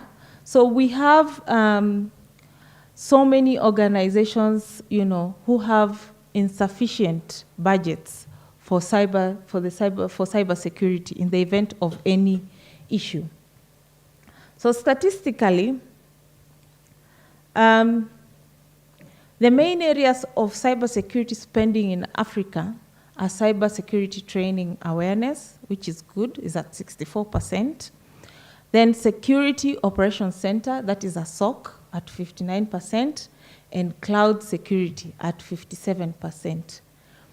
But then where are we investing in skills of our staff in organizations? Are we continuously developing them in order to tackle these ever-changing cybersecurity threats? Is there executive support in our institutions where we say, at the governance level, we have a number of people who understand the importance of cybersecurity and they have given it the right resources? Do we have that? Do we have the right metrics to measure return on investment in these cybersecurity resources? Most of the times we sit in boardrooms, and the question that comes out is, we have invested this number of billions in cybersecurity solutions. Can we measure our return on investment? Can we do that? Are there sufficient metrics for that? So these are the challenges that we face in terms of limited resources, and we need to be challenged. There are already matrices that have been developed globally. We can slowly adopt them and customize them to fit our various requirements in Africa and in the local contexts that we are in. The second challenge is lack of awareness. This is very critical, and it underscores the understanding of cyber threats and really estimating the kind of vulnerabilities that we face right now. Do we really have sufficient understanding of what are the potential cyber threats that we face? What are the risks that these cyber threats would project to us in case of any cyber attack? Do we underestimate vulnerabilities?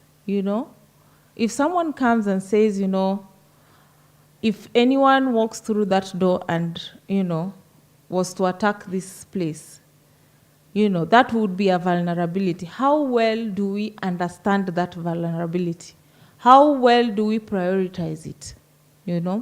That way we understand the risk and exposure that we have for that particular risk. Then skills shortage.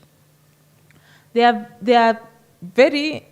I attended the ISACA conference recently, and as you well know, ISACA gives certifications for cybersecurity, for the cybersecurity space. And there are very few professionals right now So that really says that we have skill shortages.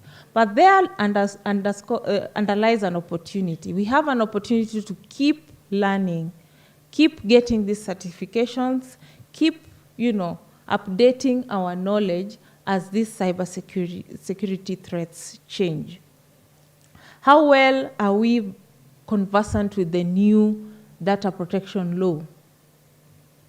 Are we ready for it? Do we know what it says?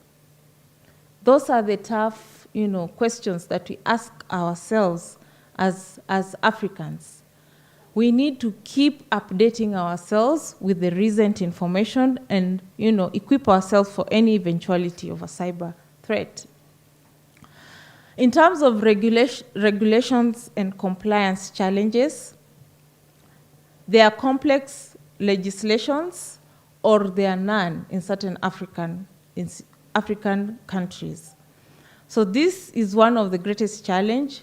We need a nationwide legislation that will guide the way cybersecurity is handled in many African countries.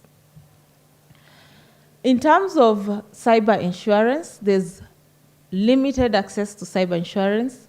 Cyber insurance is a reactive way of tackling cybersecurity. We have to be proactive as much as possible before we get to the cyber insurance space. So are we aware that there's actually cyber insurance in Africa, especially in Kenya? Do we know of the various products that insurance companies give for cyber insurance? So those are the questions that we need to ask ourselves and get information about this. Then we have insufficient government support. Do we have comprehensive regulatory frameworks that guide cybersecurity? This definitely provides guidelines for organizations, institutions, and many other private sector institutions in terms of how they would handle cybersecurity. There are also cultural and social factors which affect cybersecurity adoption, really. Do we have a risk-based culture? Do we first, assess the risk of this critical infrastructure before we deploy these services to the public?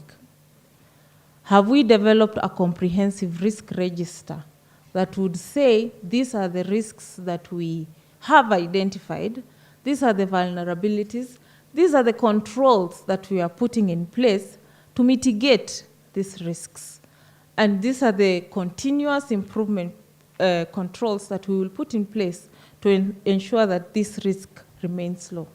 So these are the cultural changes that we need to ensure that we adopt so that our mindsets change in terms of cybersecurity. But then we will not just talk about challenges. Of course, challenges definitely come with opportunities. What are the opportunities that are there, or initiatives? I know there are some things that are already being implemented by our current government in Kenya, and it's important that we also understand that they are also there. So some of the government initiatives, especially here in Kenya, we have the National Computer and Cybercrime Coordination Committee. It's called NC4. That is now looking at whose vision is to ensure that there's a safe and trusted cyberspace for the people of Kenya. And its mission is to build a secure and resilient cyberspace through a coordinated approach while maximizing on the benefits of the digital economy. So this means the government of Kenya is now, recognizing that cybersecurity is a critical issue, and it needs to be addressed nationally. So some of the initiatives that they have is to build a comprehensive strategic framework to address cybersecurity challenges. This, of course, will enable, this will trickle down to organizations, and we will now have a national framework to refer to. The other initiative is the Office of the Data Protection Commissioner, whose vision is to ensure trust and build transparency in data protection in Kenya. Their mission is to protect personal data in Kenya through compliance enforcement, public awareness, and institutional capacity development. So we have heard of in the news where the Data Protection Commissioner has already fined penalties for some of the non-compliant institutions. But basically, they give guidelines on how you need to report breaches and on how you need to conduct risk assessment in terms of data protection impact assessments in institutions, in hospitals, in banking sector, everywhere. All these people collect personal information in one way or another. And therefore, they need to do what we call risk assessment, which is basically the data protection impact assessment, and produce that report to the Data Protection Commissioner, who will then,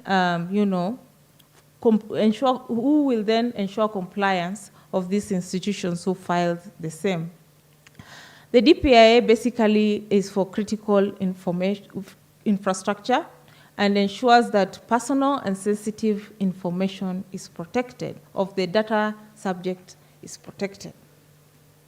Then the next aspect is adoption of a risk-based decision-making. Just like I spoke earlier, do we have risk registers? Have we segregated our institution and identified risk sources? How then are we mitigating these risks? What are the controls we've put in place? What is the potential of loss in case any risk materializes? This information trickles into boardrooms where governance matters are discussed, and they form a basis for decision making. Should we invest more in this since it projects the highest risk? Should we invest more on this since it's core business and presents the highest risk?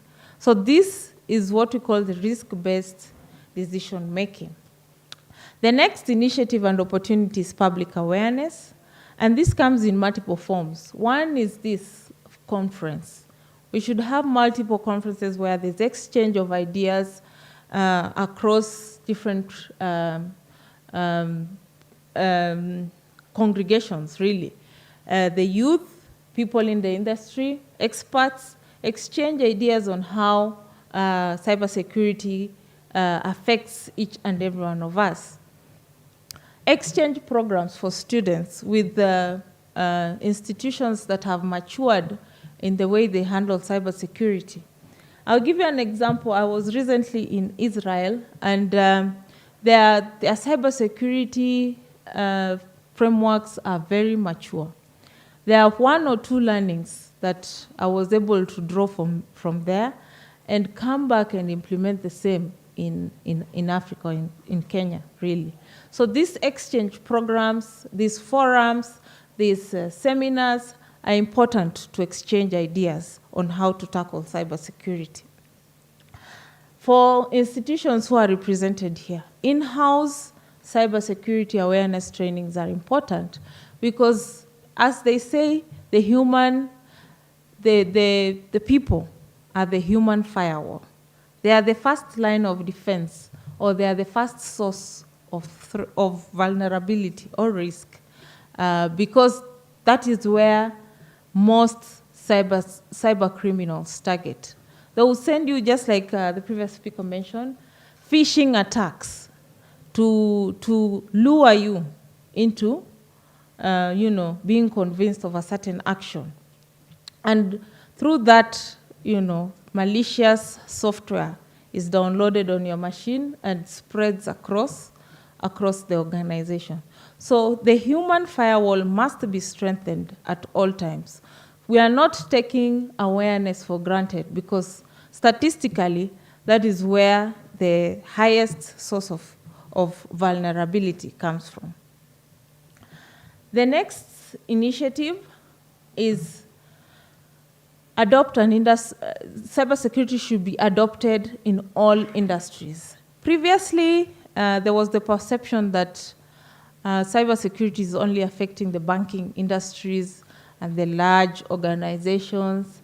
But now we are seeing a change in the threat landscape, where cyber criminals are now targeting the small, what we call the small, perceive as the small institutions or the small industries where they would ordinarily not attack. These are the legal institutions, education sector like this university.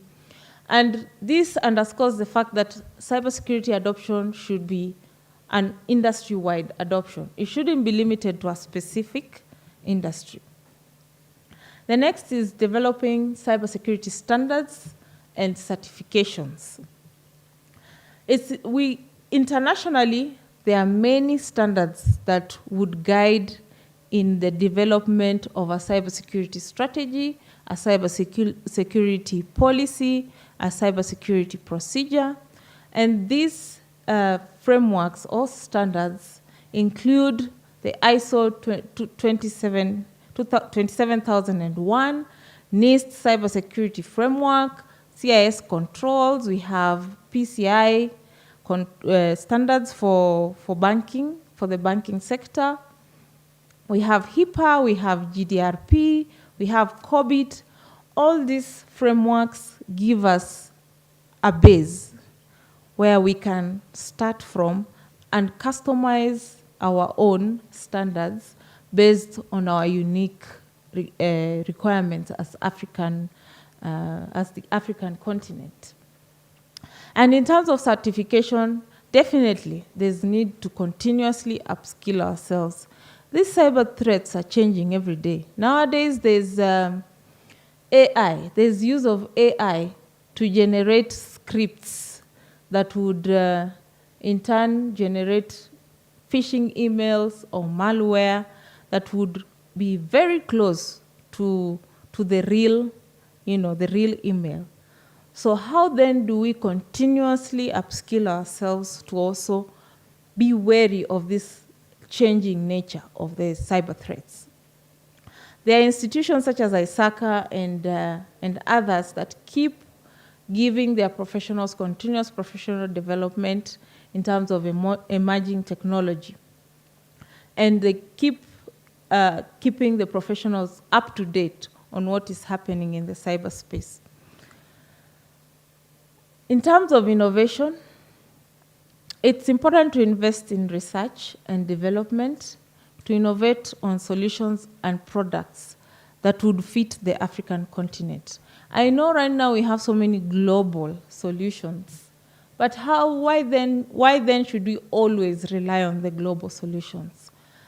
Can't we as students or as experts in the industry work together to come up with something that is local, unique to our own requirements, a solution that would best protect our critical infrastructure? I think it's possible.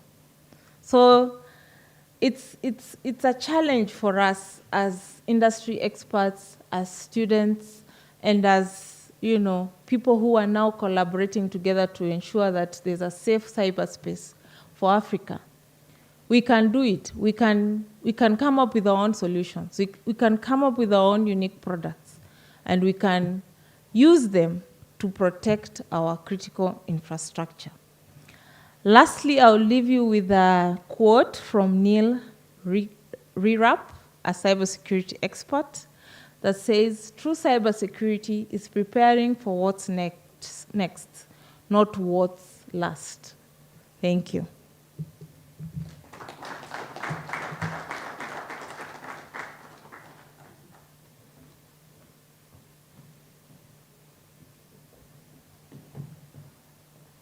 Thank you. Thank you very much. You saw a description, NC4. David, Dr. David, please welcome. And tell us something about NC4 plus the topic that you're speaking on. Thank you.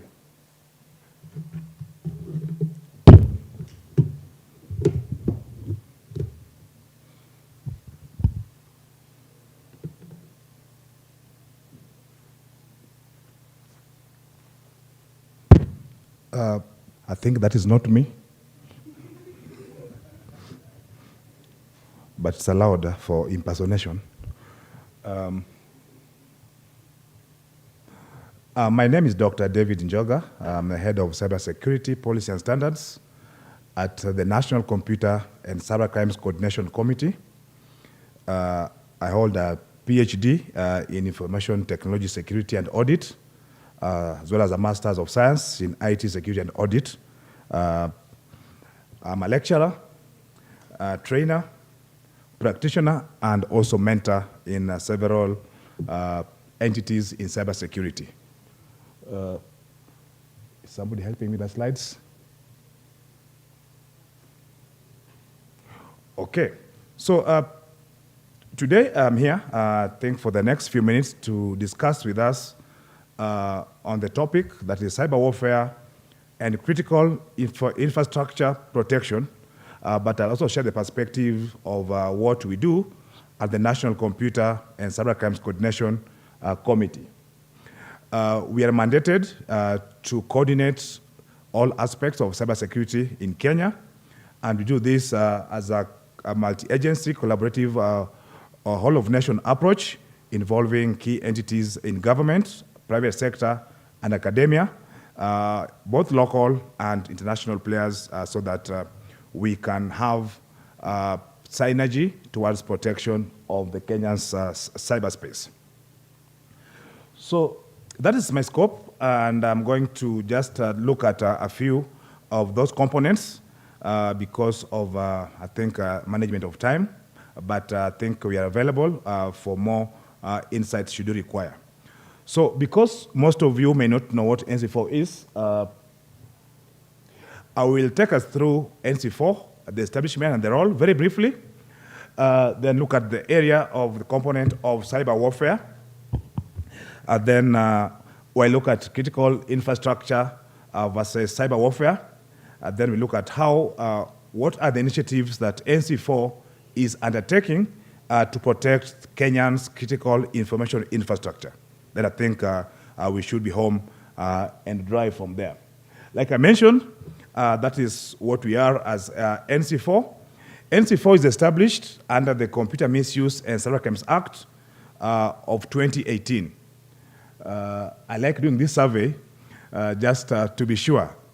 Maybe from the audience, how many of you have read this act?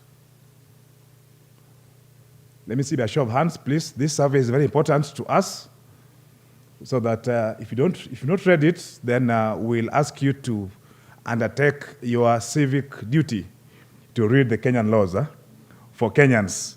And for non-Kenyans operating in Kenya, please understand the laws of the jurisdiction that you're operating in.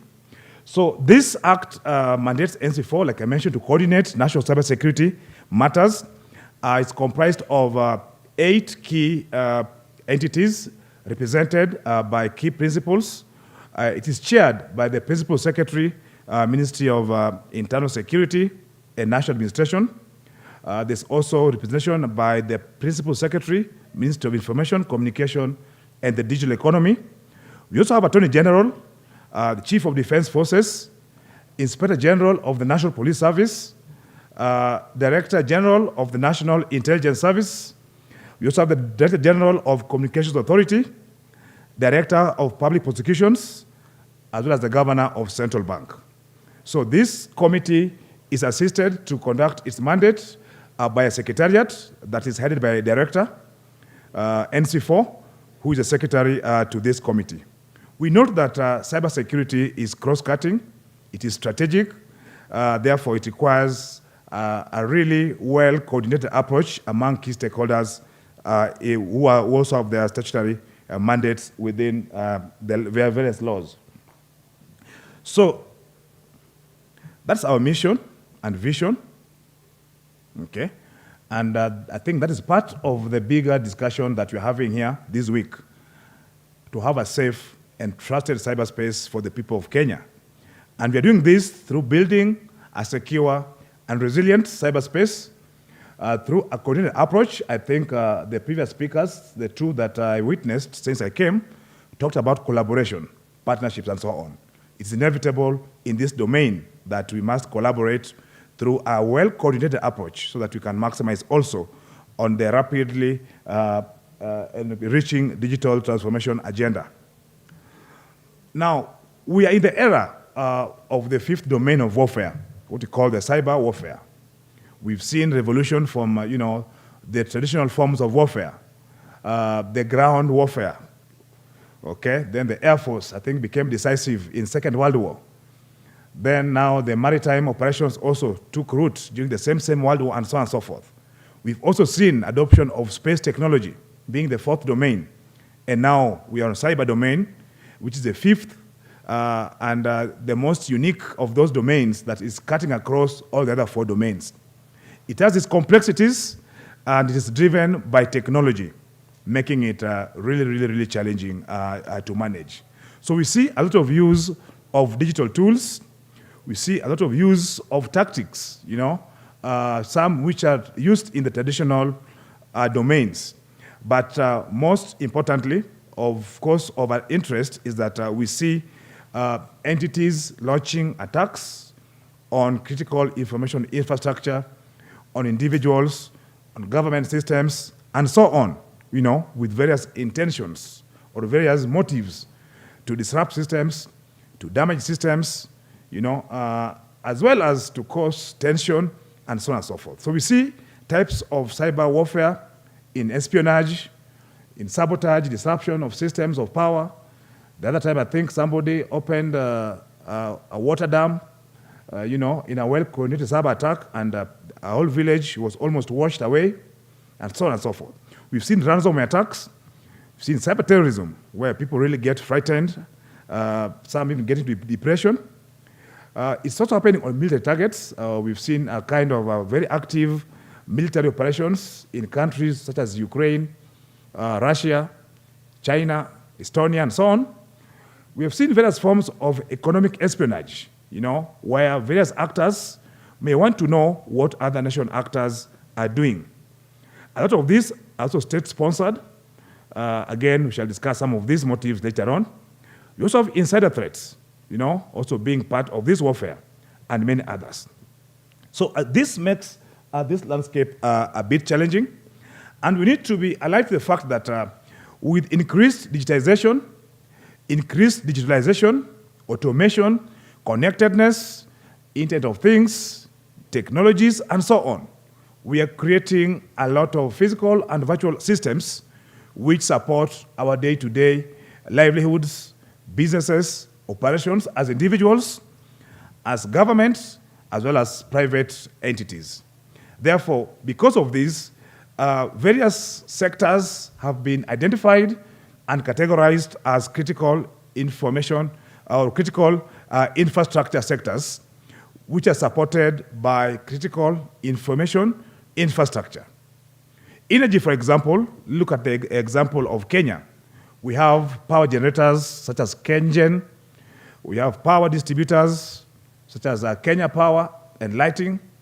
We have power transmitting companies like Etraco and so on.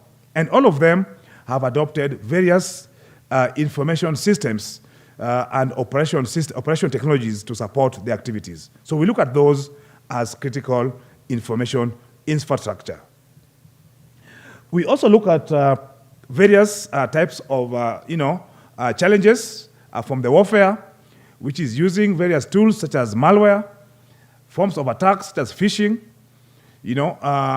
impacts such as DDoS, and many others.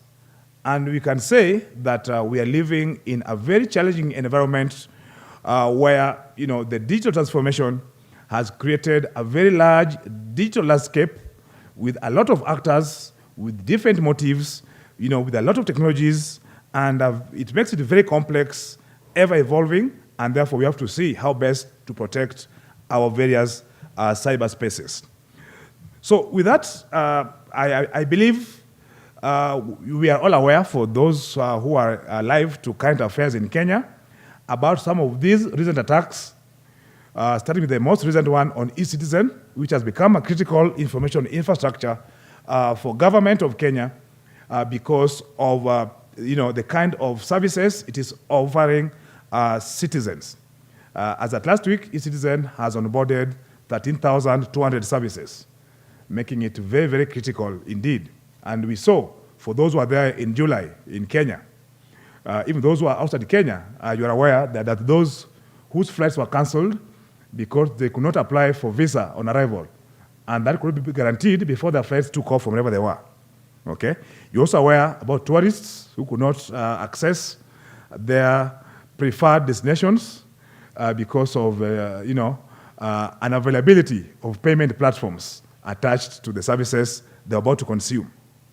We've also seen ransomware attacks which affected Kenya Airports Authority systems, and I think the attackers went further and breached that data in the dark web and other rogue places. There was a breach of confidentiality apart from embarrassing the government and the authority thereof.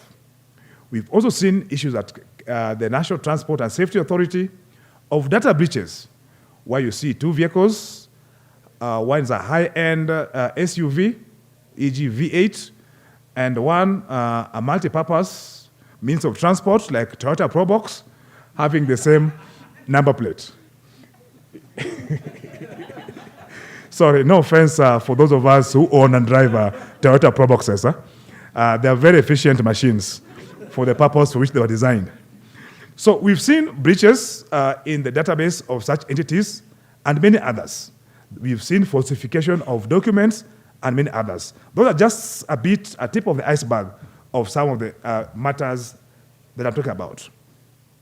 So as a country, as NC4, we have developed and we are implementing the National Cybersecurity Strategy, which is running from 2022 to 2027. And maybe by another survey poll, how many of you have accessed this strategic plan and read it? Let me see, good Kenyans. Okay, for the rest, it is my honor and duty to remind you that please exercise your civic duty of reading official documents so that we can protect our lovely country, Kenya. Unless you have dual citizenship, where if things go wrong, you may have an option of going elsewhere. But this strategic plan identifies certain key areas, one of which is cybersecurity governance. We also have the cybersecurity policies, laws, regulations, and standards, and I think previous speakers spoke to these. The other one, which is particular, is protection of critical information infrastructure, and I've given examples of what can really go wrong if some of those critical information infrastructures are disrupted. Then we also have the other challenge of capacity and capability building, and I think that forms part of the main discussions in this Cyber Week. All right? How much capacity do we need, and how do we build it so that we can have enough capacities and capabilities to support our cyberspace? Then the other one is on cooperation and collaboration. Cybersecurity being cross-border, being transnational, being sophisticated, being undertaken on platforms which are foreign to Kenyans, for example. Therefore, we need to have mechanisms for cooperation and collaboration locally, regionally, and globally.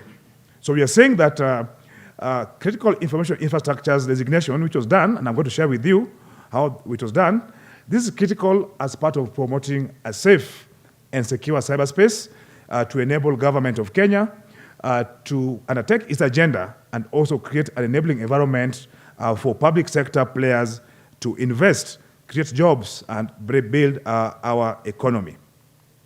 So let me talk about one of the cyber laws that we have in Kenya, which is the Computer Misuse and Cybercrimes Act of 2018. Again, I won't go much into it, but it's important we note that this is the only cyber law that we have in Kenya. I think the previous speaker gave tallies of countries in Africa with cyber laws. I think Kenya is part of them. However, it faced challenges since it was enacted in 2018.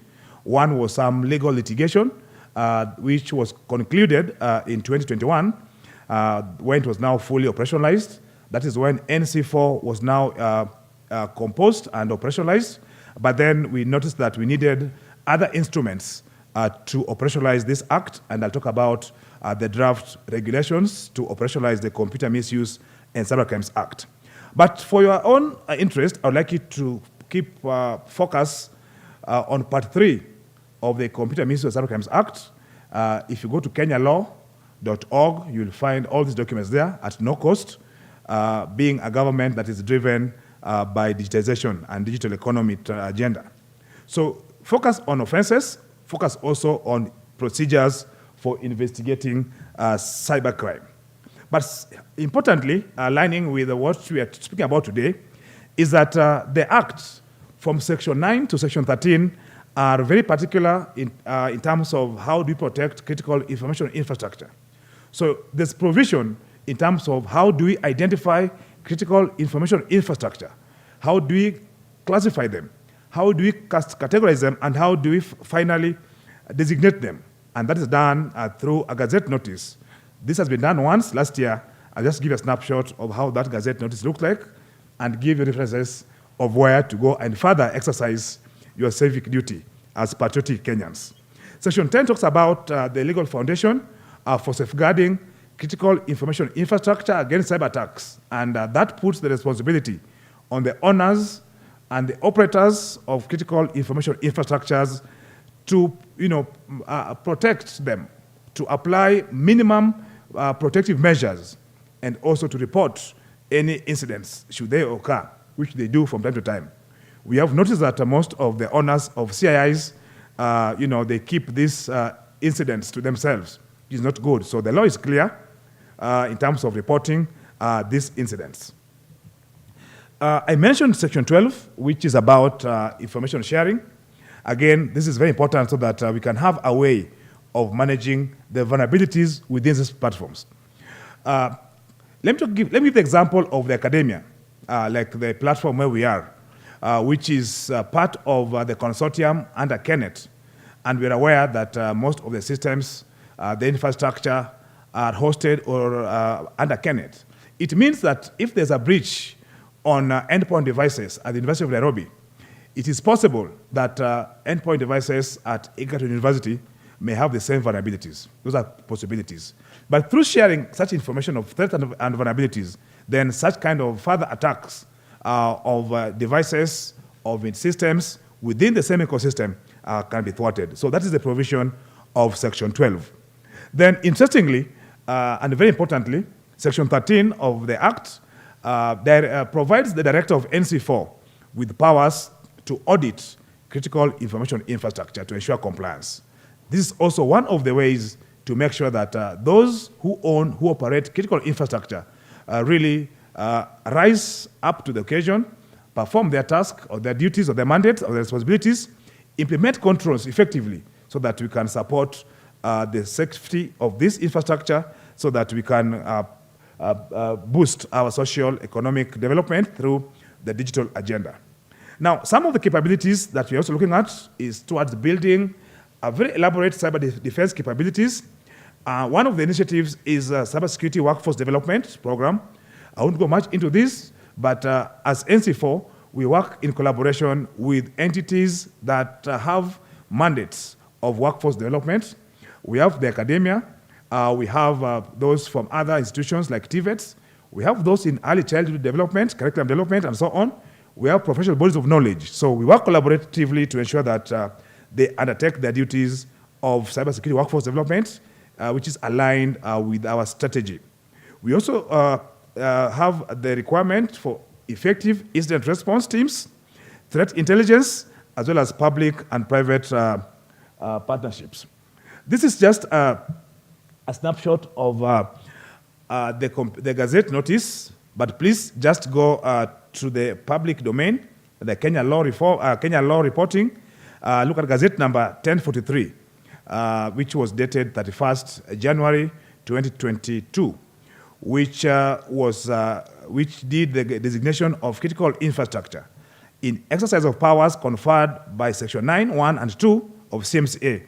The director gazetted various sectors. One was telecom sector. We have education, judicial, education, electoral, health, food, water, land. We have telecommunications, we have banking, finance, and so on, and many others. So I believe all of you, from the sectors that you're coming from, you fit in each of those categories. So it's important that you take note of what is happening so that you can take the necessary precautions. Let me talk briefly about the draft regulations. I also double up as the joint secretary of the task force that is developing regulations to operationalize CMCA. We are at the tail end of the program. I think the final draft should be ready this week. Then the stakeholders validation will be done in a week or two, and then we shall submit it to Parliament for further processing. But some of the key lights is that the draft regulations provide a framework for prevention, monitoring, detection, and response to cyber threats, because as a country that is increasingly digitizing our systems, our threat landscape is also increasing. There's also a provision of a framework for cybersecurity operation centers that provide that capability of prevention, monitoring, detection, and response. Then there's a provision for detection, preservation, and management of critical information infrastructures. So there's a lot of emphasis on critical information infrastructure. Actually, the law, the Computer Misuse and Cybercrimes Act, emphasizes two things: protection of critical information infrastructure, as well as offenses around computer misuse and cybercrime. So if you read those, around those two themes, then I think you'll be home and dry. But look at number 5. Again, the regulations also provide a framework for capacity building. We need capacity. We need skills and resource persons who can be deployed in the activities for prevention, detection, and mitigation of computer misuse and cybercrime.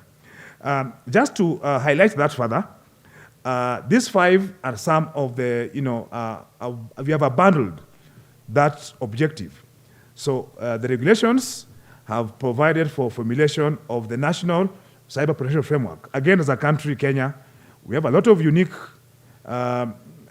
things. We are a queer country, so the regulations have that provision that we need to formulate our homemade National Cyber Protection Framework, and again, this is something that we do in collaboration with other partners. This also goes with the National Cybersecurity Certification Standards, very important as a proof of competence and qualification of the professionals that we require to defend and protect our cyberspace. There's also provisions for cyber innovation, research and development, as well as tools which can be used for training in this country. Then lastly, we are thinking about promotion of effective information sharing arrangements to protect against cyber threats. So there's so much that I would like you, as good professionals, to go and read by yourselves. So in conclusion, I'd like to say that cyber warfare, this warfare that's done by a one-man army, that single person calling you or SMSing, sending SMS to 10,000 of you or to 100 of you to ask you to send money to this number, that's actually robbing you. That is one of the most basic ways of economic warfare and so on. So think about some of those challenges that we face as a country, so that now together we can put in our various mechanisms, our various responsibilities as a trainer, as a system administrator, as an investigation authority or law enforcement agency, and many others, so that we all do our part. Then we can set the minimum, standards or minimum security controls, so that we can push our cybersecurity readiness and posture to support our rapid digital transformation agenda. Thank you very much, and those are our 2 main universal contacts.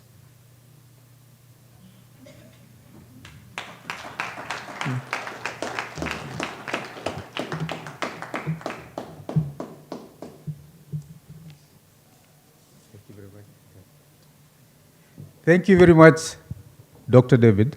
Please, we have been given an assignment, and it's only less than 24 hours. He will be here tomorrow. Formulate your questions. We will ask him a few questions of what we have learned today so that we understand more of what we have just learned. Thank you. Thank you, Dr.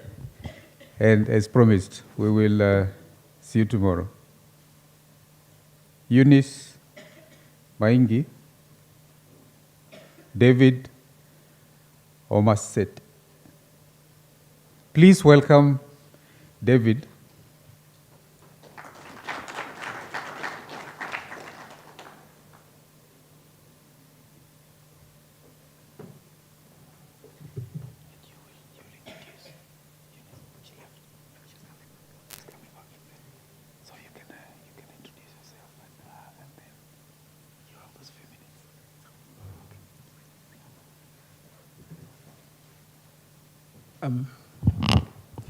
Thank you.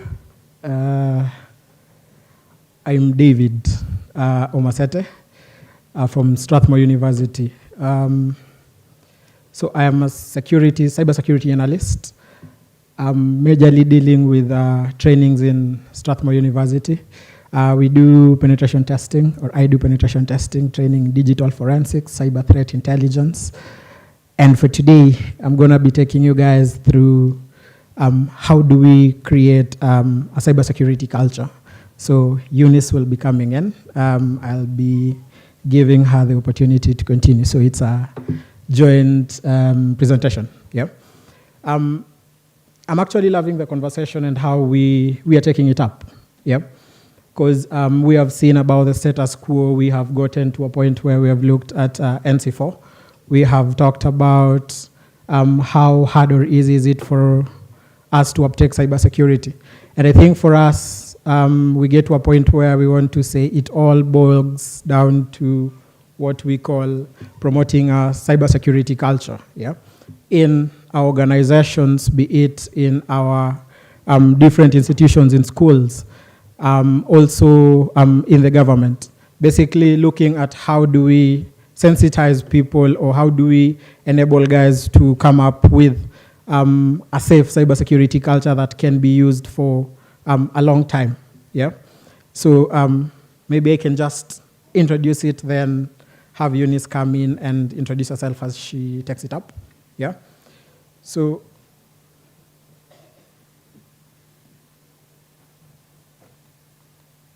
we are looking at the cybersecurity, yeah. We're looking at the cybersecurity journey in relation to creating a cyber-safe culture. And in this case, we want to look at where do you start from, yeah, for you to create a cybersecurity culture for your organization. We're looking at a study from the Cobalt Strike, yeah, in 2022, actually dictates the hierarchy of needs whenever you want to create a safe cybersecurity culture. And one of the things that they put across is the basic cyber hygiene. So in your organization, wherever you are, and this also taps into our personal lives. We all use different aspects in terms of cybersecurity. So what is your personal cyber hygiene? So for organizations, you're looking at the first thing before creating a culture is, where are we at? Yeah. What do we have as an organization that we can call a baseline and pick it from there? So from there, we get to create our basic hygiene in terms of maybe password hygienes, in terms of threat intelligence that we're going to look in a bit. Then from there, we do an documentation. Yeah. So after we have gotten it as a basic hygiene for our organization, where do we go from there?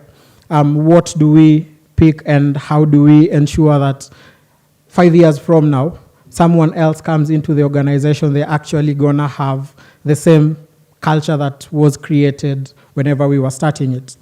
Then we can do a management plan.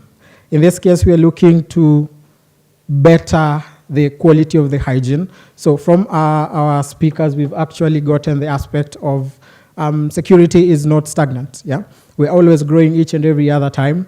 We're always getting zero-day attacks each and every other day.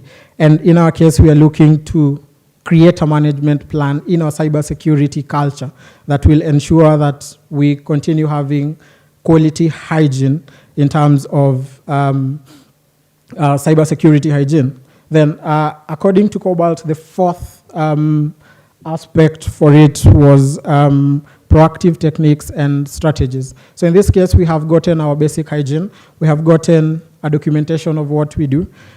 We have created a management plan for our cybersecurity culture that we are creating. So in this case, now we are looking at what are the techniques, what are the strategies that we can employ in our quest for creating a cybersecurity space, so that we ensure that any threats that are actually coming in, APTs, as you can see there, actually mitigated before they even get to make big impacts in our organization. Then finally, in that hierarchy of needs, whenever you're looking at a proactive, creating a cybersecurity culture, we're looking at proactive optimization. So each and every day we are looking to better that cybersecurity culture. What did we do yesterday that maybe wasn't good today? And how can we ensure that today we make it even better for us as an organization? Yeah. Thanks. Thanks, David. Then from there, we go to a couple of misconceptions that we have. Okay, I was supposed to introduce myself. My name is Eunice Maingi. Generally, in organizations, we have many misconceptions about cybersecurity. One of them is that cybersecurity just makes our work a lot unnecessarily, you know, that we have to do so many procedures unnecessarily, or that we increase the cost of operations unnecessarily. Other misconceptions include things like thinking that cybersecurity is for a certain level of organization. But when we look at how all of us are making use of technology from home, before even we reach work, we are using technology all the time. We realize that cybersecurity is for all organizations, you know, and for everyone in the organization.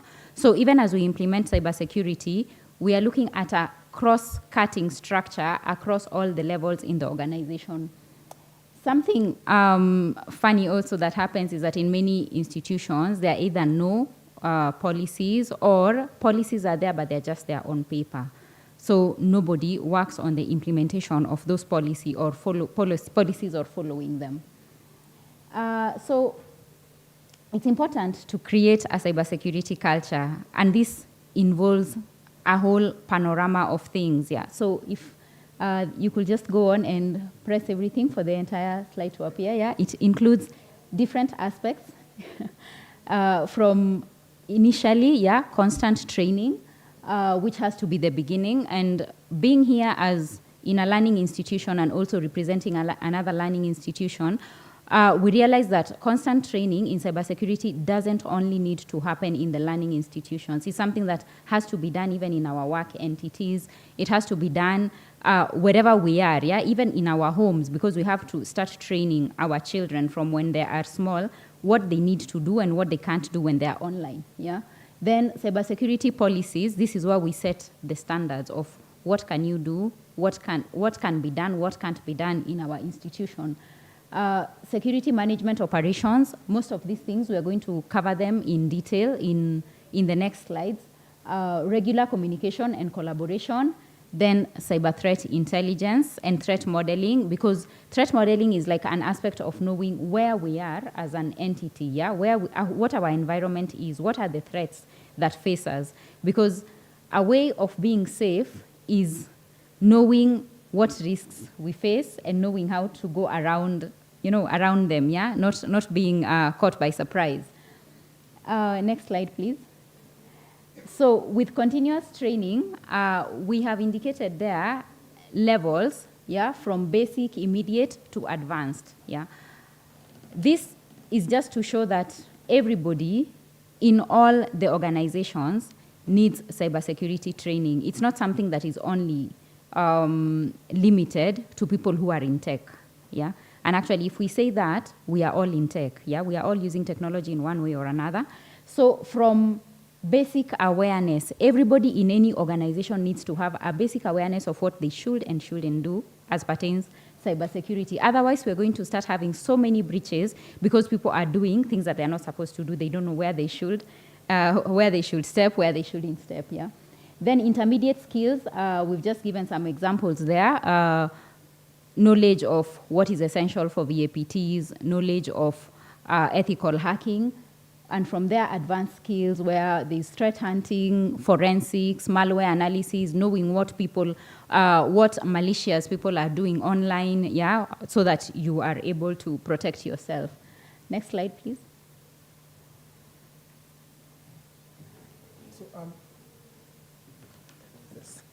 So on continuous training, we also have the aspect of gamification.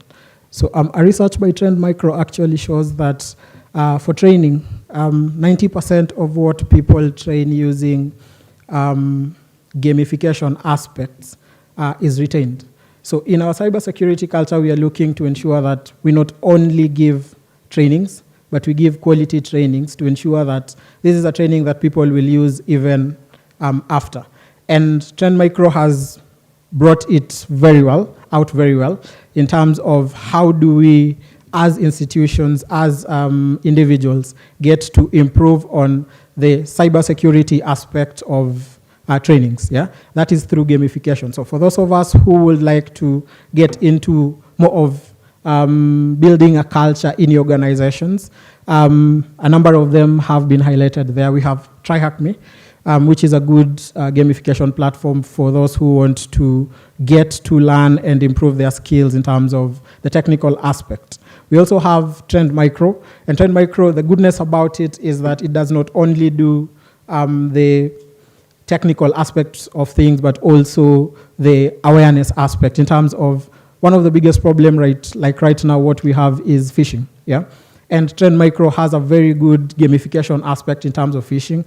What do you need to see? What do you need to learn? How do you need to go about it? And once you go through it, it becomes very easy for you to build a culture as you're going on in terms of whenever you see an email, it's not just about clicking. You get to find a way of looking more into where is it coming from, what are the links that are sent to me, and how can maybe it affect me if I click on it, yeah? Hack the Box is another good example of a gamification platform that you can use as an organization to sensitize people and build a good culture in terms of continuous training.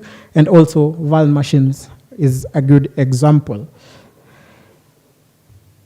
From there, we actually have employee awareness. And for employee awareness, we are looking at two aspects, yeah? We can generate a roadmap to ensure that we create a culture for employee awareness. Anyone who comes into organization, where do they end at? And in this case, we are looking at a 5-step approach to creating an employee awareness whenever we look into creating a culture. And the first one is non-existent. And this is where, as organization, we are looking to see we don't have anything as at the moment, yeah, in terms of creating a culture of cybersecurity. So this is where we decide to gather requirements and needs for awareness, yeah. So we go around and do questionnaires. We ask people, what do you think is something that we are doing or we are not doing that is not creating a cyber awareness for us as a country, for us as an organization or individuals. Then from there we can do or conduct research on the formulation and awareness of the program. So we want to create an awareness program that will work as our organizations or our country's cybersecurity culture. What do we need to implement? What do we need to put in there so that it can be of impact to our people? Then from there we can do compliance. And in this case, we just have heard from the previous speaker of the Computer Misuse Act. So we cannot have a structure that is against that because we live in a land and we need to abide by the laws of the land, yeah? So the second step is to just ensure that we merge whatever we are thinking of creating with what is there in terms of compliance and audits. Then the next one would be, this is now where we promote our awareness and behavior change.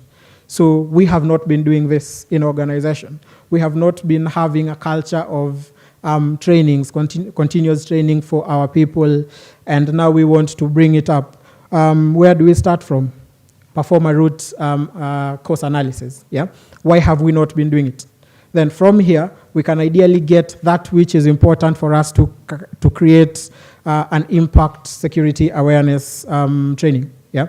In this case, impact awareness training is not just a training where it passes by, yeah? So we do it every other year and people go for trainings and everything, but we are looking at from the different departments, from the different places that we are in organizations, which is the best training for these people. Because one of the biggest issues that we have right now in Kenya is there's a lot of information, there's a lot of trainings in terms of cybersecurity, and not so many people know what they want to do in cybersecurity. So you're doing everything. At the end of the day, you come and find you know nothing. Yeah, you have bits of each and everything. But now with this, it actually helps you hone more on what will be a good structure or training for you that will create a good cybersecurity culture and say, these are the people who can do this, these are the people who can do this in our organization, in our country, and everywhere. Then the next one is creating long-term sustenance of behavior change. So we have already created a behavior, yeah, for people to do. We are creating a change in the culture that we have had. How do we sustain it? And in this case, we are looking at building security awareness assessment model. So for the government or for the civil servants, what do they need to know? What's the basic aspect that they need to know that works for them and may not work for the private sector? We're looking at reviewing and updating awareness and objectives. Alluding again to the previous speaker, it always changes day in, day out, yeah? So in this case, we are looking to review and update our objectives so that it matches with that which we have as an organization. Then finally is we want to create a robust metric framework.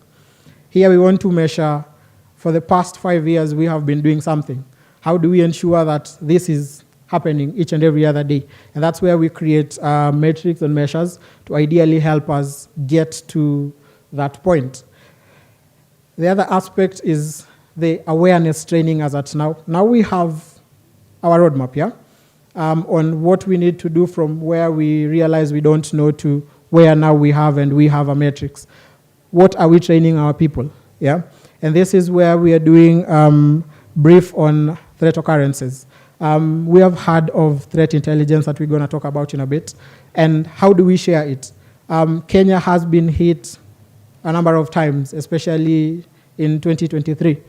How do you as an organization use that information that has been provided to ensure that your organization, again, does not get hit once such an attack comes your side, yeah? Because it's just a matter of time, yeah? And the next one will be briefing on defensive measures. So you're taking your employees on a training to show what are the defensive measures to take whenever something happens in your organization, yeah? So as the previous speaker, Deborah, was talking, she actually said that people are the first line of defense.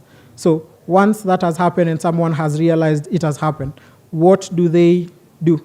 And how do they take action into it, which leads into the third aspect of awareness training, which is training on incident response procedures. So yes, you've gotten it. Yes, you know the defense measures, but how do you respond to it? Yeah. Do you unplug your servers? That will be the question. Or do you call someone to come and help you work on it? Or do you escalate it to the next person? Those are some things that awareness actually brings to the organization in terms of culture. From there, we can do a training on how to report and employee obligation to security. So at one point in time, you might be tired, you don't know what you're clicking, and an email comes in and you're phished, yeah? How do you go about it? Do you hide it or sweep it under the rug so that no one will actually know that it was through you that the company was hacked? what is your obligation, or what is your obligation? In this case, we're looking at creating an awareness to our employees and saying, yes, you can be hacked. You basically take responsibility of saying, I clicked on it without looking, and actually knowing when and how to report it, yeah? So that we do not sweep things under the rug, and at the end of the day, they end up affecting us, because that's one of the biggest issues that we are facing right now in the professional world. No one wants to be seen as the weak link in the organization, yeah? Then the last one will be the security procedures and policies to be followed. We are gonna be talking a lot about compliance with policies and procedures, yeah? So which one are you gonna be following as an organization? Both the internal and the external aspects of policies and procedures that need to be followed. Yeah.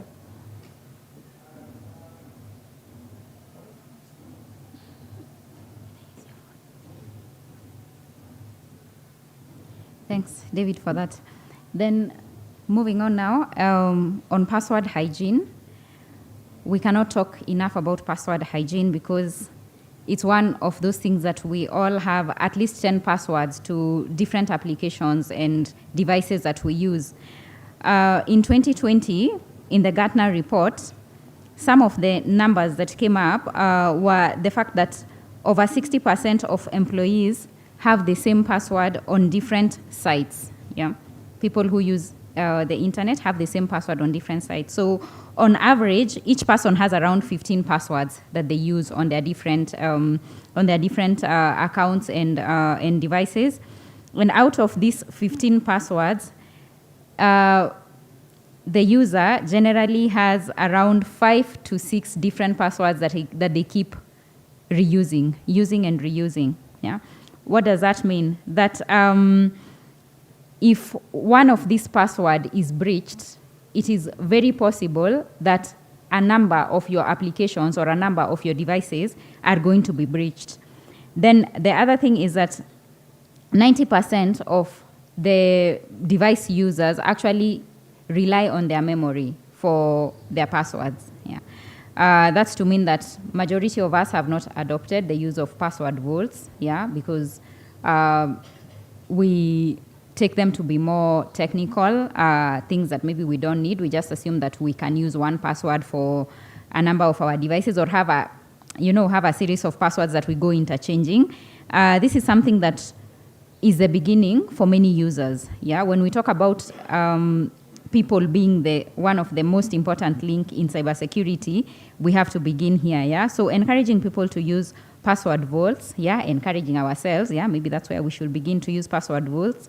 Not sharing passwords, using multi-factor authentication. It's a bit inconveniencing that I need to have my phone every time when I'm using any application, but it's also to my own safety, because nobody will be able to access my applications or my account when they don't have one of those things. Yeah.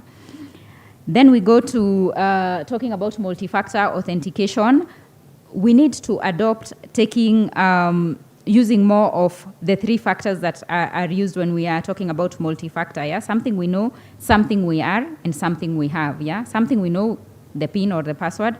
Something we are, which is our biometric. Is it the fingerprint or the eye scanner or the face pattern, or something like that? Then what we have, yeah, something that we receive on email, a one-time password, or something that we receive on another device. Yeah. Why? Because multi-factor authentication has many benefits. Yeah. First of all, it takes away the risks that are associated with passwords. Yeah.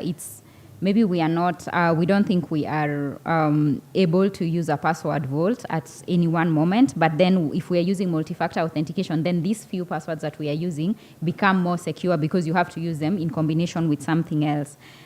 We also remember the benefits that multi-factor authentication brought when we were using a lot of remote working with virtual private networks. And also the fact that multi-factor authentication increases a layer of security on all the accounts that we are using, giving us increased security. Then on to security management and operations. Yeah, some of the activities that we need to adopt on a day-to-day basis as part of security management and operations, beginning with security prevention. Yeah, this is where we talk about vulnerability assessments, and penetration testing. I think here we have to think beyond these activities at an organizational level and even try to apply them on a personal level, like just do our own stock take and see, okay, if somebody took my gadget now, how easy would it be for them to penetrate it? Yeah, how easy would it be for them to get access to it and to get information that I would like to be only my information? When it comes to security prevention, here also falls the issue of threat modeling and threat management, trying to see where we fall. Yeah. Then security operations, this is where we talk about incidents detection, response, reporting, knowing that we all have a responsibility in this. It's not the work of the security guy to do that. And when it comes to security operations, something that has become more and more important these days is talking about resilience. How, when we are hit, we are going to continue our operations. So in this category, we also have to talk about continuity. What are our continuity options? Yeah, even just as simple as what are my backup options on my phone? If my phone was stolen today, would I need to start from scratch, or do I have some kind of backup? Yeah, and as we go on, thinking about this on an organizational level, it becomes bigger. Yeah, mirror sites, offsite backups. Yeah, how soon can they come up when there's an incident? Yeah. Then compliance and validation. This is where we talk about our security baselines. Do we have a basic minimum in our organization where we don't go below that? Yeah. Everyone who comes into that organization, whether it's the front desk person to the very technical person, we don't go below that. Yeah. Whether it's a learning institution or a manufacturing company, any organization, security policies, security audit standards when it comes to compliance. We are all going to be caught in one way or another, yeah, when it comes to compliance, yeah. Now we are being followed by the DPO, yeah, about data protection. Maybe something that we thought would not affect us so soon, yeah, but it's coming for us. So we have to be alert and awake. Then security infrastructure. That means thinking about the devices we are adopting in our organizations. Are they helping us for security, or are they working against us? Yeah, from the perimeter to the applications that we install, to the hosts that the people are using, to how we manage the data in the organization. And then, interesting enough, cyber threat intelligence, it's becoming the topic of every day. Yeah, intelligence, meaning that we are all alert to what our environment, yeah, what is happening around us, yeah, in which field do I fall, which industry am I in, what are the trends in that industry, am I up to scratch with what is happening in that industry, yeah, in my industry. If anything were to happen today, will I be able to come back to operations, yeah, to resume my operations, yeah. And cyber threat intelligence actually gives a lot of decision-making information to even the strategic level. In fact, they need it, yeah? They need it to make strategic decisions for the short, medium, and long term of the organization.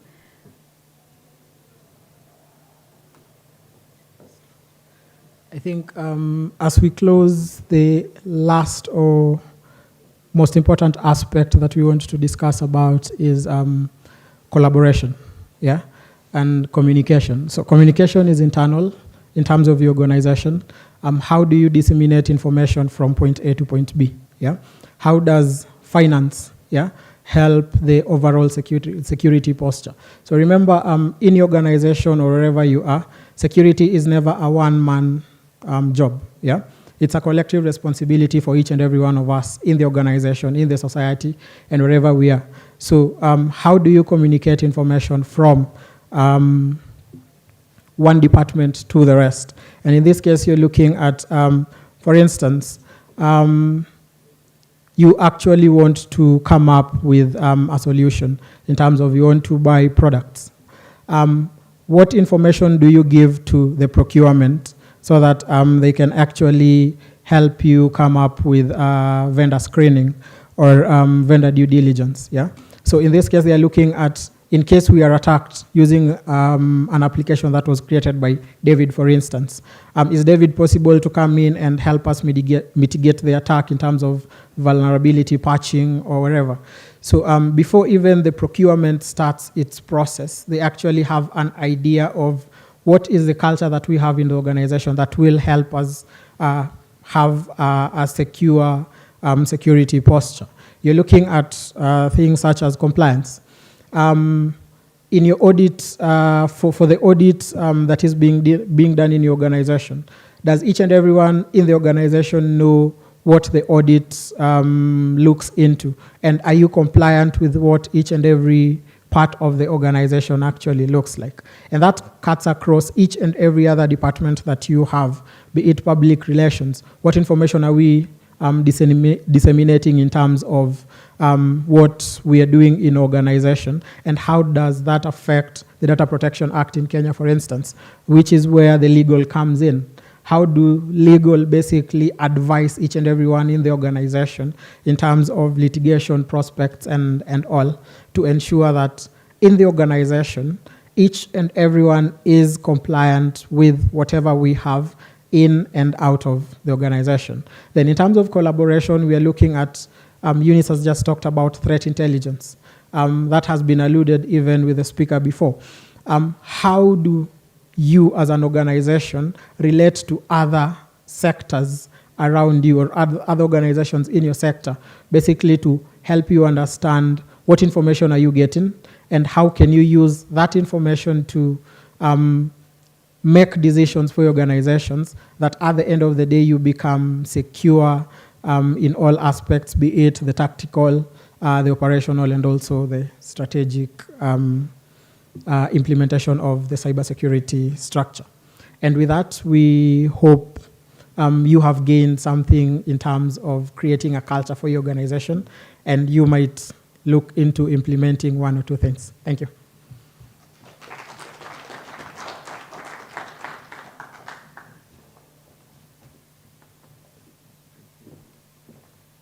Wow. Marathon. We did marathon for the last couple of, I think it's an hour. And even that one, questions tomorrow, please, kindly. We are avoiding that traffic jam. But we can stand to stretch for 30 seconds. Don't move away from where you are, apart from Ken. Ken is the one coming to the front. He even has a better thing. It's your time now. You can use that better thing. Make people stretch. Can the media guys help me with the microphone, please? I want to move around. I don't want to be stuck here. He says no. It can't, eh? Okay. Okay. Sorry, guys. I can't move around. It's because we are online. Oh, we are online. Yes. That's great. The guy is online also. Okay.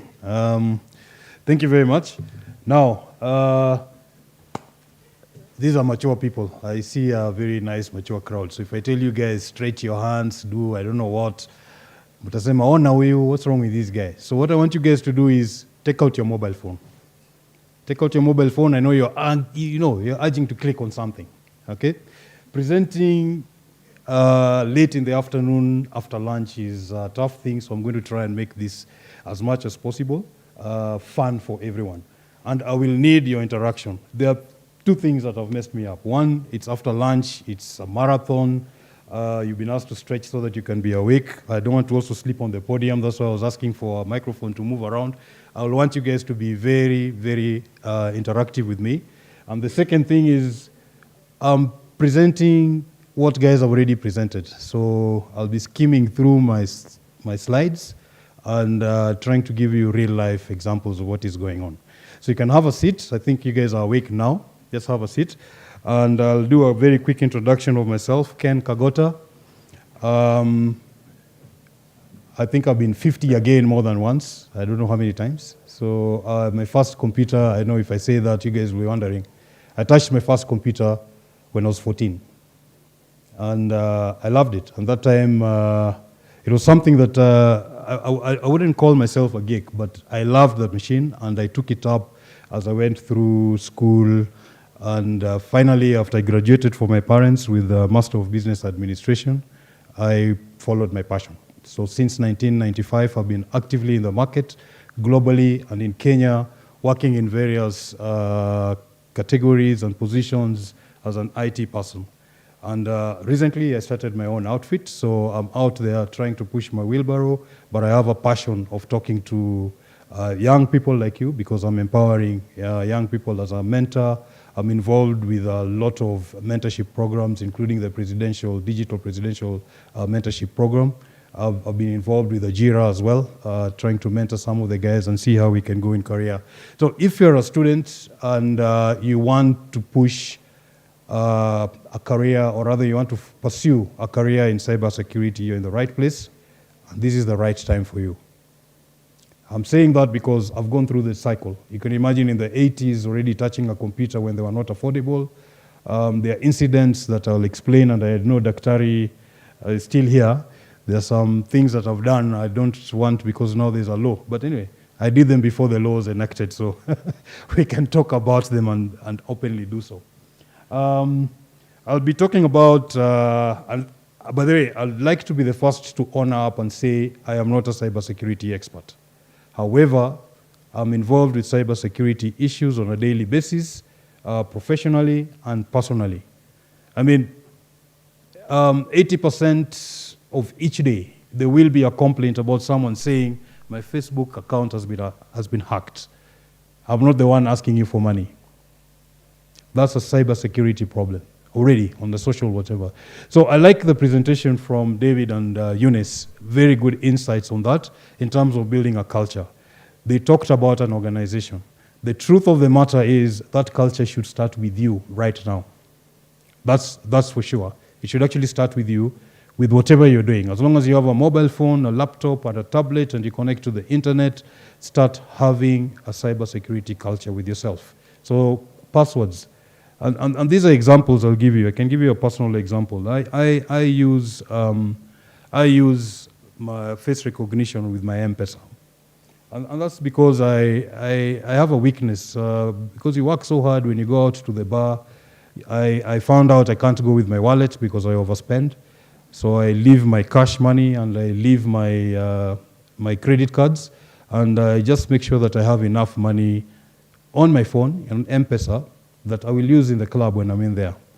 But after the fifth beer, you have a culture. So what I do is when I'm with my friends, every time I place an order, I ask for the bill, it comes, and I pay. But after the fifth beer, you forget about paying.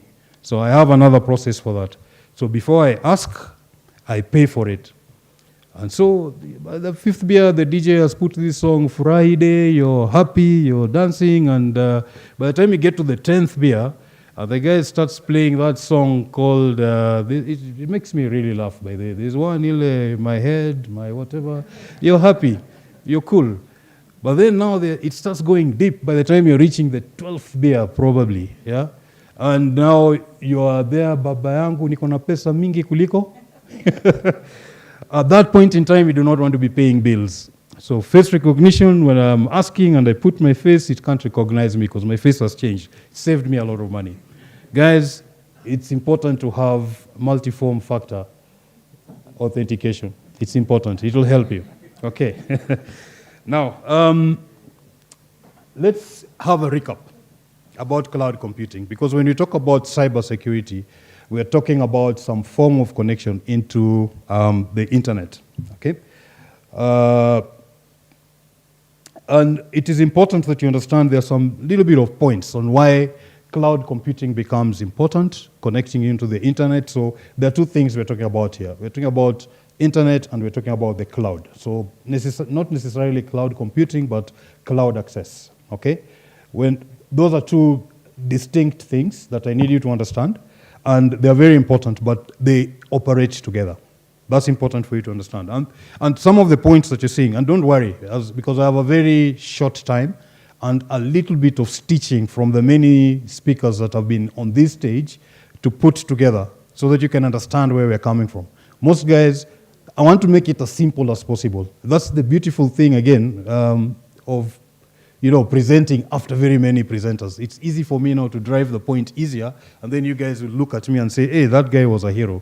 And that's exactly my achievement, the achievement that I want to get today. So these are the points. Growing e-commerce and financial whatevers, you've heard about that. And by the way, cybersecurity is not a problem only in the financial institutions. The pillars that were shown by NC4, I truly wish that education would be one of those pillars that was there. It was not there. Those transport, health, I know those are the main things for the government. But for me, I really feel education is one. Because there's one thing I need to ask you guys to check. One of the vulnerabilities that we have, nobody goes into a data center with a gun or whatever and destroys the data center to get data. They use the devices that you're using. That's why you have passwords. Okay? So let me give you an example. You are at a cafe. You're connected to University of Nairobi, infrastructure, network infrastructure provided by KenNet. There's a lot of cloud facilities in there. Your lecturer is looking at your marks and stuff, and you're looking at your portal and saying, okay, I passed, but I didn't like this. Now, I need you to understand that your wireless Bluetooth mouse or keyboard is using a frequency. And me, as Ken Kagota, seated next to you or some little bit of a distance away from you, I can tap into that mouse or that keyboard and get into your system. And by getting into your system, I'm already into the University of Nairobi network. Is that a reality or not? It's happening. We've got guys stealing cars. Right now, cars have become, we have reduced our indulgence with our gadgets, that when I go into a car, it has to be keyless entry. I go in, I step on the, whatever I have to step, whether it's the brake or clutch or something, and I press a button for it to start, and it starts, and I'm there with my phone, and I've gotten your frequency. I follow you in a different car, you park your car somewhere, and I take off with it. It's a pure V8. Oh, Probox also have that, by the way. Probox are coming with a start button as well. So it is possible. So as long as it's digital, it's vulnerable. And now where I get very annoyed is that our students are exposed. University students are exposed. If I ask you to buy the latest device, you don't want to. Why? One, it's expensive. You're paying school fees. So probably you don't want to spend 70, 80,000 shillings buying 12th generation processor laptop for your education. So these are things we're trying to mitigate. And so what has happened? Most of you have laptops that have 6th generation, 7th generation, 8th generation systems. 99% of you, I don't even want to do the poll because I know. And if I did it, it might actually be embarrassing. 99% of you are working on systems that are hacked. You have a hacked Windows 10 or a hacked Windows 11. These are systems that are already vulnerable. So as much as you're using those systems to do whatever you want to do, and this is the importance because the university is sharing resources and they're using this cloud computing environment to do all that stuff for you, okay? So as I move on, what is cybersecurity? Different people will talk about different aspects of what cybersecurity is. But I want to make it broad. When it's a government, they talk like the way I'm talking now. But then they divide it into sectors. But all I'm telling you is cybersecurity is basically the defense of all computer systems. You have to safeguard them. All computer systems. It doesn't matter what it is. A laptop, a mobile phone, Internet of Things. It could be a camera. As I said, if I can go into your system through the mouse, then I can do it also through an IP camera, okay? All digital assets, and you're doing it against theft. Theft is not for that physical device itself, okay? We heard about damage. We heard about unauthorized access. There've been a lot of things of any form of digital attacks. You've heard that the wars we are having right now are not being fought on the ground. Yes, the ground is still there, but the majority of the wars that are being fought and being mitigated are actually digital. So it's important. I'll give you an example. The war between Russia and Ukraine is mainly digital. They've got a lot of attacks. They've got a lot of stuff. And I want you to think about it this way. Why am I bringing this up? It's because that dam that has been made has a lot of electronics and digital stuff that is controlling it. Those gates are electronically controlled by a machine that has to be managed and is cabled. And because of the way we are continuing to use internet, because internet can be both private and public, and I have a slide on that, so that you can know the different types of internet, I can get into it. And hence somebody opened a dam gate which almost flooded a whole village. That can wipe out a village. The war in Israel and the Palestinians right now, without taking sides on any side, and by the way, we are not supposed to be controversial or partisan in any way, but that war was started because there was a cyber breach. What happened? The Hamas guys destroyed parts of the smart wall that Israel has built, and that gave them access into Israel, and they did whatever they did, and then Israel had to retaliate. So those are facts. Those are facts that we're putting on the ground. We currently are fighting wars ourselves. Sometimes they're not in the public domain, but it's true. Another time, M-Pesa didn't work for about 2 hours, and the whole of Kenya stopped. I've never seen matatus going so slowly. They were driving slowly on that day. Everyone who was walking around, even the markets were slow, because guys could not transact. Okay? That was denial of service. We've seen the e-citizen, and I applaud the PS when he actually came out publicly and assured people that as much as there was denial of service, a lot of that information was not breached. However, some of these things, it's only professionals who can actually talk and give you a way into that. So as I continue talking, I'll be going through my slides. And some of the things that are putting us in this situation are actually those overviews that you're seeing there, the on-demand stuff. It's becoming easier and easier to access computing now because you don't really have to buy it. All you have to do is buy space. So if, for example, you want a server, instead of buying a very big server, what you do is you go to AWS, Microsoft, Google, and many other private third-party providers who can actually offer you computing space. And so if you're an SME, you can actually have a server without having a server physically. And if the need comes that you actually need that server within your physical premises, you can actually have it on-premise as well. And you've also had the investments that are being done by guys like AWS and Google to have their data centers co-located in Kenya, which makes things easier and better because of the regulations and stuff that we're going to talk about as well. So these are things that we are looking at. On-demand services, resource pooling, it makes things cheaper and affordable. Rapid elasticity. There is a company called NTT Docomo. It's a Japanese telco.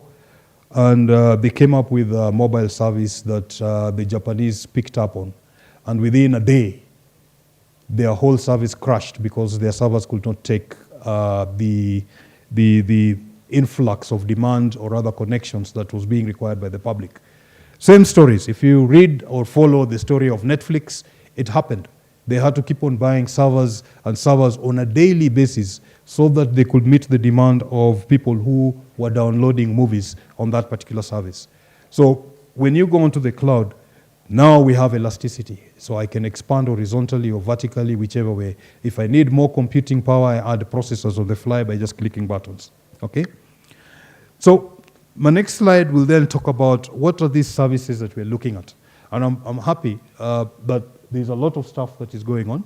Infrastructure as a service is one that you should actually, takes 3 forms of cloud computing services. So infrastructure as a service, platform as a service, and software as a service. You can Google and know what each one of them does, but these are the 3 major ones. Essentially, infrastructure is like what I've just told you, where you can buy servers, or you can even buy a desktop. So if you're a musician, you don't have to buy a big Apple machine to do your music rendering. You can actually rent space on the cloud, upload whatever music you're doing, and do that rendering on that desktop. So you get desktop as a service as well.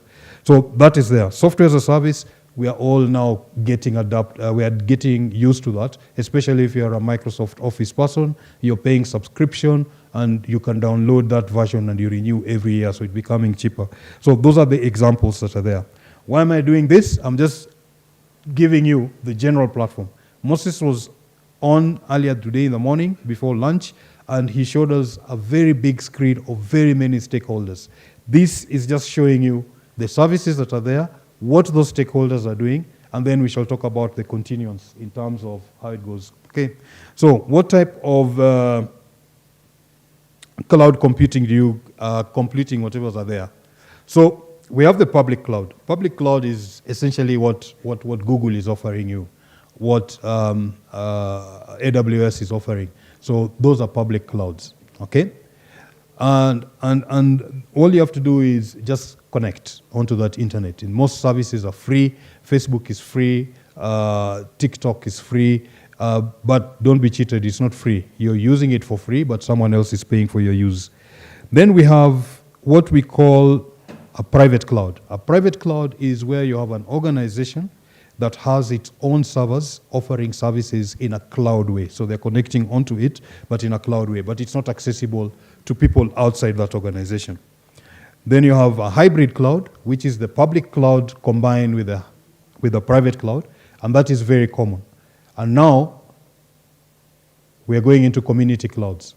So you'll find community clouds are regional or organizations that come together to form a common goal, to meet a common objective, and they form their own clouds. But as I speak about those clouds, I need to tell you the 3 levels of web. Some of them have been mentioned, but we have 3 levels of the internet. Okay? We have the surface web, and that's the web that each one of us is using. That's the simple web. When you go to Google, you have your simple web. When you have a deep web, that's the second level. The deep web is that web where, for example, you have a private network or you have a virtual private tunnel which connects your device or you directly to your data center. Okay? So you have a VPN, and so nobody, or you're going directly into that, but in the cloud. Okay? So that's an example of a deep web. Then we have the final one, which is the dark web. Dark web is invite only, and I can guarantee you some of you have already been invited into the dark web. I'm pretty sure about that. University students, yeah, you are very good guys at that. Now the dark web is so secret, they even use different types of applications for that. So you have to understand that the dark web, because of its secrecy, unfortunately, that is where most of the illegal stuff is being done. So you heard that guys can actually penetrate into a network, collect data, and where they trade on is actually in the dark web. And if you watch on YouTube, you'd see there's a lot of stuff that has actually been done on the dark web. Some of it took a lot of years to break down, and some people were actually stopped by the CIA. So cloud computing in Africa, I won't talk much about this. In fact, it's good I didn't put in some slides because I was going to talk more about it. But all the presenters before me have given the status of what we're doing in cloud computing within Africa. So points to remember. We are growing very fast in internet access. One, we've got the largest internet penetration through our mobile use. We've got the largest offerings and some of the most innovative offerings when it comes to cloud computing in Africa. Kenya is leading with mobile money, with the M-Pesa. It's being used as an example everywhere. So we are innovative in that area. But I'll pose a challenge as well. How safe is M-Pesa? Because if I'm to do a payment by credit card, there's a GDPR, which is either US, EU, or British, that I have to sign and say that I comply with. What about M-Pesa when I'm buying things on the internet using M-Pesa? I think that's something NCA4 can look at and come and enforce as well. It's important that we start looking and giving out some of our experiences also to the global area. And that is one of the other things that we need to do, collaboration as well with the global people. So, the meat of the information that I'm supposed to give. There are 4 things that I want you to put down. They've been mentioned in different ways. One of them is the CIA triad, okay? What is CIA? CIA will be the 3 letters. Who can tell me? I might have a prize, you never know. CIA stands for, this is for data, confidentiality, integrity, availability. Please put those words in your mind. Whatever you're going to do with cybersecurity, those 3 must be there, okay? The next point that I want you to look at, and this is a framework, is the National Institute of Standards and Technology, in particular cybersecurity framework. So NIST-CSF. It has 5 categories. Who can tell me what they are? Basically, NIST handles how you will manage cyber security, isn't it? So it is identify, detect, respond. There are 5 of them. Who can help me? Any cybersecurity students here? Yes, sir. Protect. There are 5. So we have 4.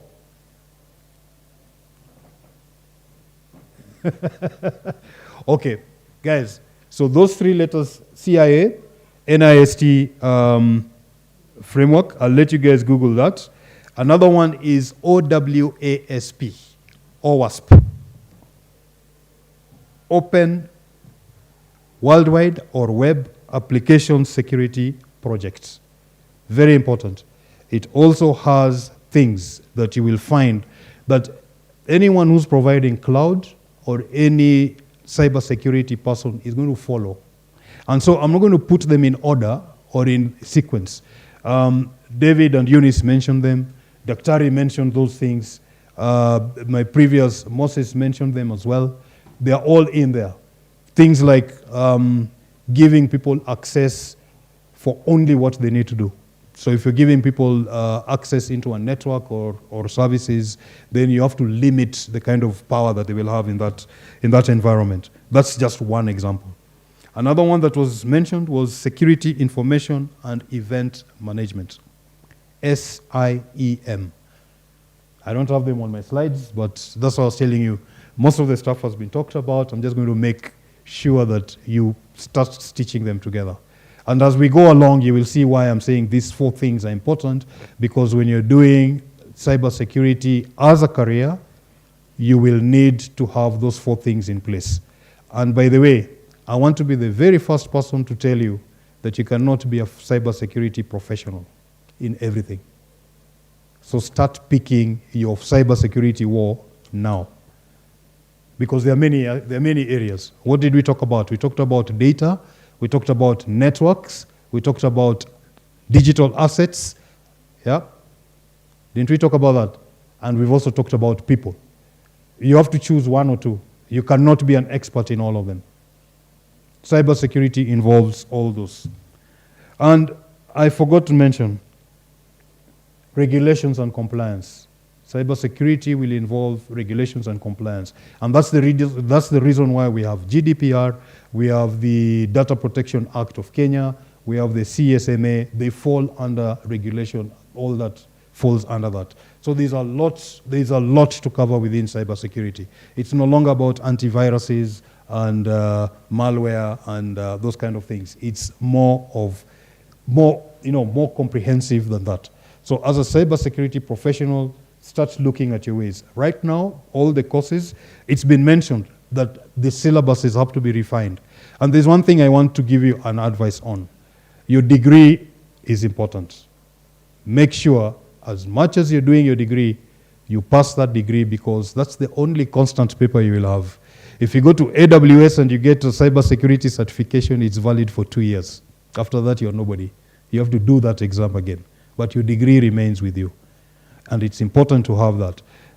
Second point, as a student, and this is just my personal advice, please don't obsess yourself with getting certifications. I know. How many of you have more than 1 certification so far, and you still haven't gotten your degree? I know you don't want to own up. There are so many of you, because I know for a fact that In Kenya alone, we have over 15,000 certified AWS solution architects, and most of them are still in university. My company alone, I have 7 guys. 2 of them are graduating at the end of next year. The other guys graduated last year. And they're all solutions architects doing it while they're still in university. So I'm empowering students as I say that, but don't look at certifications as the key thing.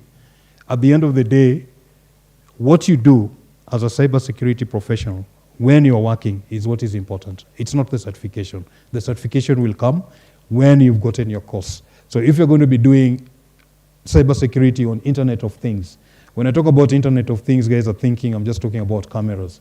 Internet of Things works with, for example, creating a smart electricity generation plant, creating a smart dam, creating a smart wall, which the Americans didn't manage to do, which they're still trying to do.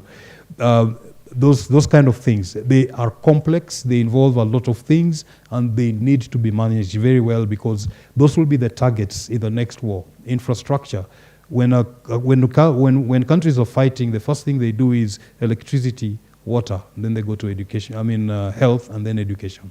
They target those, finish that, then they go to the food supply. And that's how they finish a country.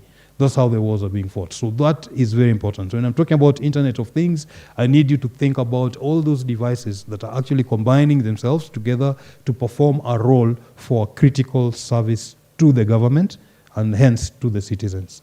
It's important you understand that. Imagine a building, a smart home, has Internet of Things. Internet of Things will include the lifts. It monitors and knows how many people are in each floor and which direction are they going. Are they going up or are they going down? And so they arrange themselves automatically using artificial intelligence, which again I urge you to use and teach. Don't just consume. Teach that system. Buy ChatGPT 4, go into it and teach that system about your culture, about what you want to do. So that even guys in America, when they're talking about Kenya, they will know what is actually happening. Artificial intelligence is a learning system. It works together with machine learning, and so it will only give you information that you've taught it.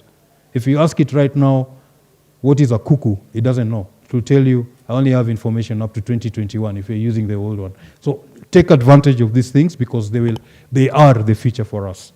Okay. If I move on, so that is the continuous assurance defined. So it's an ongoing process. So each one of these steps that I've talked about will fall under the 4 things that I mentioned, and they've been mentioned. And they've been mentioned already by my previous presenters. So I don't want to go and repeat on them. When it comes to multi-factor authentication, you'll find it's there, adaptive security, incident reports. But the one that is very important that I see a lot of people messing up with is reporting and analytics. Documentation is important. Whatever you do, make sure you've left a proper documentation policy, that you have a documentation policy so that next time when someone comes, they're able to, continue from where you left and enhance it. Remember, we've come a long way. I've seen the internet grow since 1995 with Windows 95 and Windows NT to the world we are in right now, where you can write your own operating system and sell it. We've gone a long way. I was in class the other day with some young guys. As I said, I'm an old schooler. And I was asked, what programming language do you know? And I said, I know C and C++, but I haven't used it for long. And the guys asked me, what do you mean? C and C++. Well, we mean things like Python, and I thought Python was a snake. I mean, so what I'm trying to say is things change, but the basics are the same. The basics are the same. Okay? Necessity is so that you're safe. That is the bottom line. These are some of the things that will be in there. You'll get these slides.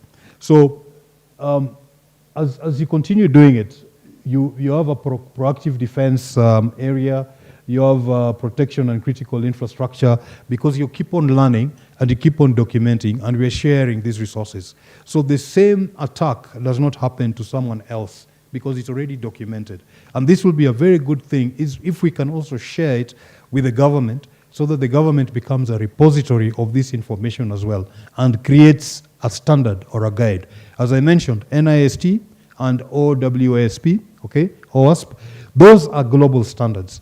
But with NC4 and the acts that we have in Kenya, we should already have a platform that we can start from and build something unique for us. As I mentioned, M-Pesa is unique to Kenya, mobile money is unique to Kenya, and it's now going global. It will be a shame if someone else can come with regulations and standards of how mobile money should work globally, when we were the ones who initiated it.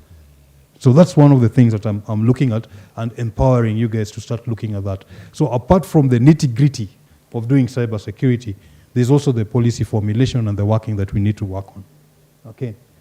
And that's where that last box there is global and cross-border collaborations. We need to work with other countries. They follow us. They have their own experiences. We have ours. We are not a credit card country. We are not a credit card economy. We are a mobile money economy. There are other economies that are cash-based economies. And we need to learn from each one of these people on how we can actually mitigate that. Because when you talk about cash economies, then we have issues in terms of global acts that come in, money laundering, and those terrorist acts. So don't think that when you get into this cybersecurity space that you're actually avoiding that and you're only in IT. It was mentioned, some of the terrorists even are investing. And this is true. During COVID, when we were building hospitals and trying to build in ICUs, the terrorists were doing the same. COVID was a danger to both terrorists and normal citizens. So Al-Shabaab were also building their mobile hospitals where they could take care of their COVID patients. So it is important that you understand that this is a concept that cuts across. Use it wisely. Don't go into the dark web and mess us up. Okay. Complexities, the IT environments. I just mentioned to you, some of the systems that you're using are running on DOS. Some of the systems that you're using are running on C. Some of the systems that you're using, because they've been working for a very long time. And like banks, they have systems that they've used for a very long time in their core banking area, but to convert them into the new environment of Windows, and it's very expensive. And so what they do is they orchestrate something on top of the, how will you call it, legacy systems behind them. And so there's complexities in terms of integrating. One of the things that I'm very happy about is the regulation. The laws are now coming out. You've seen a law that was done in 2018 and became enforced in 2021. We are only in 2023, right? So there's a lot that we're doing and making steps forward in terms of that. To compliance and regulations, those have been issues. When someone comes in and starts taking your iris and then pays you 7,000 shillings, was it worth it? I don't want to be controversial, but in actual sense, that's exactly what you've done. You've actually sold your identity, and it can be used in any form. So was it legal? Was it illegal? Those are controversial issues which we will not go into, but be careful. It has to start with you. When somebody else outside of NIVAS discovers that NIVAS has been breached and there's credit card information that has been taken, the good thing is they didn't have the CVV information. But imagine if they had the CVV information, then what would happen? I looked at that analysis myself and I saw there were no CVV information. CVV is a 3-digit code that is given to a credit card. Once you have that, you activate the credit card over the internet. So you can imagine how much could have been stolen. We've had stories, and Dr. has shown us some on which is, I love that he admitted NTSA and the Kenya Airports Authority, which was also embarrassing because they were even, at some point in time, they were sold some fake licenses for Microsoft, and that made them vulnerable as well.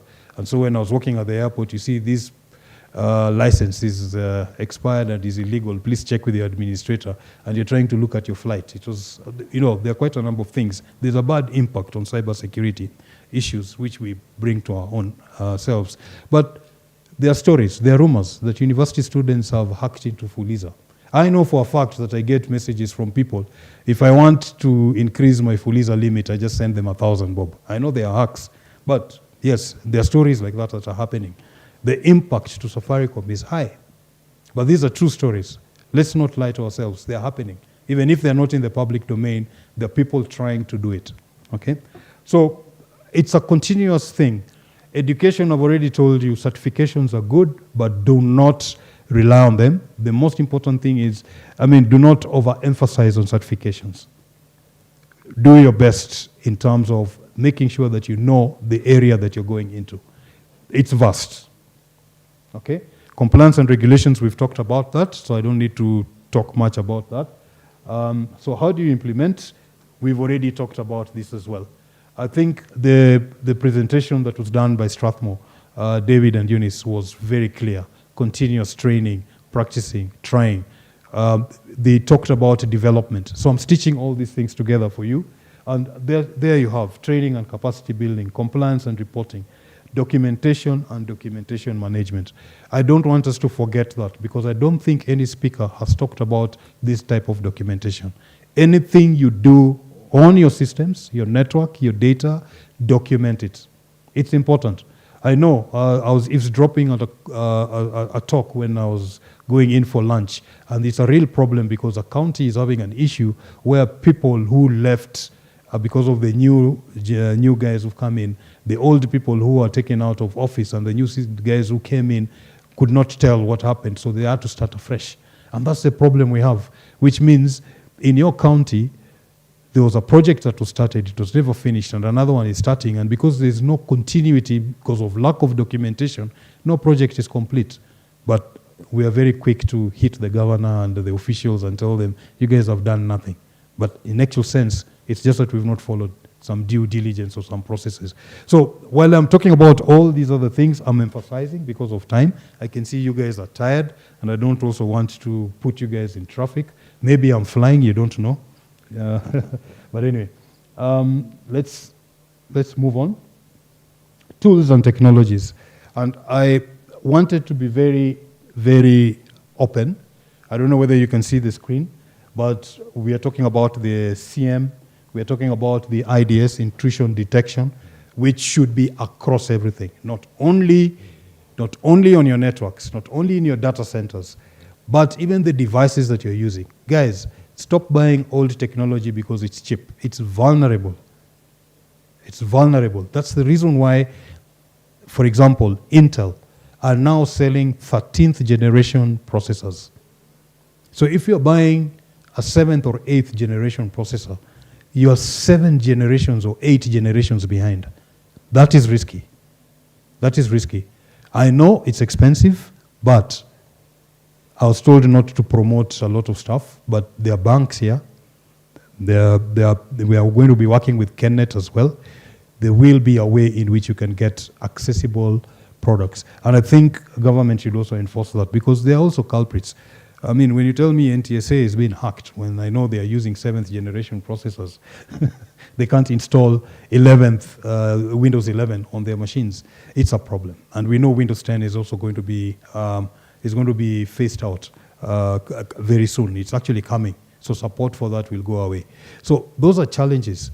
And that was mentioned before. What are our devices doing? Where are we on the OS? Do we have the latest fixes? Do we have the latest patches? Do we have local intrusion systems? Are we creating our own ransomware, for example? Are we creating our own ransomware that is not going to be detected in Russia? I mean, the rumor was that, or rather the stories were that some guys from South Sudan had hacked into the e-citizen system. I think that was in public domain. Is that real? Is that something that will be detected by a Russian, for example? Use of artificial intelligence in monitoring and checking our systems, automating them.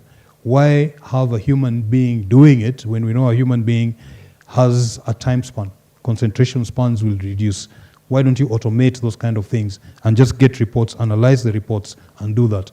This process has to be real time. It's not something that you're going to say, for example, when the COC is going to be put up and it's being set up. It should be real time. It's not something that you will say every week we're going to be checking and seeing what incidents we had. No, it has to be real time. Because we are now in that era that if YouTube goes down, who remembers when Facebook went down and WhatsApp? It went down for about 6 hours. Again, a problem with somebody who messed up with the DNS. And Facebook went down and the whole world, just for about, I think it was about 4 or 5 hours, people moved to Telegram. That's how human beings are. So if you have systems and they are down because you had a cyber insecurity, guys will move to the next best person. That's how we're operating. Unfortunately, it's our generation. We don't even wait to watch news anymore at 9 o'clock. We know we'll watch it on YouTube or we'll download it from whatever portal that is available. So these are some of the areas that you have to look at. And as I'm talking about security orchestration, automation, and response, behavioral analytics.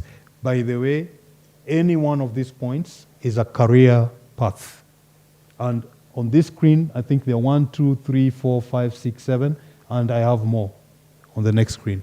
Each one of them is a career path. Each one of them must be combined with another one so that you can have at least 90% protection. You will find that all organizations that need to go this way, including yourself personally, even if you don't buy the tools, that you will combine 2 or more of these different areas so that you can actually achieve some form of cybersecurity. Remember, we are using those 4 tools that I talked about. I talked about CIA Triad. I talked about the OWASP. I talked about the SIEM, SIEM, okay, which will also fall here, which are the tools, and some of them are free. You can get from Google as well on the internet. And which was the other one that I talked about? I talked about the one that has 5. The NIST, okay? So remember, each one of them will fall under those 4 frameworks. Even if the government comes up with a policy, it will also be guided. Part of it will fall under those 4. Whichever way, those are the 4 things that you need to master. And then now pick your path as you move along. So I think, if I'm not wrong, that should be my last slide. And we don't have a session for question and answers right now. I believe we'll meet tomorrow.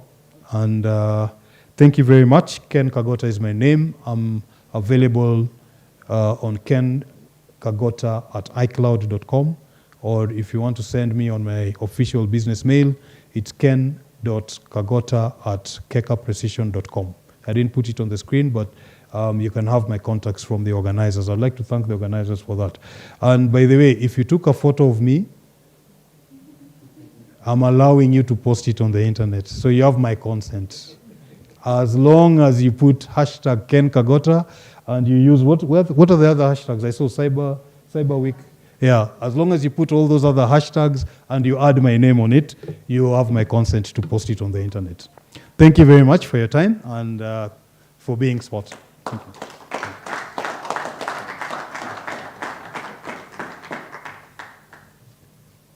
No comment.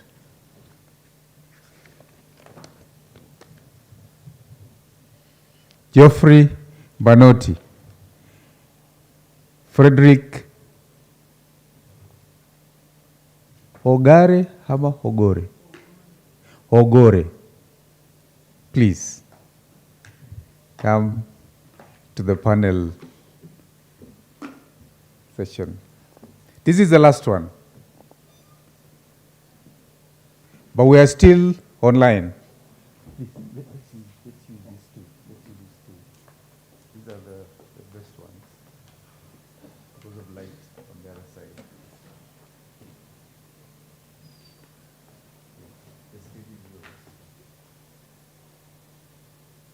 You can use the microphone. Chege. Use the mic. I put it off.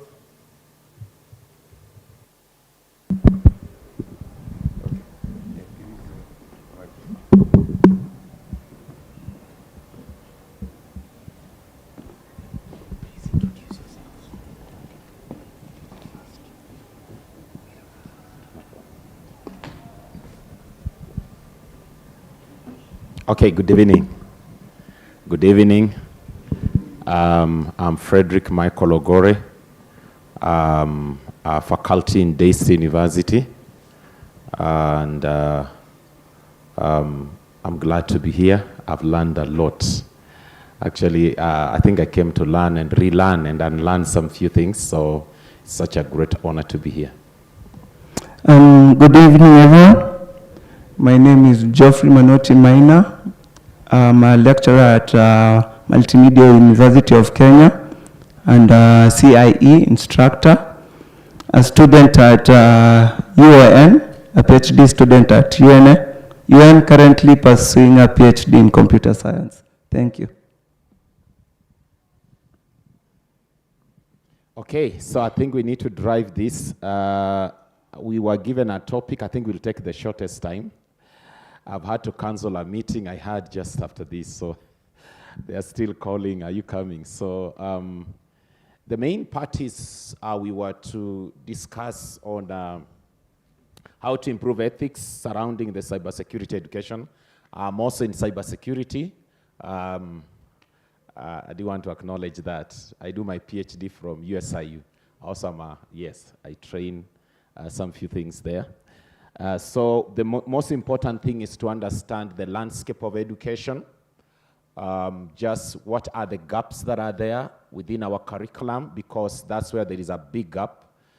Sometimes most of our students, after they are done with school, they are still feeling unprepared for the market, especially in the cybersecurity world, because threats are threats are emerging. There are new forms of threats. And so how adequately, the question is, how adequately are we preparing our students to face the ever-evolving market? I think that's something that we should really give a thought, and I would want to hear, what's your thought? What's the real problem? Based on what was to be covered when it comes to ethics, during the development of developing some of our students or future practitioners, what is supposed, or rather what is the role of academia in developing professionals who are ethical in the way they carry the cyber security processes. So what is expected from the academia first and foremost is to develop curriculums that emphasize on ethics, not only from a professional point of view on how you do your day-to-day things like computer forensics, ethical hacking. What are you expected to cover ethically during your daily operations? So what is expected from learners during the development of such curriculums? Emphasis should be put onto ethics.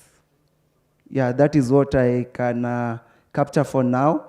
And some of the curriculums that are developed, they need to be up to date based on the common trends that are expected when it comes to cybersecurity.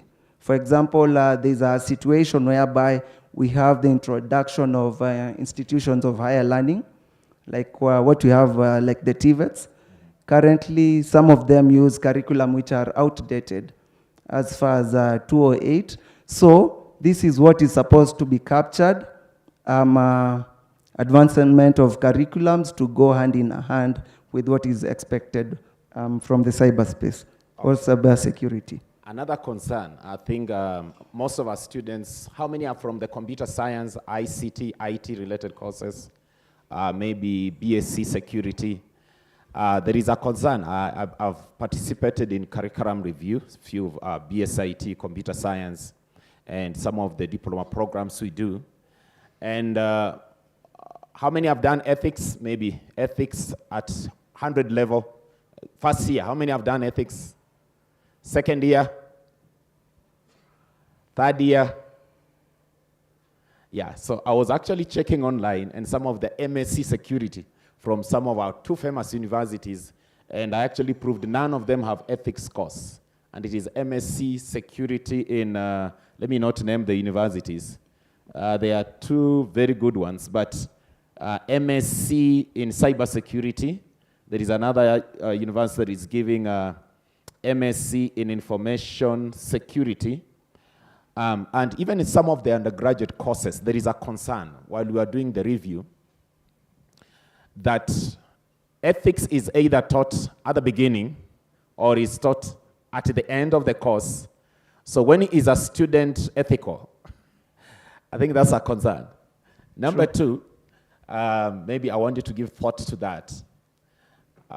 Most of our students think, not most, some of them, like we had a case of a student who hacked into a Tala and cleared some of the defaulters. So it looks fun. To most students, hacking is actually fun. So how ethical should we, when should we introduce ethics? Is it at the beginning? Is it at the end? Is a student, by the time, they've been in a university for 4 years, they've been unethical for 4 years, how can one course in the final year change their ethics? I think that's something we should deliberate on. From my point of view, I believe it should be from the beginning to the end. Yes. So I might give this example. Based on how we do our day-to-day teaching, it is imperative to have use cases during your teaching, whereby we are able to provide the learners with knowledge. But how can you provide them with knowledge at the same time provide them with ethics? In this case, a best example could be the use of use cases. For example, I can give a very random use case.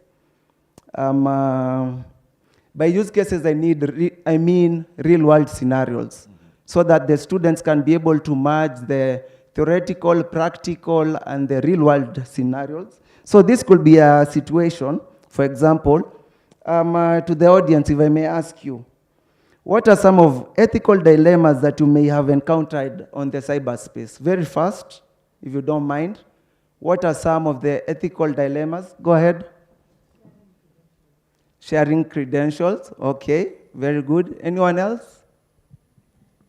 Sharing of credentials, yeah. Anyone else from the audience? Okay, based on this, thank you, Mwalimu. I would like to give an example of a use case whereby you can be able to impart knowledge to a student at the same time testing the ethical perspective. For example, this could be an example. During a forensic investigation, you encounter a potential suspect who tries to bribe you and your team to compromise the investigation. Discuss how you would handle the scenario as the team lead. So, knowledge is impacted there. First and foremost, what are the processes or procedures of conducting a successful computer forensics investigation? At the same time, apart from the knowledge, you are testing on the ethics. This is integrity. For example, chapter 6 of the Constitution, integrity is very paramount. So that can be one of a good scenario whereby you impact knowledge at the same time impacting the importance of ethics to the student and some of the core values. For example, we have national values for the country. For organizations, institutions, you have the core values that assist the organization in achieving some of the goals and objectives of the organization. So from my point of view, I believe that could be my response. And I would also think that instead of having ethics as a course at the beginning or at the end, you can spread the content across the courses. So in whichever course they are doing, ethics is part of the substance. I think that would favor ethics, teaching ethics. And some of the few things I think we need to also think, what are some of the ways, because that's what we should be discussing. What are some of the ways to promote ethics in cybersecurity as universities?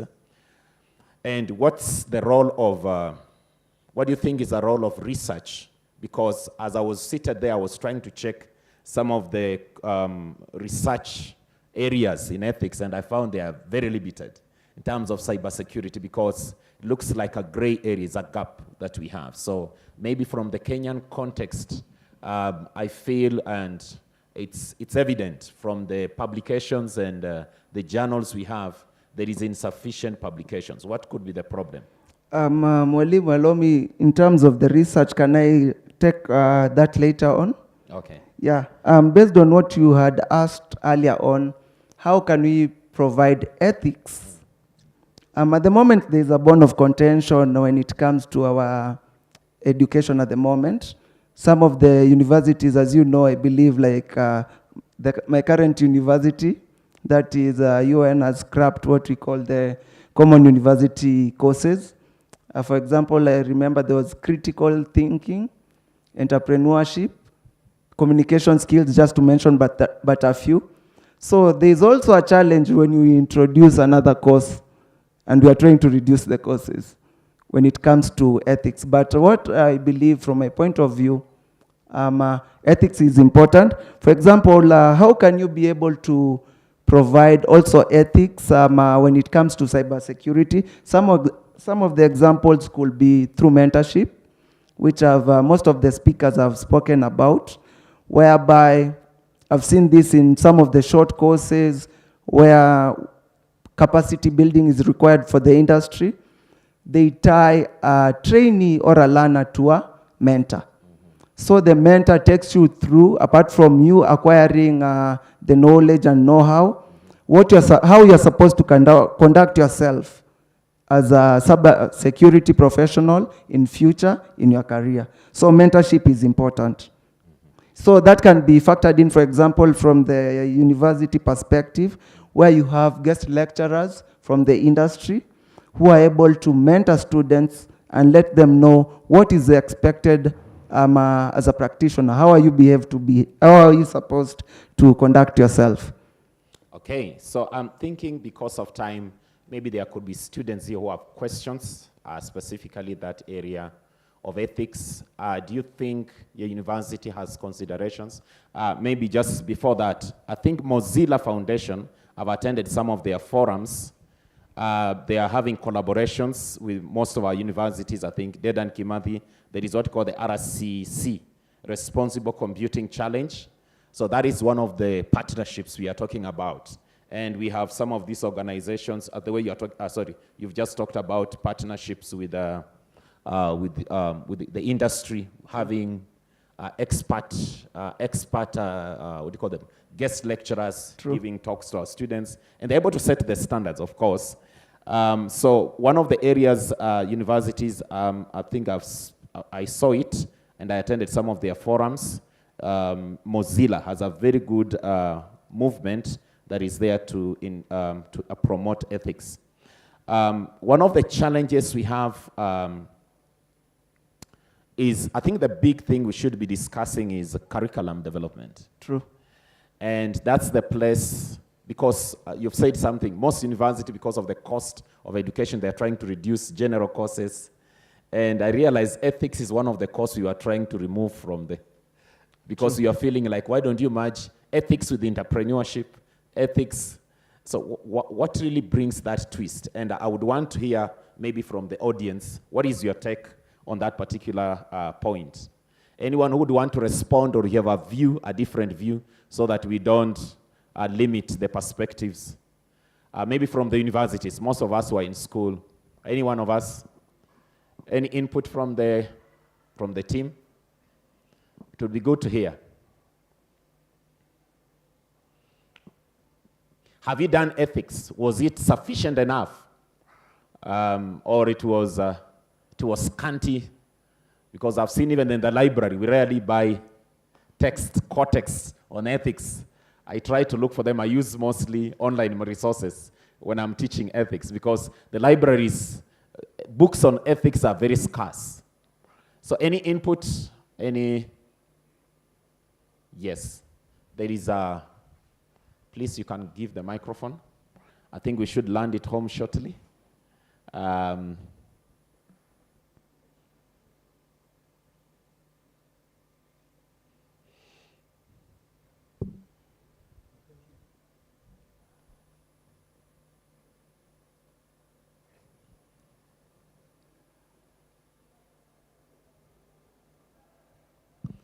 think.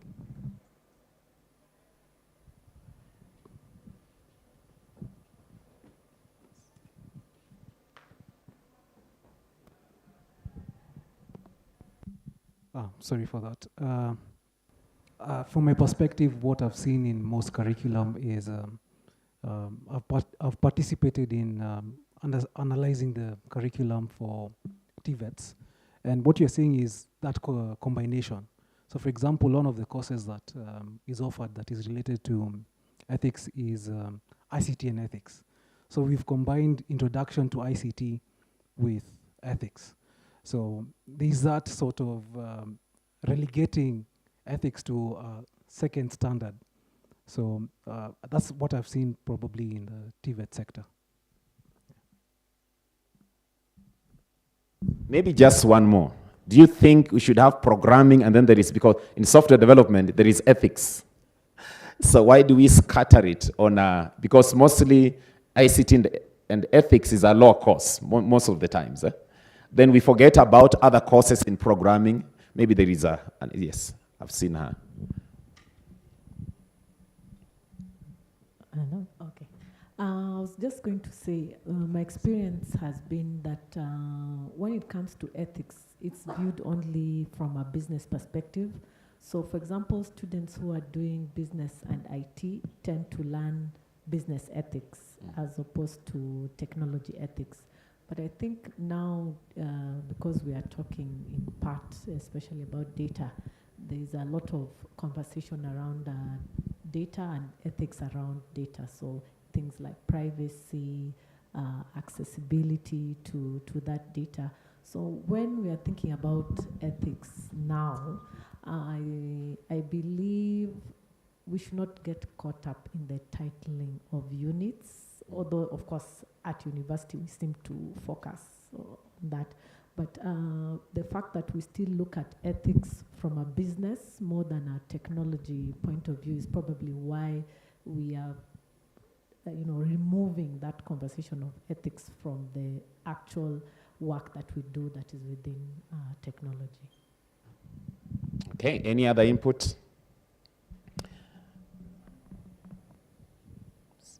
Okay, there's one more.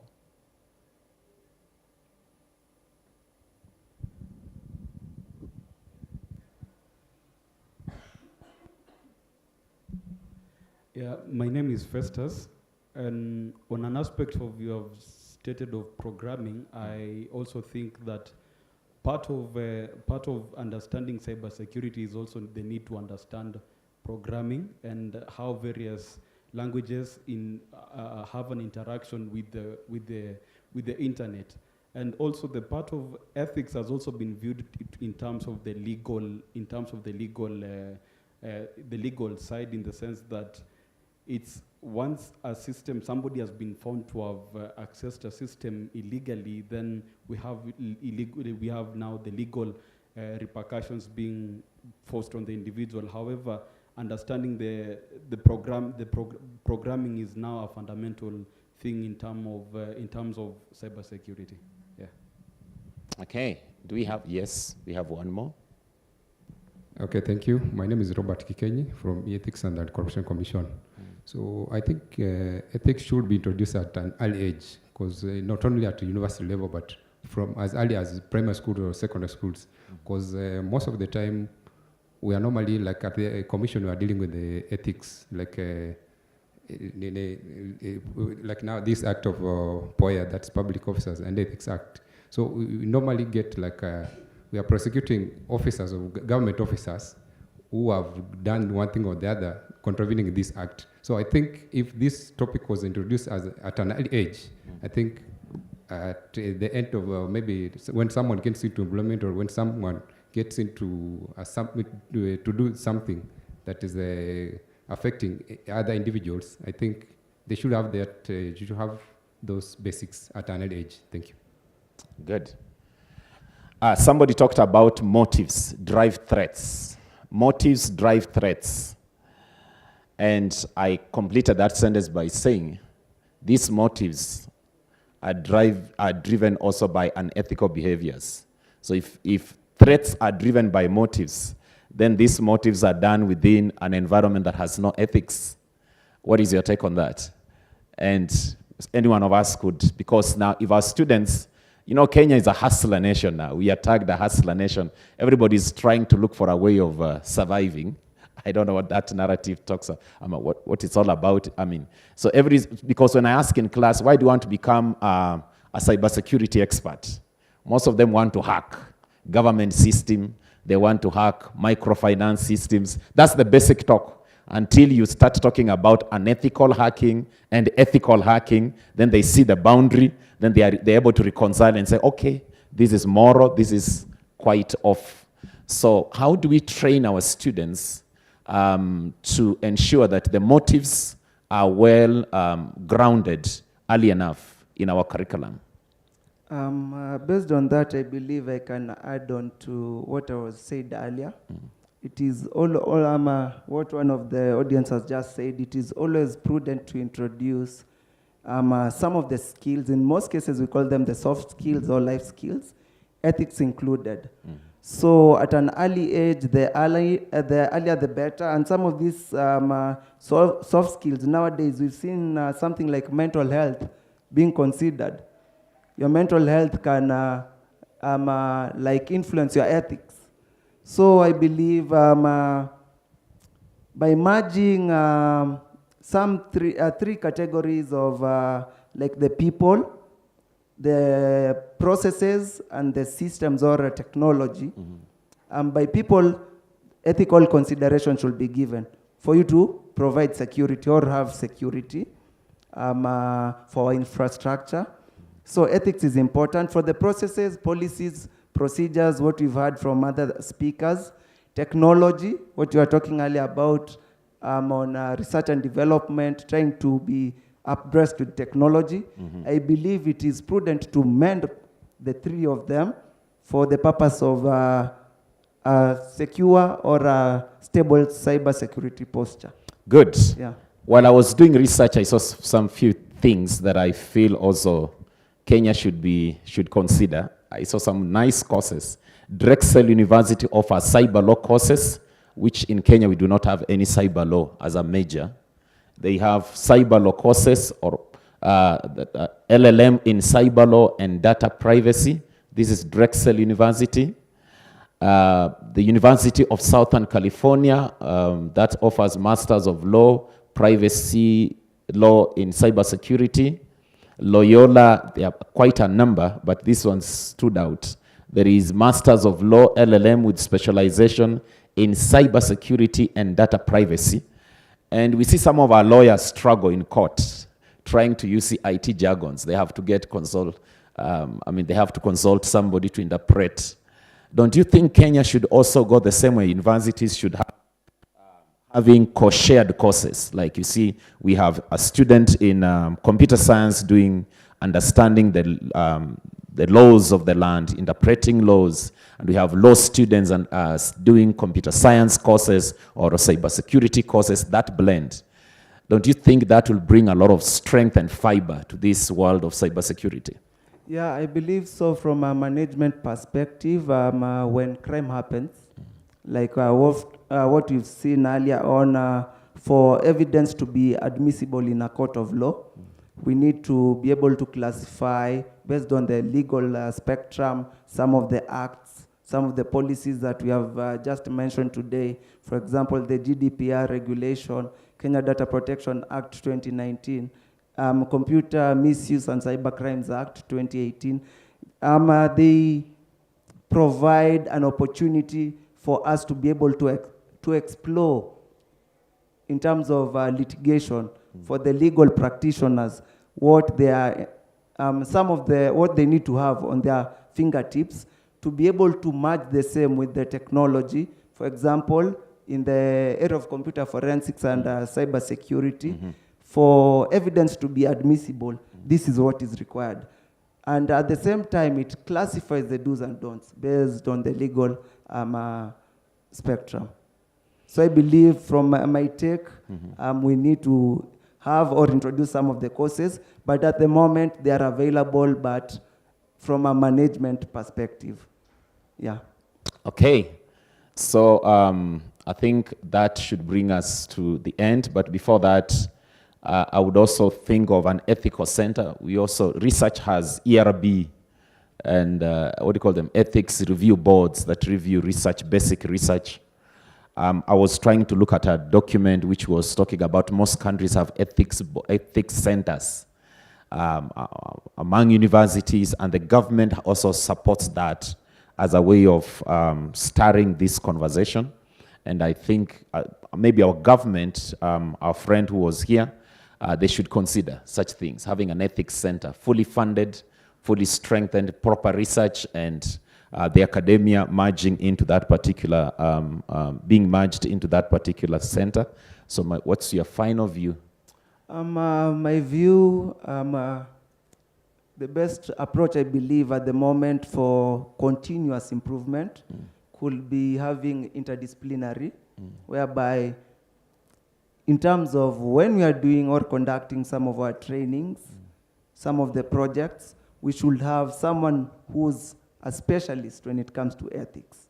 For example, in the private sector, they have what they call agility.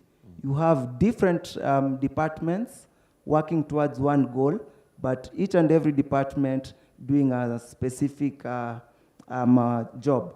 So we can have interdisciplinary collaboration whereby we have individuals who are specialized in ethics to ensure that this specific item is captured. Okay, thank you so much. We appreciate your participation. I would just want to hand it back to our great friend and brother.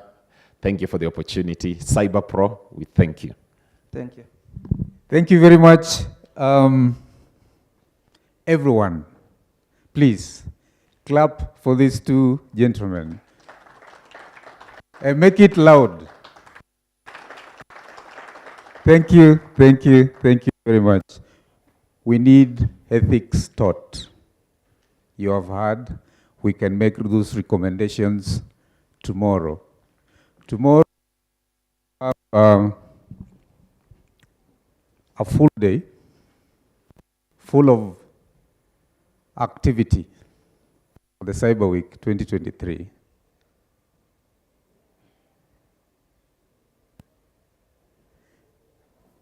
I've just gotten the queue. Okay, yeah. Now I know. Oh, the mouse.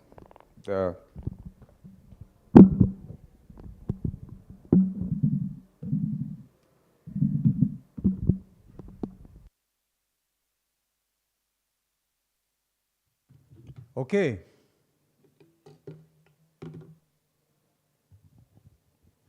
I am not going to add anything.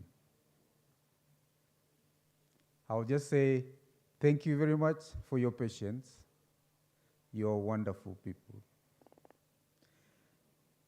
Even those online, thank you very much. We will close today, and we will begin our session tomorrow at 8. Have a good evening, and see you tomorrow.